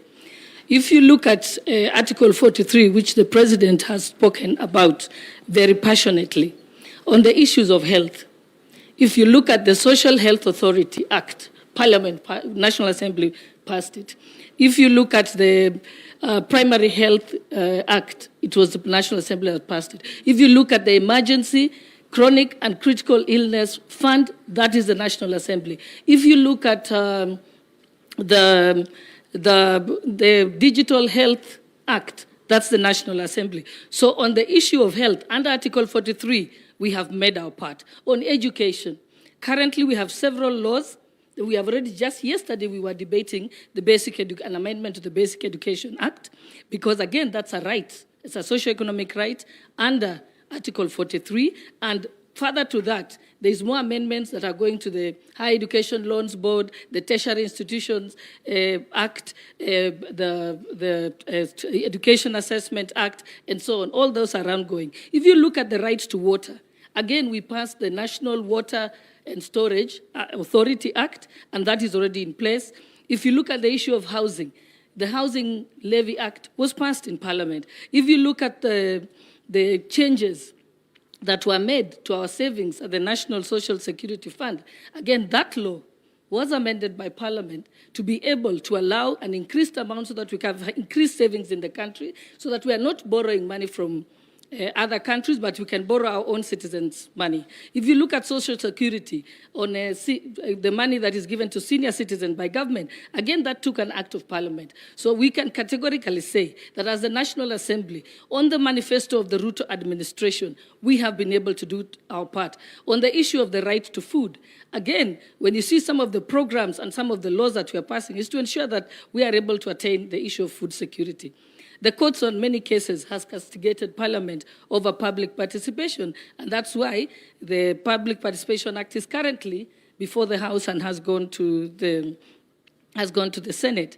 Again, the National Infrastructure Fund, that's an act of Parliament. The National Sovereign Fund Act, that's from the National Assembly. The government-owned enterprises, that's also that. And just to tell you that Parliament is sensitive to the people, because we represent the people, and that's what the spirit of our Constitution says. When we had the crisis in the Strait of Hormuz, and the prices of fuel was going to go very high, immediately, in exactly one day, we sat until midnight and amended the Value-Added Tax Act to be able to bring the price of fuel to at least an acceptable level. So yes, Parliament is doing its part to be able to implement the Constitution. On the matters of oversight, every single day, when we are not sitting in plenary, we are calling to account the executive. I know that the Auditor General was here, and yes, you many times hear the voice of the Auditor General when she has audited a certain institution. Most of the time, it's announced publicly, even before it comes to Parliament. Remember, it does not end with the Auditor General. That report, the Auditor General must bring to the National Assembly, then the relevant committees review them, and then are able to give sanctions where required or give recommendations where required. In the past, Parliament was behind in about 6 or 7 years. But today I can confirm to you as chairperson of the Liaison Committee, the chairpersons have confirmed that Public Accounts Committee is now at 2024-2025 financial year. PIC, the same thing. So we have managed to review the reports. And the challenge had been before that there was only one committee dealing with it. After that, the PIC committee was split into thematic areas so that they can be able to work faster. We've deployed several staff to them to be able to do that. So yes, oversight is live and indeed. And today, we go on recess as Parliament, and people think that we go on holiday. Actually, every single committee is sitting for 3 straight weeks to complete their reports, because we are also alive to the fact that it's a year. So yes, I can confidently say that Parliament has done its job, continues to do, and and we have had continuous improvement. We recently had a state of Parliament report, and we're able to see that we've done this much and we need to make certain changes. Like now we know our standing orders have to be changed so that we can have the Public Accounts Committee can be in four of them in thematic areas so that we can work faster for better oversight and accountability. Thank you. Thank you very much, Madam Deputy Speaker. And let's account for that. Parliament has passed legislation. The question is, has Parliament processed legislation or passed legislation? When it comes to executive oversight, is Parliament oversighting the executive, or is Parliament, for lack of a better word, tapping the executive on the back? Not or at on all. the wrist? I think, when you say that we are passing government bills, you must remember we have someone called the majority leader in Parliament. The single job of the majority leader is to table government bills. Because if the government has to work, the laws have to be passed. So that is his job. Then there is private members' bills, and then the minority also are able to bring various bills, like the bill on the Basic Education Amendment Act yesterday was by Honorable Olwoch, who is from the minority side, and he has been prosecuting it for almost 2 years. So yes, Parliament is not a rubber stamp, as you try and say. That's a rumor by the media. All right. The Honorable Speaker, Moses Wetangula, recently spoke of some MPs receiving letters for appointment of teachers. And I know that matter was live, even in Parliament, by some members of Parliament yesterday.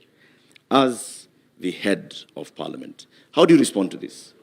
Is Parliament an extension of the executive? Okay, or the recruitment agency of the executive? Okay, Latif, let me remind you again politely that we're here to discuss and take stock of Katiba at 16. Indeed it is. And so I have not come here to discuss rumors that are out there. What you can do, when I come to your TV station, that will be a valid question to ask. So I politely decline to answer. Okay. Let me remind all of us that we are here to account for Katiba at 16. It is our constitution.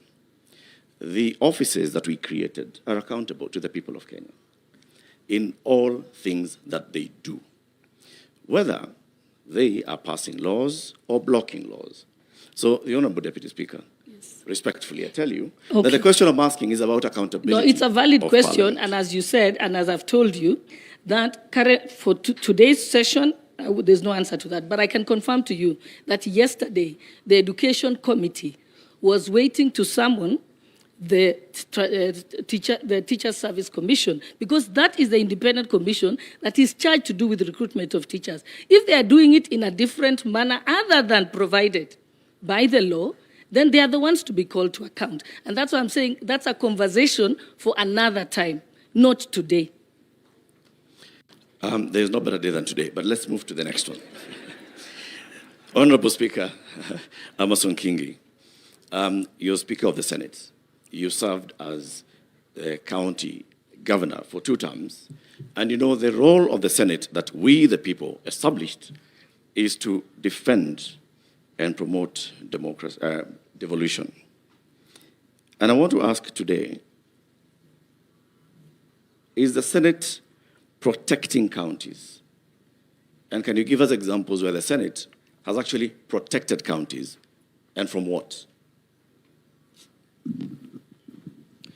Thank you for that question. Indeed, the constitutional mandate of the Senate is basically that, to protect the interests of the county governments.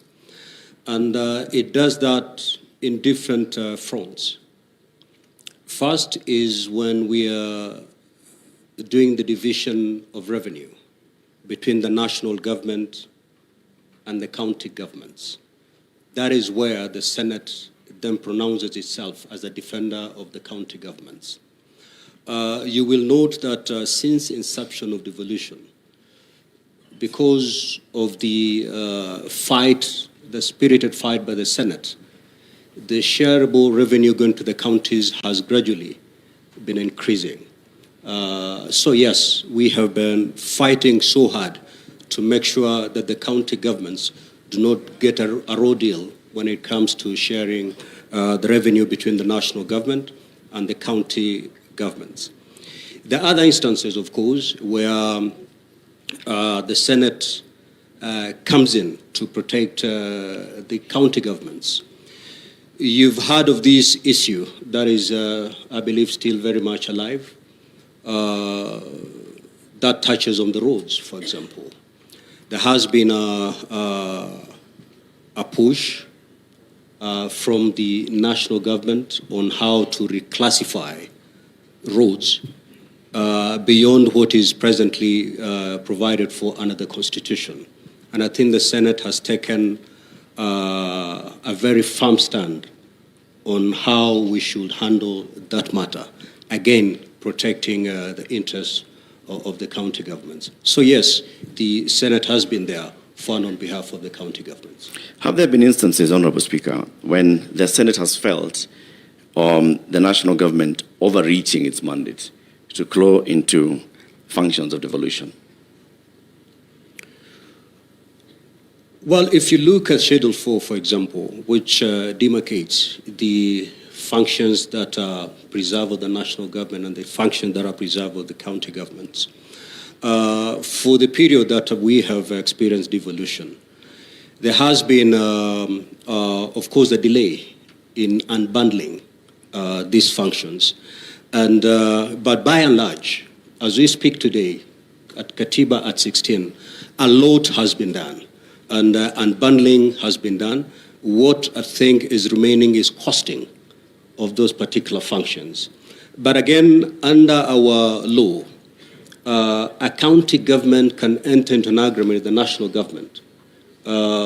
Maybe a function is a preserve of that particular county government, but they can enter into an agreement with the national government to allow the national government to actually undertake that particular function. In such a case, we cannot say the national government is overbearing. All right, I want to just progress that conversation to, of course, the Chair of the Council of Governors, Honorable FCP Abdullahi. As governor who's also in your second term, are there instances where, as governors, you felt that the national government, and I'm not talking about the administration, I'm talking about the national government, has overshot its mandate to claw into devolution? Thank you very much, Eric. Before I answer your question, let me set mine like everyone else was doing.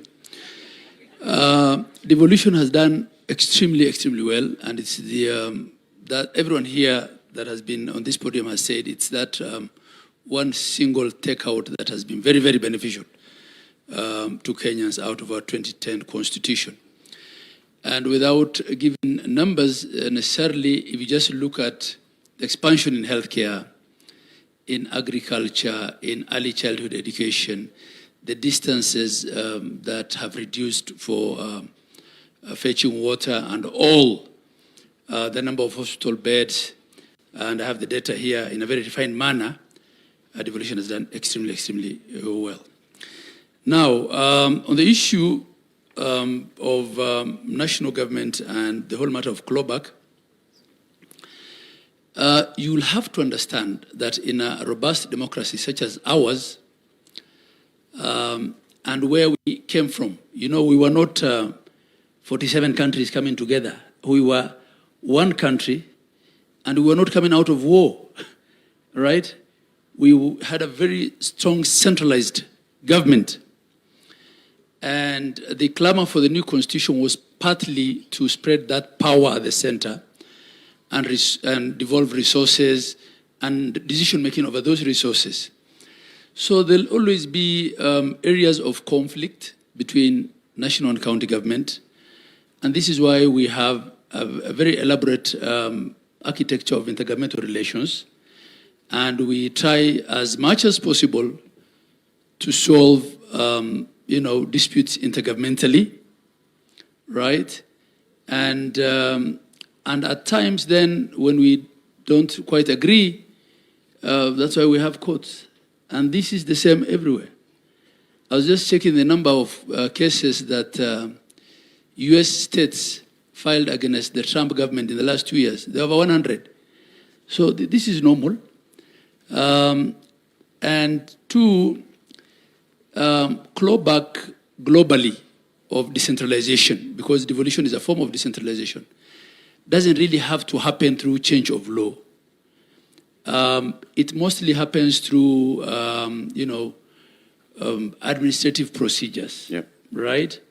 Bureaucrats sometimes even middle-level bureaucrats at national government might send out circulars and do certain things which then impede or gridlock implementation by decentralized units. And this is why we have IBEC, the Intergovernmental Budget and Economic Council, headed by chaired by the Deputy President, where we meet and discuss these things. And many times we disagree, many times we agree. We have summit, where as a body of governors, the council, we may even disagree with the president, right? And we come back together again to see how we refine, certain procedures. So I would say, largely, we've done very well. Right. And sometimes some of those administrative interventions are necessitated not so much by, the clamor for clawback, but just to get things more standardized, right? Especially in the area of health, technology, equipment, for instance. We might be quite protective of that space as governors, but again, when you look at what, for instance, the NESP, the National Equipment Support Program, has done, and sometimes we ask ourselves, could we have done this individually, as single counties? So clawback is something that we always, as governors, have to be wary of. But this is why then there are these elaborate arrangements of intergovernmental architecture. And this is why also sometimes we go to the Senate and tell the Senate, this is not acceptable to us. And the Senate, much as we have a lot of other differences on other things, still remains and is the key protector of counties, protecting counties against Big Brother, protecting counties against themselves. So this is part of the robust architectural framework that we have. We have over 42, I think by the last time I checked, intergovernmental partnership agreements between county and national government. And we take this through a lot of, legal procedure. We get, lawyers to look at them to see, how it could end, whether it is a clawback through the back door. And by the time we agree to sign those intergovernmental partnership agreements at a full council, then we are fairly confident that it's an arrangement that works for us. Of course, clawback is not only by national government, or the fear of clawback is not only with respect to the national government. Increasingly, it's also with the National Assembly. And because the National Assembly is also becoming quasi-executive by virtue of the funds they handle, CDF, I don't want to get to the politics of that. There's Matters Equalization Fund. It's for accountability. Right, Matters Equalization Fund. So the strict, separation of powers between executive, legislature, and the judiciary, and especially between executive and legislature, and the realities of our political patronage. I think those are things that will be with us for quite some time. But generally, I think this current administration has respected our space. Thank you. We, the people, have created layers of accountability for the devolution unit, the devolved units. There's the county assembly, there's the Senate, and of course, there's directly the people of Kenya. You have a council of governors. Do you use that council of governors as an accountability tool where you self-check and you self-call out for, I don't know how else to put it, for bad behavior? Yeah, that's a good question. As chair of council, I don't have the, constitutional office powers that the people sitting on this panel with me have. I'm just a first among equals. I get elected. So the next year I will be elected on the 8th of October. So I'm more of a union official. But having said that, we also have, benchmarking and best practices and advisory and conversations that, out of respect, I can have as chair with individual governors. But I get this quite a lot when I visit counties where the public complain to me about their governors. So that's not my role as chair of council. But we try to do this through benchmarking. by sharing best practices, by not reinventing the wheel, and by also having honest conversations in our, council meetings. There are things I have publicly said as council chair, that as a leadership we will not, protect non-remittances of statutory reductions or, continued, budgeting of pending bills. And these are conversations that we have as governors, but the architecture is not such that the COG is not an oversight body, right? It is an intergovernmental relation outfit. Thank you. It's an association, a club. Yes. And then the other question of the layers of oversight, this is a live debate that we're having now. Where does the oversight role of county assembly end and where does that of the Senate begin? And I know there's a panelist who said county assemblies may not have,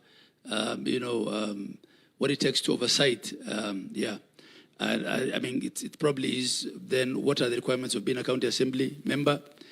Until very recently, the only positions that required any qualification was president and governor and their deputies. Everyone else could be elected with an ID.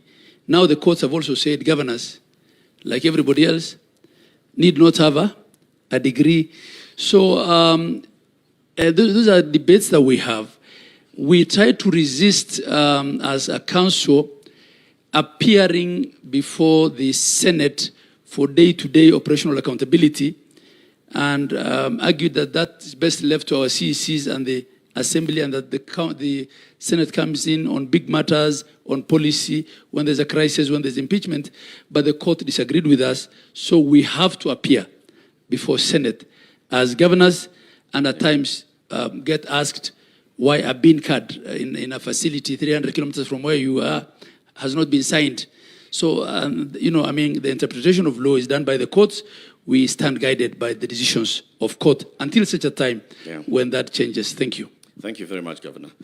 Your Excellency and honorable panelists, you'll acknowledge that we are actually making reference to the supreme law of the land.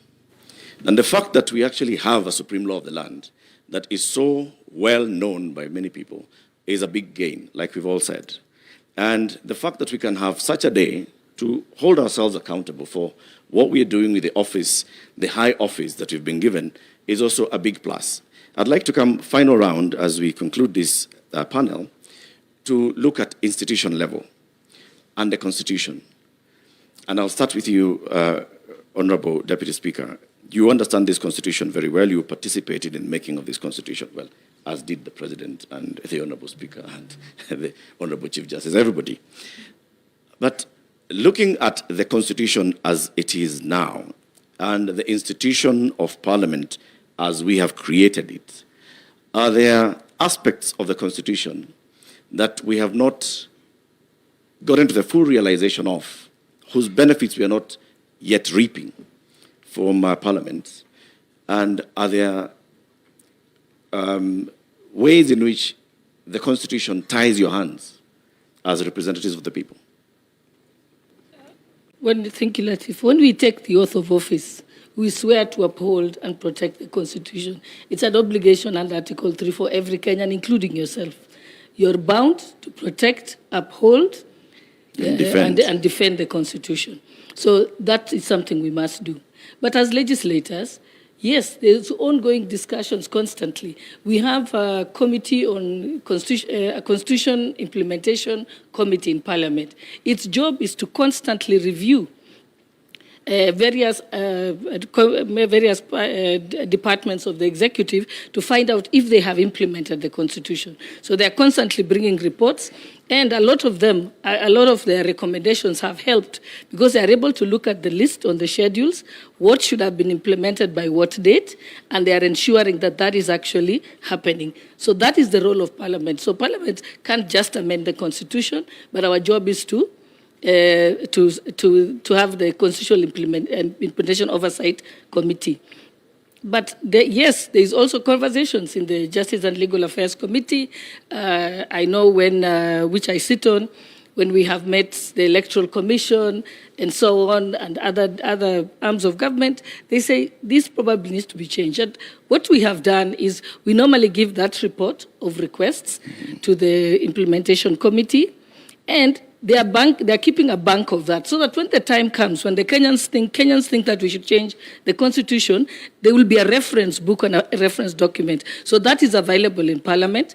And they've also taken stock of what needs to go to a referendum and what can be changed under parliamentary initiative. What fruits are we not reaping from this constitution? Sorry? What fruits are we not reaping? Are there any fruits that are contained in the tree of the Parliament that we are not enjoying yet? Within Parliament or the Constitution? As the people of Kenya, we the people. No, I think, like I said, having a constitution is not an event. It is a process. So we are walking that journey now. And that is why I want to thank Your Excellency for convening this, because this is a time for self-reflection as a country. It's giving us a chance to make this a conversation. And just the way His Excellency also said that we need to look at Vision 2060. And again, that is something that the public will be involved in it. And I think this is probably the first time it has happened in the country, because that is how we improve our country. Thank you. Thank you, Honorable Deputy Speaker. Honorable Speaker Kingi, what are we not getting out of the Senate? Well, I think you're getting everything from the Senate. What more could we get out of the Senate? One area that we felt as a Senate need to be, clarity ought to be brought to bear is the mandate of the Senate and the working relationship between the Senate and the National Assembly. And for this Parliament, the working relation has been pretty good because I and Senator Wetangula tend to agree on a number of issues. But take, for example, the last Parliament. The Speaker of the Senate and the Speaker of the National Assembly are not seeing eye to eye. So we do not want to see this based on personal relationship between the office holders.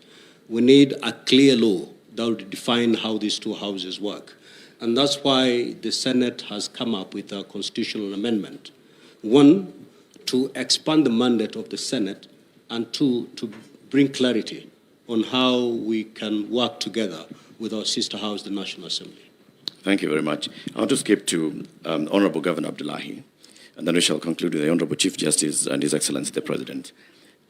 From our wordings and the spirit and letter of our Constitution, when we said we'd like to devolve power and to devolve some functions so that we have closer governance and closer decision-making to our people, in your experience in the last 10 years as governor, what are we not benefiting from yet from the devolution as envisaged in the Constitution? And what can we do to get there? Thank you. Eric, as I said, in many ways, devolution has done its bit to equalize this country. The kind of devolution we have is not one of political power in that sense, if I look at it rightly. It's one of economic devolution. It is of service delivery, the things that matter. Given our diversity also, it might have been the right thing to do, because I know countries next door where there is ethnic federalism and states sometimes fight. One state picks up arms against the neighboring state. I think it's good that we didn't go that way, and that what we devolved is basic services and resources and decision-making over those resources. Of course, even for functions that are devolved, policy and standards are still with the national government. And the question of accountability, which is what we are discussing here, especially with respect to fiscal management, at times also may limit how much you decentralize decisions with respect to resources. Because If you take them then very low and you're responsible for answering the audit queries in the houses of Senate and Parliament, however, and the Assembly, it can look a bit counterproductive. And counties have been accused of not also devolving certain decision making much lower. I think the other thing that I'll probably speak to is the nexus between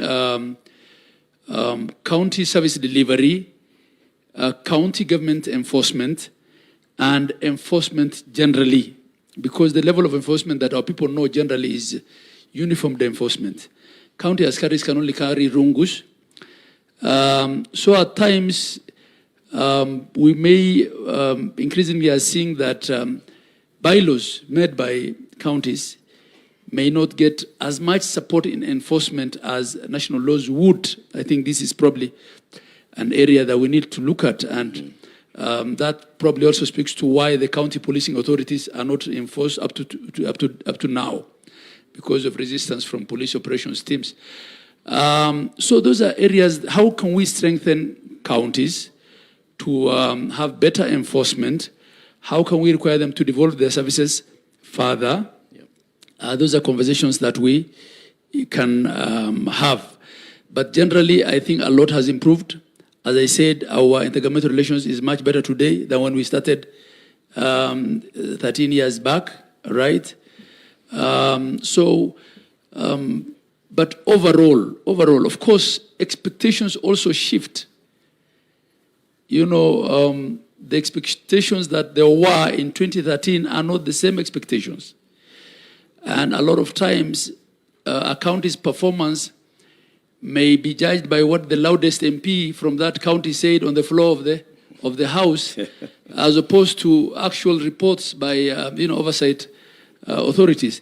This is part of our politics, which we have to deal with. Lastly, maybe to protect counties, I have a lot of respect for my brother Abdul Qadir Mohammed there, and I don't think I have the qualification to argue with him on matters legal. I'm a simple accountant, but I have disagreed bitterly with him on the question of impeachment, and as to whether impeachment is a political decision or a legal decision in a presidential system. And also, I might be clouded by the political realities of our counties. We have had a governor who was impeached before she formed her cabinet. And she kept being impeached until she was finally impeached, right? And had to go home. So I think the courts have some role in protecting, such governors where for sociocultural reasons probably people thought they made a mistake in electing so-and-so and will get rid of so-and-so regardless. Yeah. So I think, it's not fair that you cannot recall a member of parliament for the first 24 months. And then you can't recall them for the last 12 months. But you can impeach a governor before they have formed government. Those are some of the things we need to look at. Thank you. Thank you. Thank you very much, Honorable Governor. I want to come to you, Honorable Chief Justice.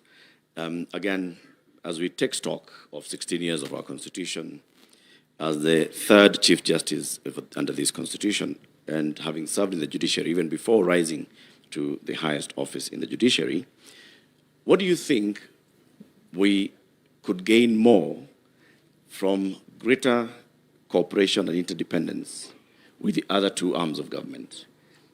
And so we'll start by saying what we are not getting. Thank you. Thank you very much. Just like the Deputy Speaker, what I can say is that our mandate as the judiciary is always to breathe life and spirit to the Constitution as it is. And what I can say is that Kenyans have full confidence in our Constitution and in the institution of the judiciary because they keep bringing disputes to us. And judiciary has courageously interpreted the Constitution. I heard some of the panelists saying that the judiciary overreaches. When there is an issue of overreach, because also the jurisdiction is given to the courts by the very, very Constitution. That is why we have the hierarchy of courts. If you are dissatisfied with the decision from the magistrates, you can appeal in the High Court, Court of Appeal, and if the law allows, you can come all the way to the Supreme Court. Now, when it comes to challenges, we have many. For instance, the Constitution created the Judiciary Fund. And I'm surprised that if you did not ask the other colleagues what they are doing about corruption. Judiciary gets only 1% of the national, actually less than 1% of the national shareable budget. And when you ask about corruption, you should have asked, where does the other 99% of the shareable budget go? Good question. Are there corruption also in the ministries, in the procurement, in other things? Because you only zeroed in on judiciary. You should have asked the other question, because here people said we have huge poverty levels in our country. That is a problem, because if we implemented this constitution the way it is supposed to be implemented, then we cannot be talking about high levels of poverty.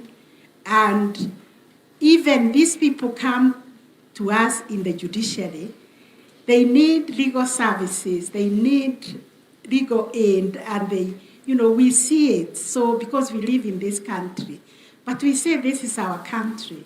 Whatever is not working, we must fix it.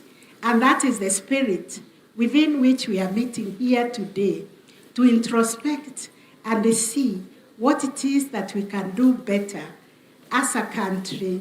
How can we work together as the three arms of government supported by the constitutional commissions to fix all the things that are not working? For instance, we in the judiciary do not seek for cases. Kenyans come to court. And because this constitution has given them the right, when you compare this constitution with the old constitution, you could not take the government to court. You could not obtain an injunction. You could not obtain a conservatory order against the government. But this one allows any citizen even to come to court on their own right or on behalf of another citizen. It allows everybody the right to bail. It doesn't matter what offense they have committed. So we are grappling also with understanding our mandates. We are grappling with understanding the checks and balances. But what I can say is that we need to sustain this institutional dialogue. Right. Because at the end of the day, we are all serving one Kenyan. And one Kenyan who is failed in the delivery of service anywhere, be it at the police, be it at the court, be it in the hospitals, they say the government has failed us. So we have to continue with this dialogue and see where we need to put resources. In the judiciary, you can see the Supreme Court. It looks actually very dilapidated. Your Excellency, you renovated the State House recently. Look at the Supreme Court. We need institutions that can even reflect the power, the authority, and the mandate that is given to the institution of the judiciary. Our budget is so meager, so that even as we say we want to reach the last mile, we have now 60 small claims courts. Everybody in the 150 court stations we have is asking for a small claims court, because this is how you reach the ordinary mwananchi. But the budget does not allow us to do that. We are required to have courts in every sub-county, and that I understand it to be a constituency. We only have 150. We still have a long way to go. And this is because of the budgetary constraints. But recently, we came up with a master plan and a roadmap of how we can reach to all these counties, sub-counties, with the High Court, with the Magistrates Court, and small claims courts, and with the alternative justice system. We have mapped the whole country. We understand where we need to go. And now, because we understand the budgetary constraints, and we are also Kenyans, we live here.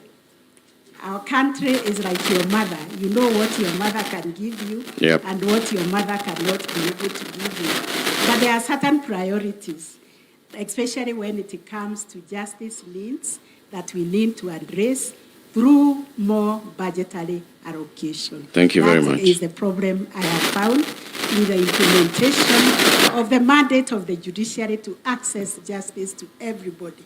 We are not able to reach everybody because of the budgetary constraints. Thank you. Thank you very much, Honorable Chief Justice. I want to conclude with you, Your Excellency, President. You occupy a very high office, head of state and government. Head of state means that you are a symbol of this republic. And I want to speak to you from that level, looking back, because you have participated in this constitution journey, before Bomas, into Bomas, out of Bomas, into Naivasha, into Parliament, into the referendum, into implementing it as the first deputy president under this constitution and the second president under this constitution. So far, what are the gains? Because we've talked about the gains that we have, and we can all acknowledge the gains that we have, and you reflected on them in your opening remarks. What are these things that we are yet to realize, we the people? And how can we get there? What do we need to do to get there, to realize the aspirations and the great dreams of our Constitution? Thank you very much, Eric. And because I don't intend to make any further remarks, including what was listed as closing remarks, I will just finalize on my statement now, so that we can bring this occasion to a close. First, let me say the following as I come to answer what you have asked me. That I'm very proud that we are able to sit down in the manner in which we have done and ask ourselves very candidly, very pointed, accountability questions from what you have asked me about the matter of cabinet, to members of parliament on the letters, to Madam Chief Justice here. It just goes a long way in,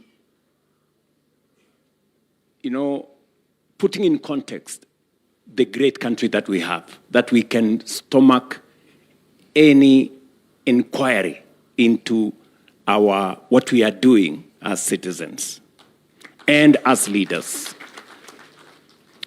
The fact that, this occasion, the Katiba Day, when I thought about it, and I thought about this in the context of what you have said, I participated in Bomas. I participated in Naivasha. There was a Kilifi draft. I was the first deputy president under this constitution. And today I have the privilege to be the second president under this constitution. There is a journey that we have traveled as a country. And as head of state of this country today, I am very proud that this Katiba Day is not just another occasion. It's not just another celebration. It is a place where we call ourselves and ask ourselves difficult questions. Have we done what the Constitution expected of us?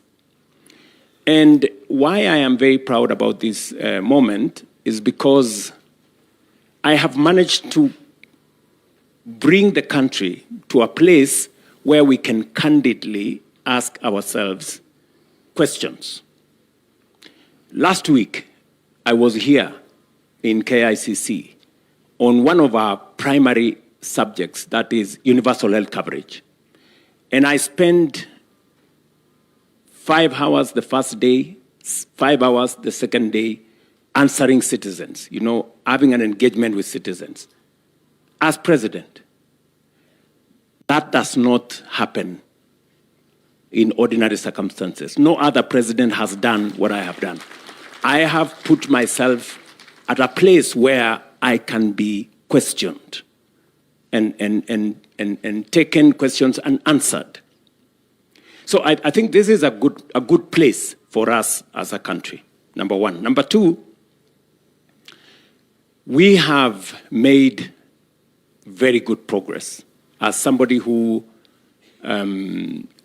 worked under the old constitution and the new constitution, I can proudly say, as others have said here, Mutava Mushimi, all the other good people, including Abdikadir and all the other people, that we have made progress. Of course, we could have done better, but that does not discount the progress that we have made. In different spaces, devolution, for example, which is probably the biggest gain that this constitution brought. There are many arguments as to whether devolution has worked or has it not worked. From where I sit, I think we were right to have devolution.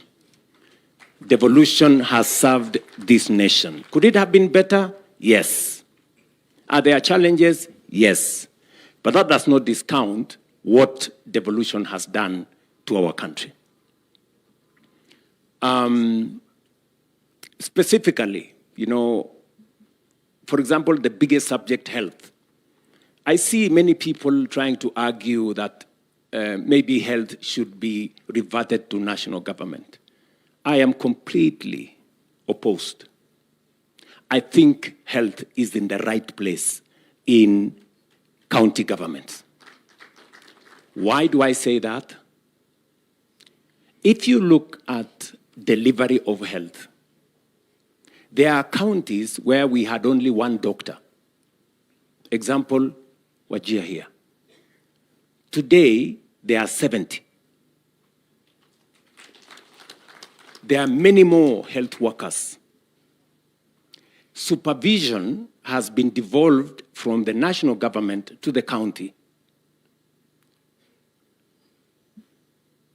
County workforce, health professionals are held to account. In the past, there used to be doctors who never reported to their stations for 10 years and nobody knew. That is no longer possible. The county governments have appropriated that space properly. And so, have they done many other things better than was the case in the old system? Let me also say, having served as the first chairperson of the Intergovernmental Budget and IBEC, that we started off with a lot of territorial fight between the national government and the county government. And rightfully so, because there was still a hangover by the national government to try and control counties. And then there was also, a bit of that, I must admit. But progressively, we have come to appreciate that there are roles assigned to counties, there are responsibilities and mandate assigned to the national government. And that way, we have found a way of living together. In fact, I have had a wonderful 4 years working with county governments, maybe because I had the benefit of what happened in the last 10 years. And we have signed, as Abdullahi has said, many intergovernmental participation agreements. We have done, for example, the registration of farmers, which was a very big thing. Now we have a register of all farmers. It was a joint project between national government and county governments. We have community health promoters. Today, we pay community health promoters jointly. The community health promoters are doing a fantastic job. Today, we have signed an intergovernmental partnership agreement on matters health. I would have chosen, for example, to say health is a devolved function and I should have nothing to do with it. But we sat down with counties and we said there is a role where national government can support counties in delivery of a mandate that is assigned to counties, and that is purely constitutional. The Constitution, provides for that kind of mechanism. And we use that mechanism to improve health outcomes. Today, we have more citizens registered on social health. Today, we have more citizens treated. Today, we have better delivery of equipment. We signed a partnership agreement with counties. Today, they get equipment that they don't have to pay for because of the agreement we have signed, and they are using those equipments to deliver health and get paid for by SHA. So I can say confidently that counties are better placed when there is a better relationship between the counties and the national government. That is not to say there are no challenges. Yes, there are challenges here and there, but continuously we keep resolving those challenges. Let me give you one challenge, for example. On matters to do with housing, there was a challenge on whether housing is completely devolved or there is a role for national government. And we managed to resolve it, by making sure that we established under the housing fund a place where the housing fund has representation from the national government and the county government, and it made it easier for us to make steps to go forward. Let me leave that there. And having said that, I can say with confidence that our decision as a people, as a nation, to have counties in place was the right decision. But I hear what Mutava Mushemi is saying. That is it too expensive? Can something be done about it? That is a conversation Kenyans can have, on how do we make them much more effective? That is, or the size of parliament for that matter. That is a conversation we can have as a nation. Let me come to what was said by my elder sister here, the Madam Chief Justice. I think if there is one very progressive area that we can confidently say as a nation that we did very well under this constitution is our judiciary. I think the judiciary today has maybe more latitude than they need, if I may say that. I think we overgave ourselves the space around judiciary because they can literally do anything, which is possibly a good thing so that they can limit the power of government. They can also interpret legislation in this or the other way. But what I can say about the judiciary is that even as we celebrate the place of any citizen being able to go to court and challenge everything, there is always the argument that I want to make, and I have brought it up with the Chief Justice. For example, we go to the people and we tell the people housing is a mandate, a command under Article 43 for government to provide adequate, dignified housing. You go to the public with a manifesto, you tell the people how that right is going to be realized, and the people give you the mandate. 7-8 million people, Kenyans, vote, and they say, proceed. And then one person, possibly the name that comes into mind is the one you know, goes to court and stops the whole process, Now, the question you ask yourself is, what is the place of this one person in the context of the 8 million who voted for this right. And secondly, this right is in the Constitution. So that's the question, again, that maybe the judiciary, on their own wisdom, may want to think about balancing the right of every citizen to challenge whatever is being done as against the right of others who believe that that right should be achieved. And also the right of government to live up to the constitutional demand for them, for citizens, to have decent housing. You know? So this is, again, a place where we possibly may want to have a conversation around. I don't think it amounts to changing the Constitution. I think it is by way of practice and all of us looking at what are the possibilities. Because, and I will come to this later, in terms of my perspective as to what areas haven't we, I will come to answer that question. But having said that, I think I have had a wonderful relationship with the judiciary under my administration. They have cornered me in many places. They have brought down some of the things I wanted to do. But in some cases, they have made very useful proposals. You know, they have told us, for example, go and change the law so that it's not just those who are salaried who pay for housing, let all others pay.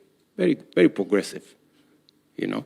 They have also told us in other areas, maybe change the law so that you do this. So again, I cannot wholesome say they have done something that has stopped us. They've, in very many cases, enriched our, you know, proposal on how to get things done.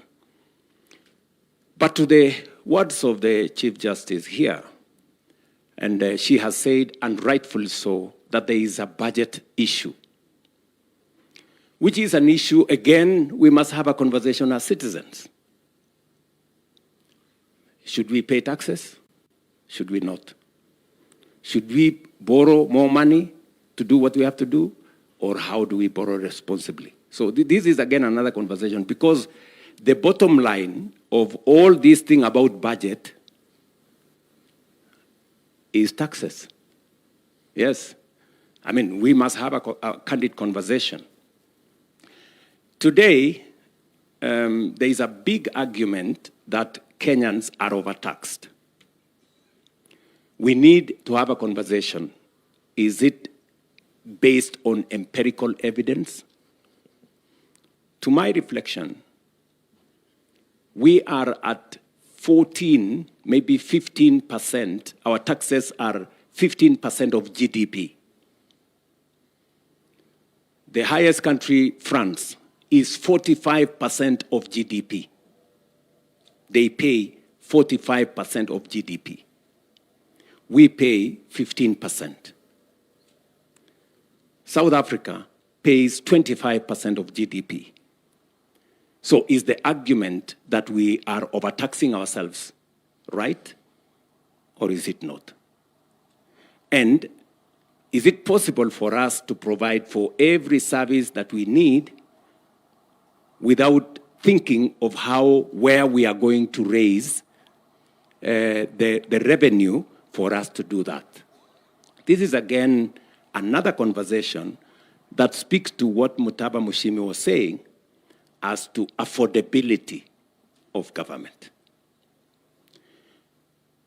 But to my defense, I can say here that we have increased the budget for the judiciary from 18 billion when I came into office to 30 billion today.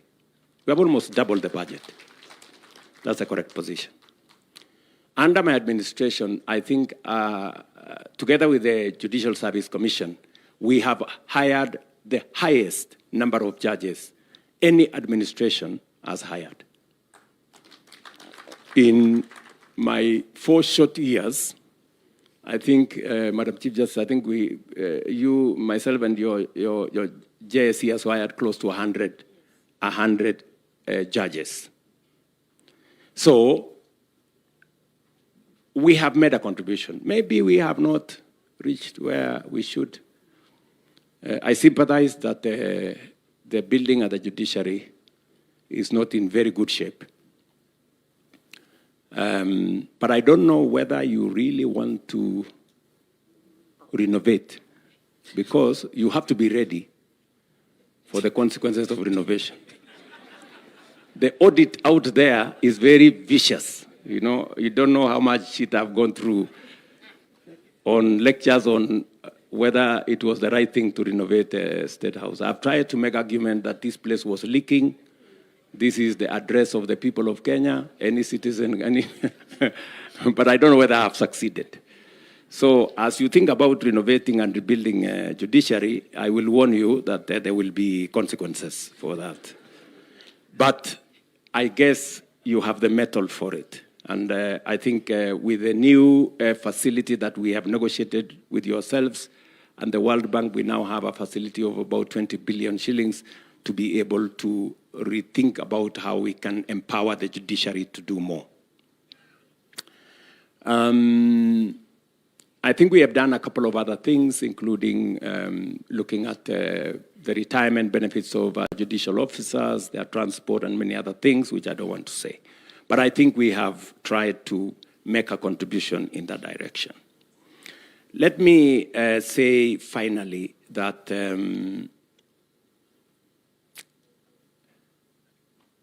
from where I sit, maybe I should say from where I stand. The whole space around accountability is a space that I think we need more work. To your question now, Latif, the whole space around accountability is a place we need to do more work. Why do I say so? We have had arguments on who needs to prosecute. We have had issues raised by citizens on why the DPP enters, withdraws cases. We've had issues, what the chair of the Ethics and Anti-Corruption has said here, on prosecutorial powers to be given to the EACC, the delay in the processes. There are too many processes that ultimately that becomes a challenge. I think those are very valid. You know, even from where I sit, these are very valid proposals that we must internalize and do something about. But having said that, there is more that we can also do by way of prevention. And I remember making this statement before the last election. I said, in my administration, there will be no money to steal. And I meant it. And how have we stopped or prevented loss of public resources? Number one is what was said here by somebody, digitization. Just by digitizing government services and payment, we have significantly reduced transactions in cash that end up being areas of corruption. Today, I can confidently say we have eliminated paying for government services using cash. And this is to enhance accountability, traceability, and who pays what.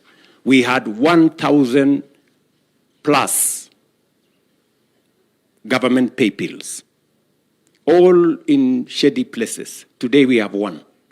And the Treasury can see all government payments and where it is going. Number two, we have implemented what we call Treasury Single Account. Treasury Single Account enables government to see how much money we have in which places and how much idle money there is in government. We used to go to borrow using the instruments that we have, and most of the time we borrowed money which we had. You know, And sometimes we went to the market to borrow our own money. And it was not very intelligent. I don't want to say it was foolish. So we have eliminated that, and John Buddy is here, and we have made huge savings just by making sure that we have all our money with our visibility. Number 3, and by the way, this single treasury account was a conversation that was there for almost 15 years, but there was no courage to implement it because there were people benefiting from these dark places. Number 3, we have implemented what we call electronic EGP, electronic government, electronic procurement. We've made the whole procurement of government services transparent.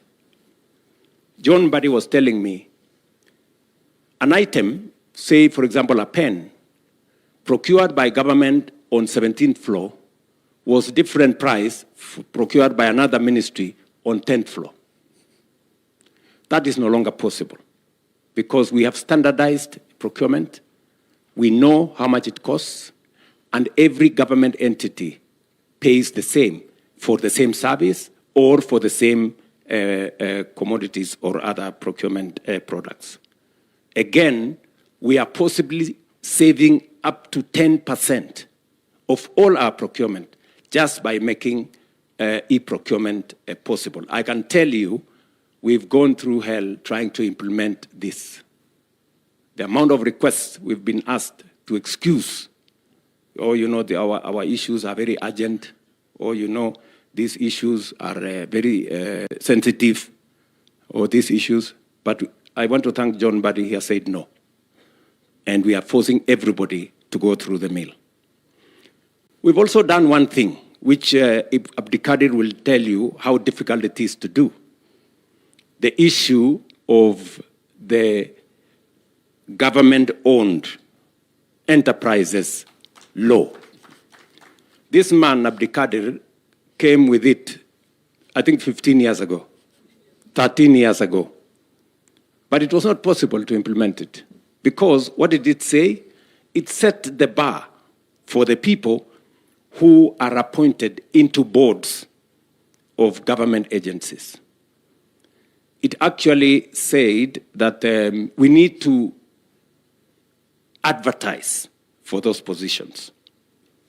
And it was very difficult politically, to do it. Because you go into an election with many friends, partners, people who have supported you, people who have gone to the trenches with you, you win an election, and then they are there. You have to do something about them. And politically, you can't just wish them away because they will make demands and say, my friend, you wouldn't be there if it was not for us. Legitimately so. But what have you done now? We went to Parliament, and I want to say this about Parliament. I know there are many accusations that Parliament has gone through, that they are a rubber stamp for the executive. I don't know. They are not holding government to account. If there was a difficult bill to pass, and I must give credit to the 13th Parliament, they passed it. It is the government-owned enterprises law. Literally saying that those people passing the bill will not qualify to be appointed into parastatals when they are not sitting in Parliament. You know how, all these politics are very slippery place. You are in today, you can be out tomorrow. So, but I want to credit the 13th Parliament. They passed this law. I signed it into law. And today, many of my friends who I had appointed to boards in Kengen, in Kenya Airport Authority, in Kenya, I don't know where, Kenya Pipeline, and many other places, they have had to exit. Because now the law says those who participated in the last election cannot be board members. I have lost a few friends, but it comes with what it is. And why are we doing this? we want to, as much as possible, professionalize the running of government agencies and to depoliticize those boards. And again, I must say that has worked in a very significant way. And then finally, we have, and I'm talking to accountability, we have also, number 5, we passed the conflict of interest bill into law. Again, very many members of parliament, members of Senate are very unhappy about this bill because it literally says members of their families cannot participate in procurement or supply of goods and services to government. Again, it was to establish a distance between those who wield authority or power, whether they are sitting in parliament or they are sitting in the executive. I don't know whether we extended to the judiciary, I don't think we did, cannot participate because they have the propensity to influence those contracts this way or the other. Again, I can confidently tell the country we passed that law. And we are progressively, pushing corruption to the limits, even as we do the other things. You remember it was said here earlier, what about the ethics part? What other, apart from prosecution and all this, are there other things being done to deal with corruption? This is part of it. And we've worked with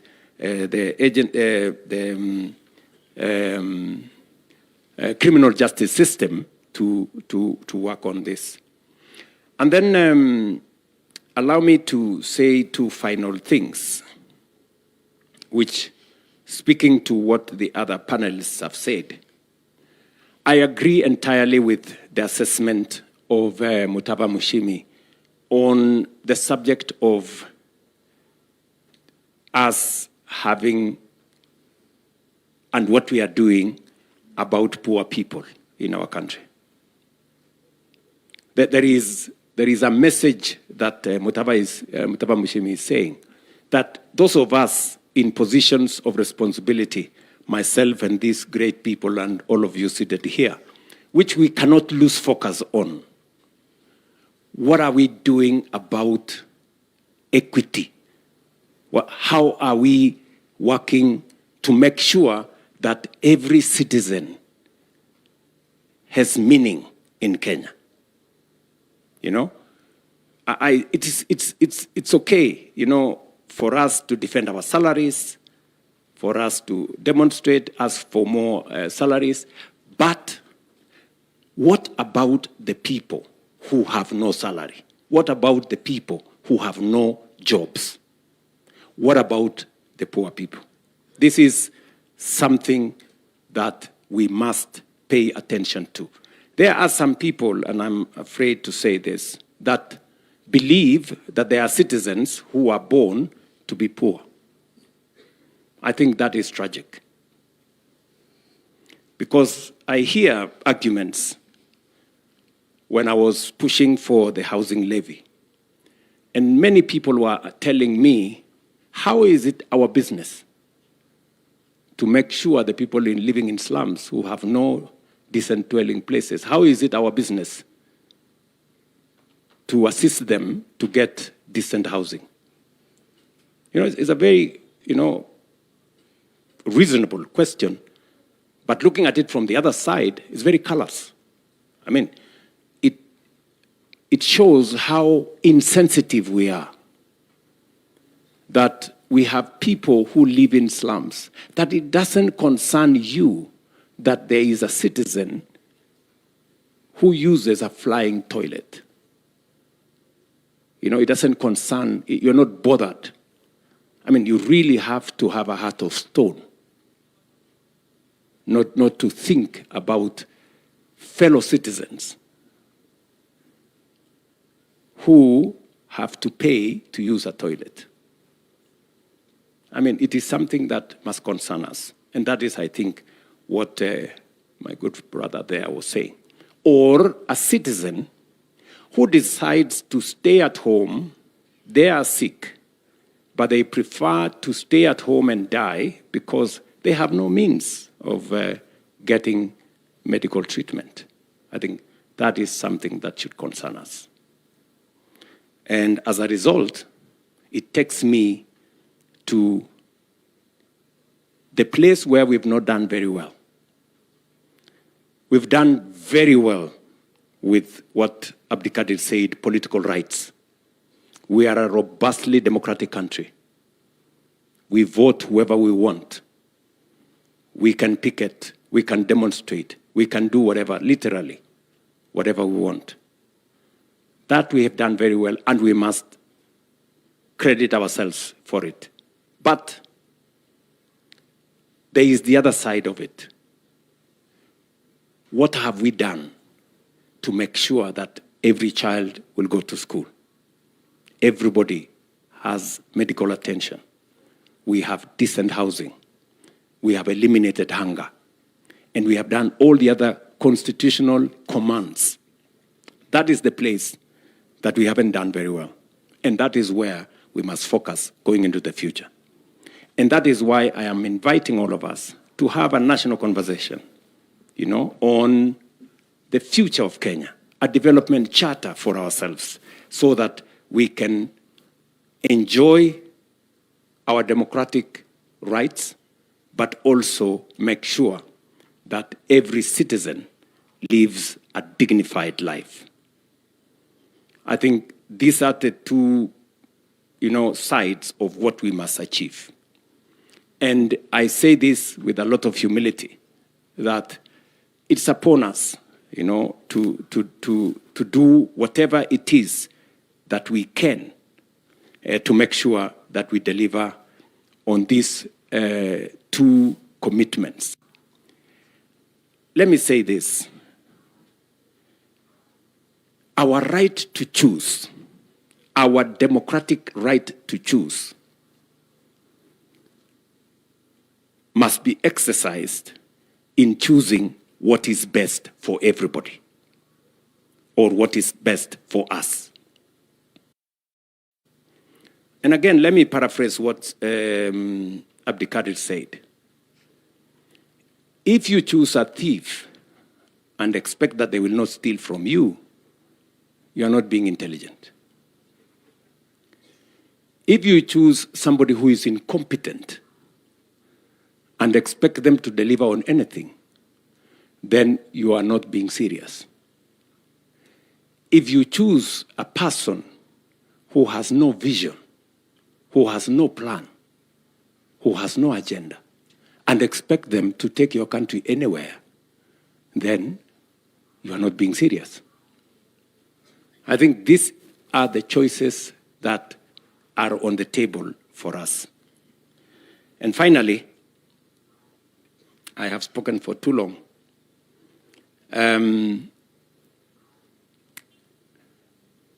Why I like this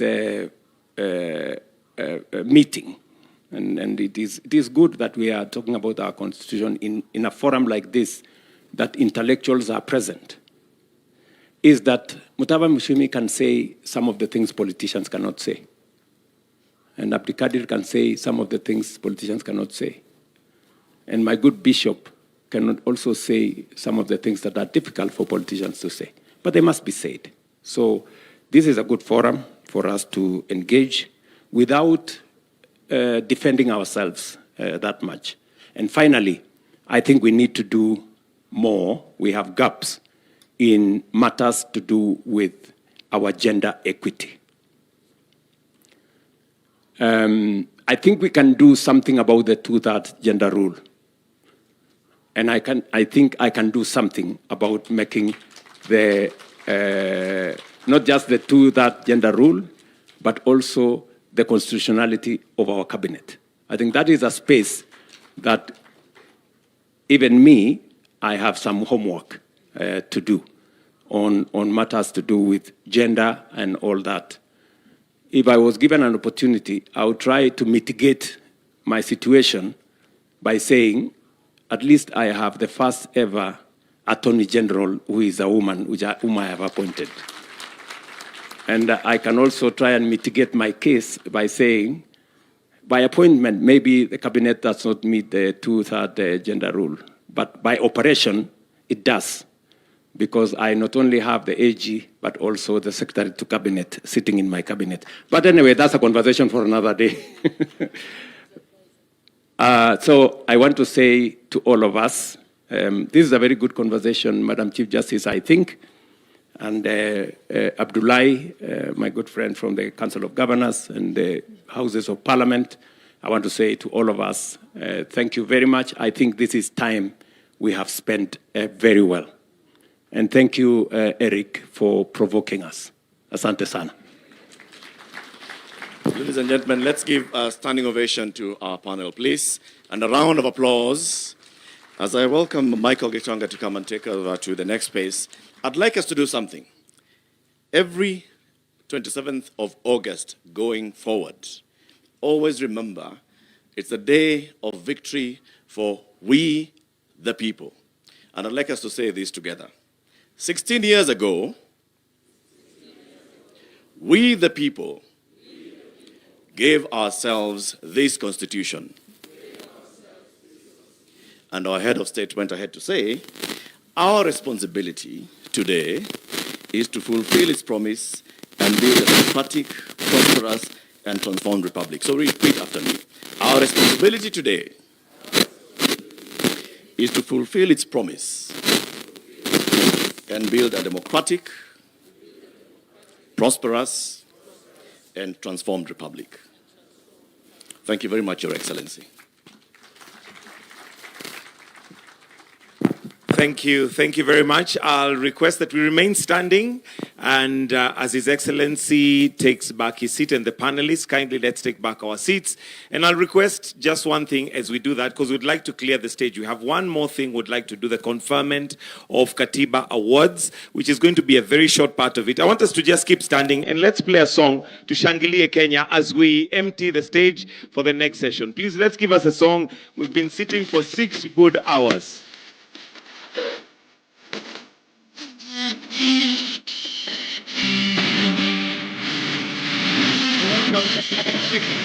We've been sitting for long, good hours.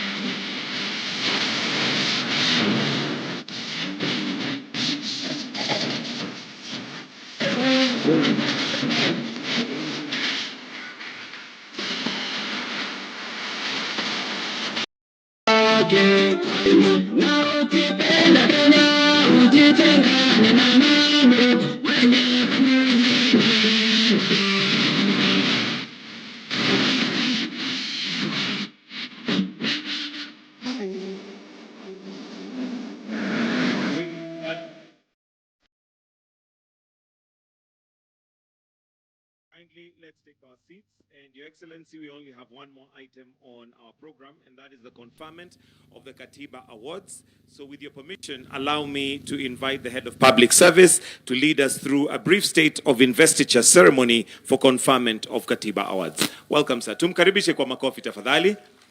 Thank you. Thank you.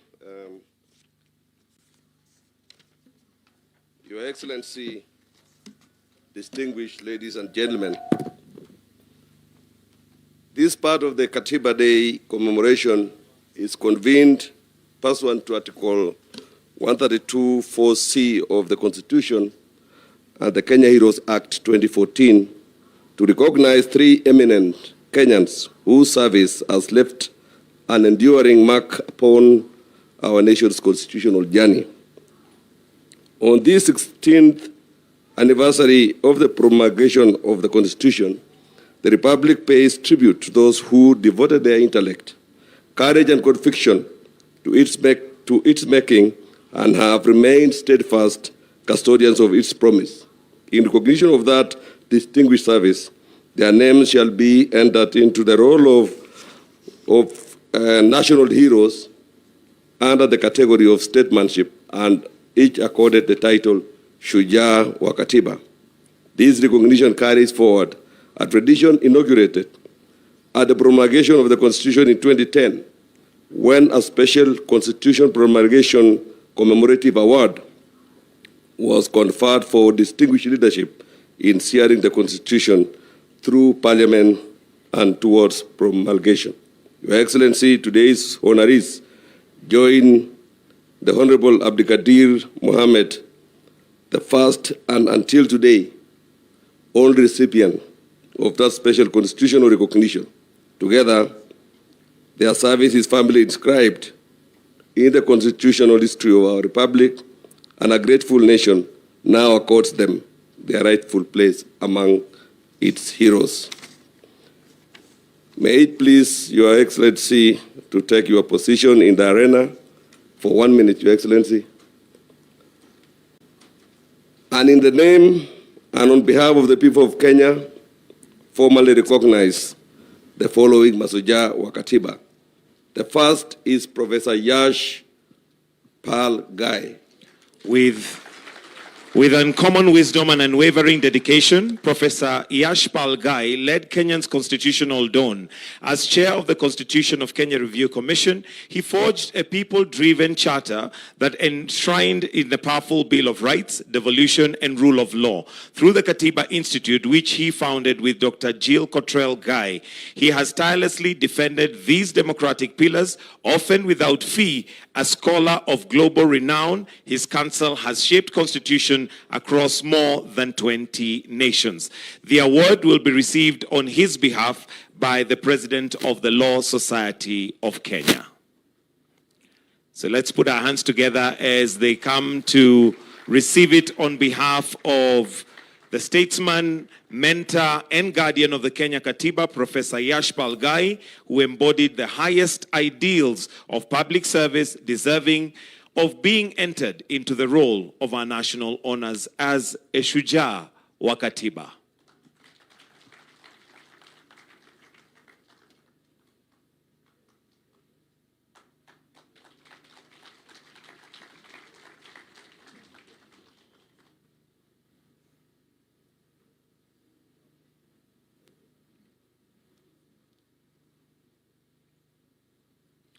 Thank you. Thank you. The second person to receive this award is the Honorable Dr. Willie Mutunga, Senior Counsel. With fearless principle and lifelong commitment to justice, Dr. Willie Mutunga stood at the vanguard of Kenya's democratic transformation. As for the first indigenous Kenyan to teach constitutional law, he nurtured generations of legal minds. He gave voice to the voiceless through the Kenyan Human Rights Commission and Kituo cha Sheria. As the president of the Law Society of Kenya, he became a steadfast champion of the multi-party democracy. As the inaugural Chief Justice under the new constitution, he reformed the judiciary with integrity by professionalizing its ranks, combating corruption, and issuing the Mutunga rules that anchored the constitution. A round of applause for Honorable Dr. Willie Mutunga.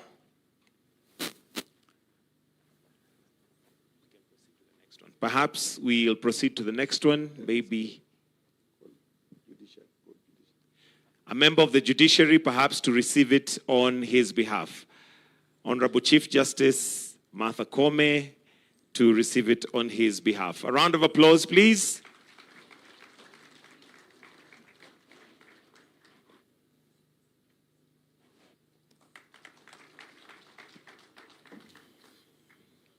The third and the final Shujaa wa Katiba is Professor Wanjiku Kabira.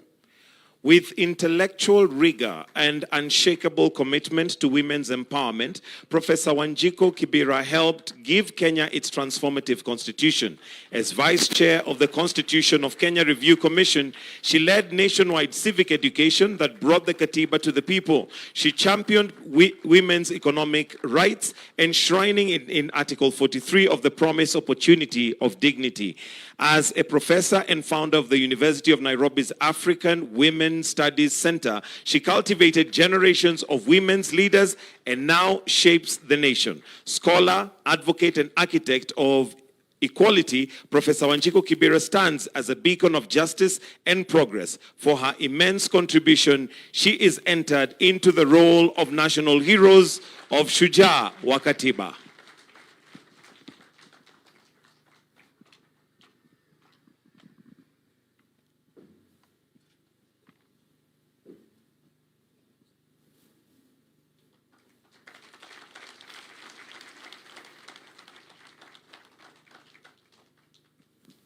Your Excellency, sir, you may now resume your seat. Thank you.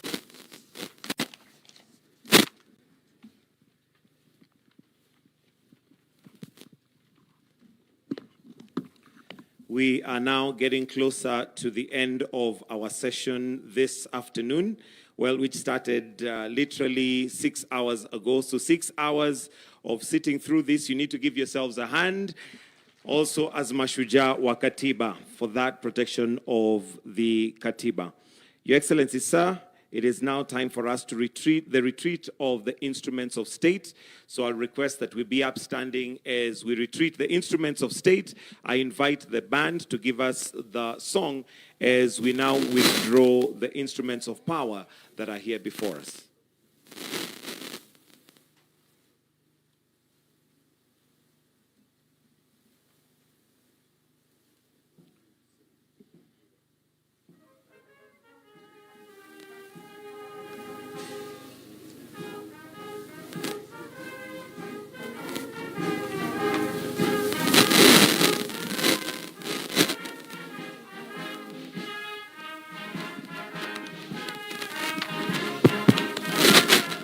Asante sana Mheshimiwa Rais. Nitaomba kwa heshima mwanasheria mkuu aweze kuondoa nakala ya katiba mahali ambapo iliweza kuwekwa ili wanajeshi wetu waweze kuendelea na shughuli za kuondoa vyombo hivi vya mamlaka tunapokamilisha hafla hii siku ya leo.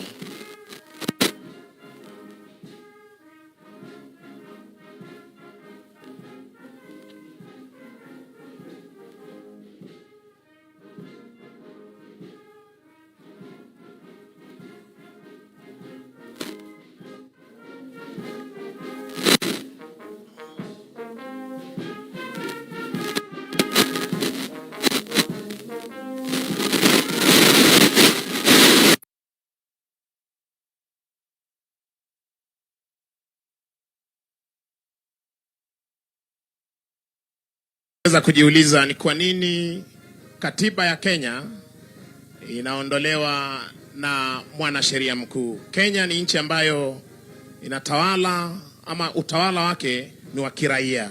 Ndiposa vyombo vyote vya mamlaka ambavyo vimesalia vinaletwa na kuondolewa na majeshi ya Kenya.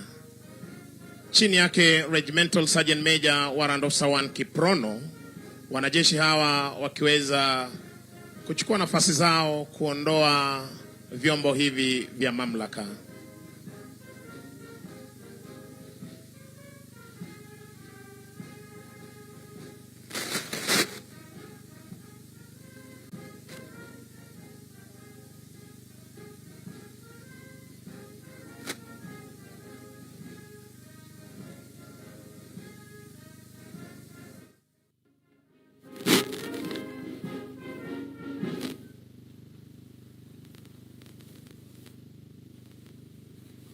Kuweza kutazama Mheshimiwa Rais, hapa awali ni kwamba muhuri huu wa umma ni muhuri mzito ambapo utaweza kurejeshwa, utaweza kufunika kisha vyombo vingine vya mamlaka viweze kuondolewa.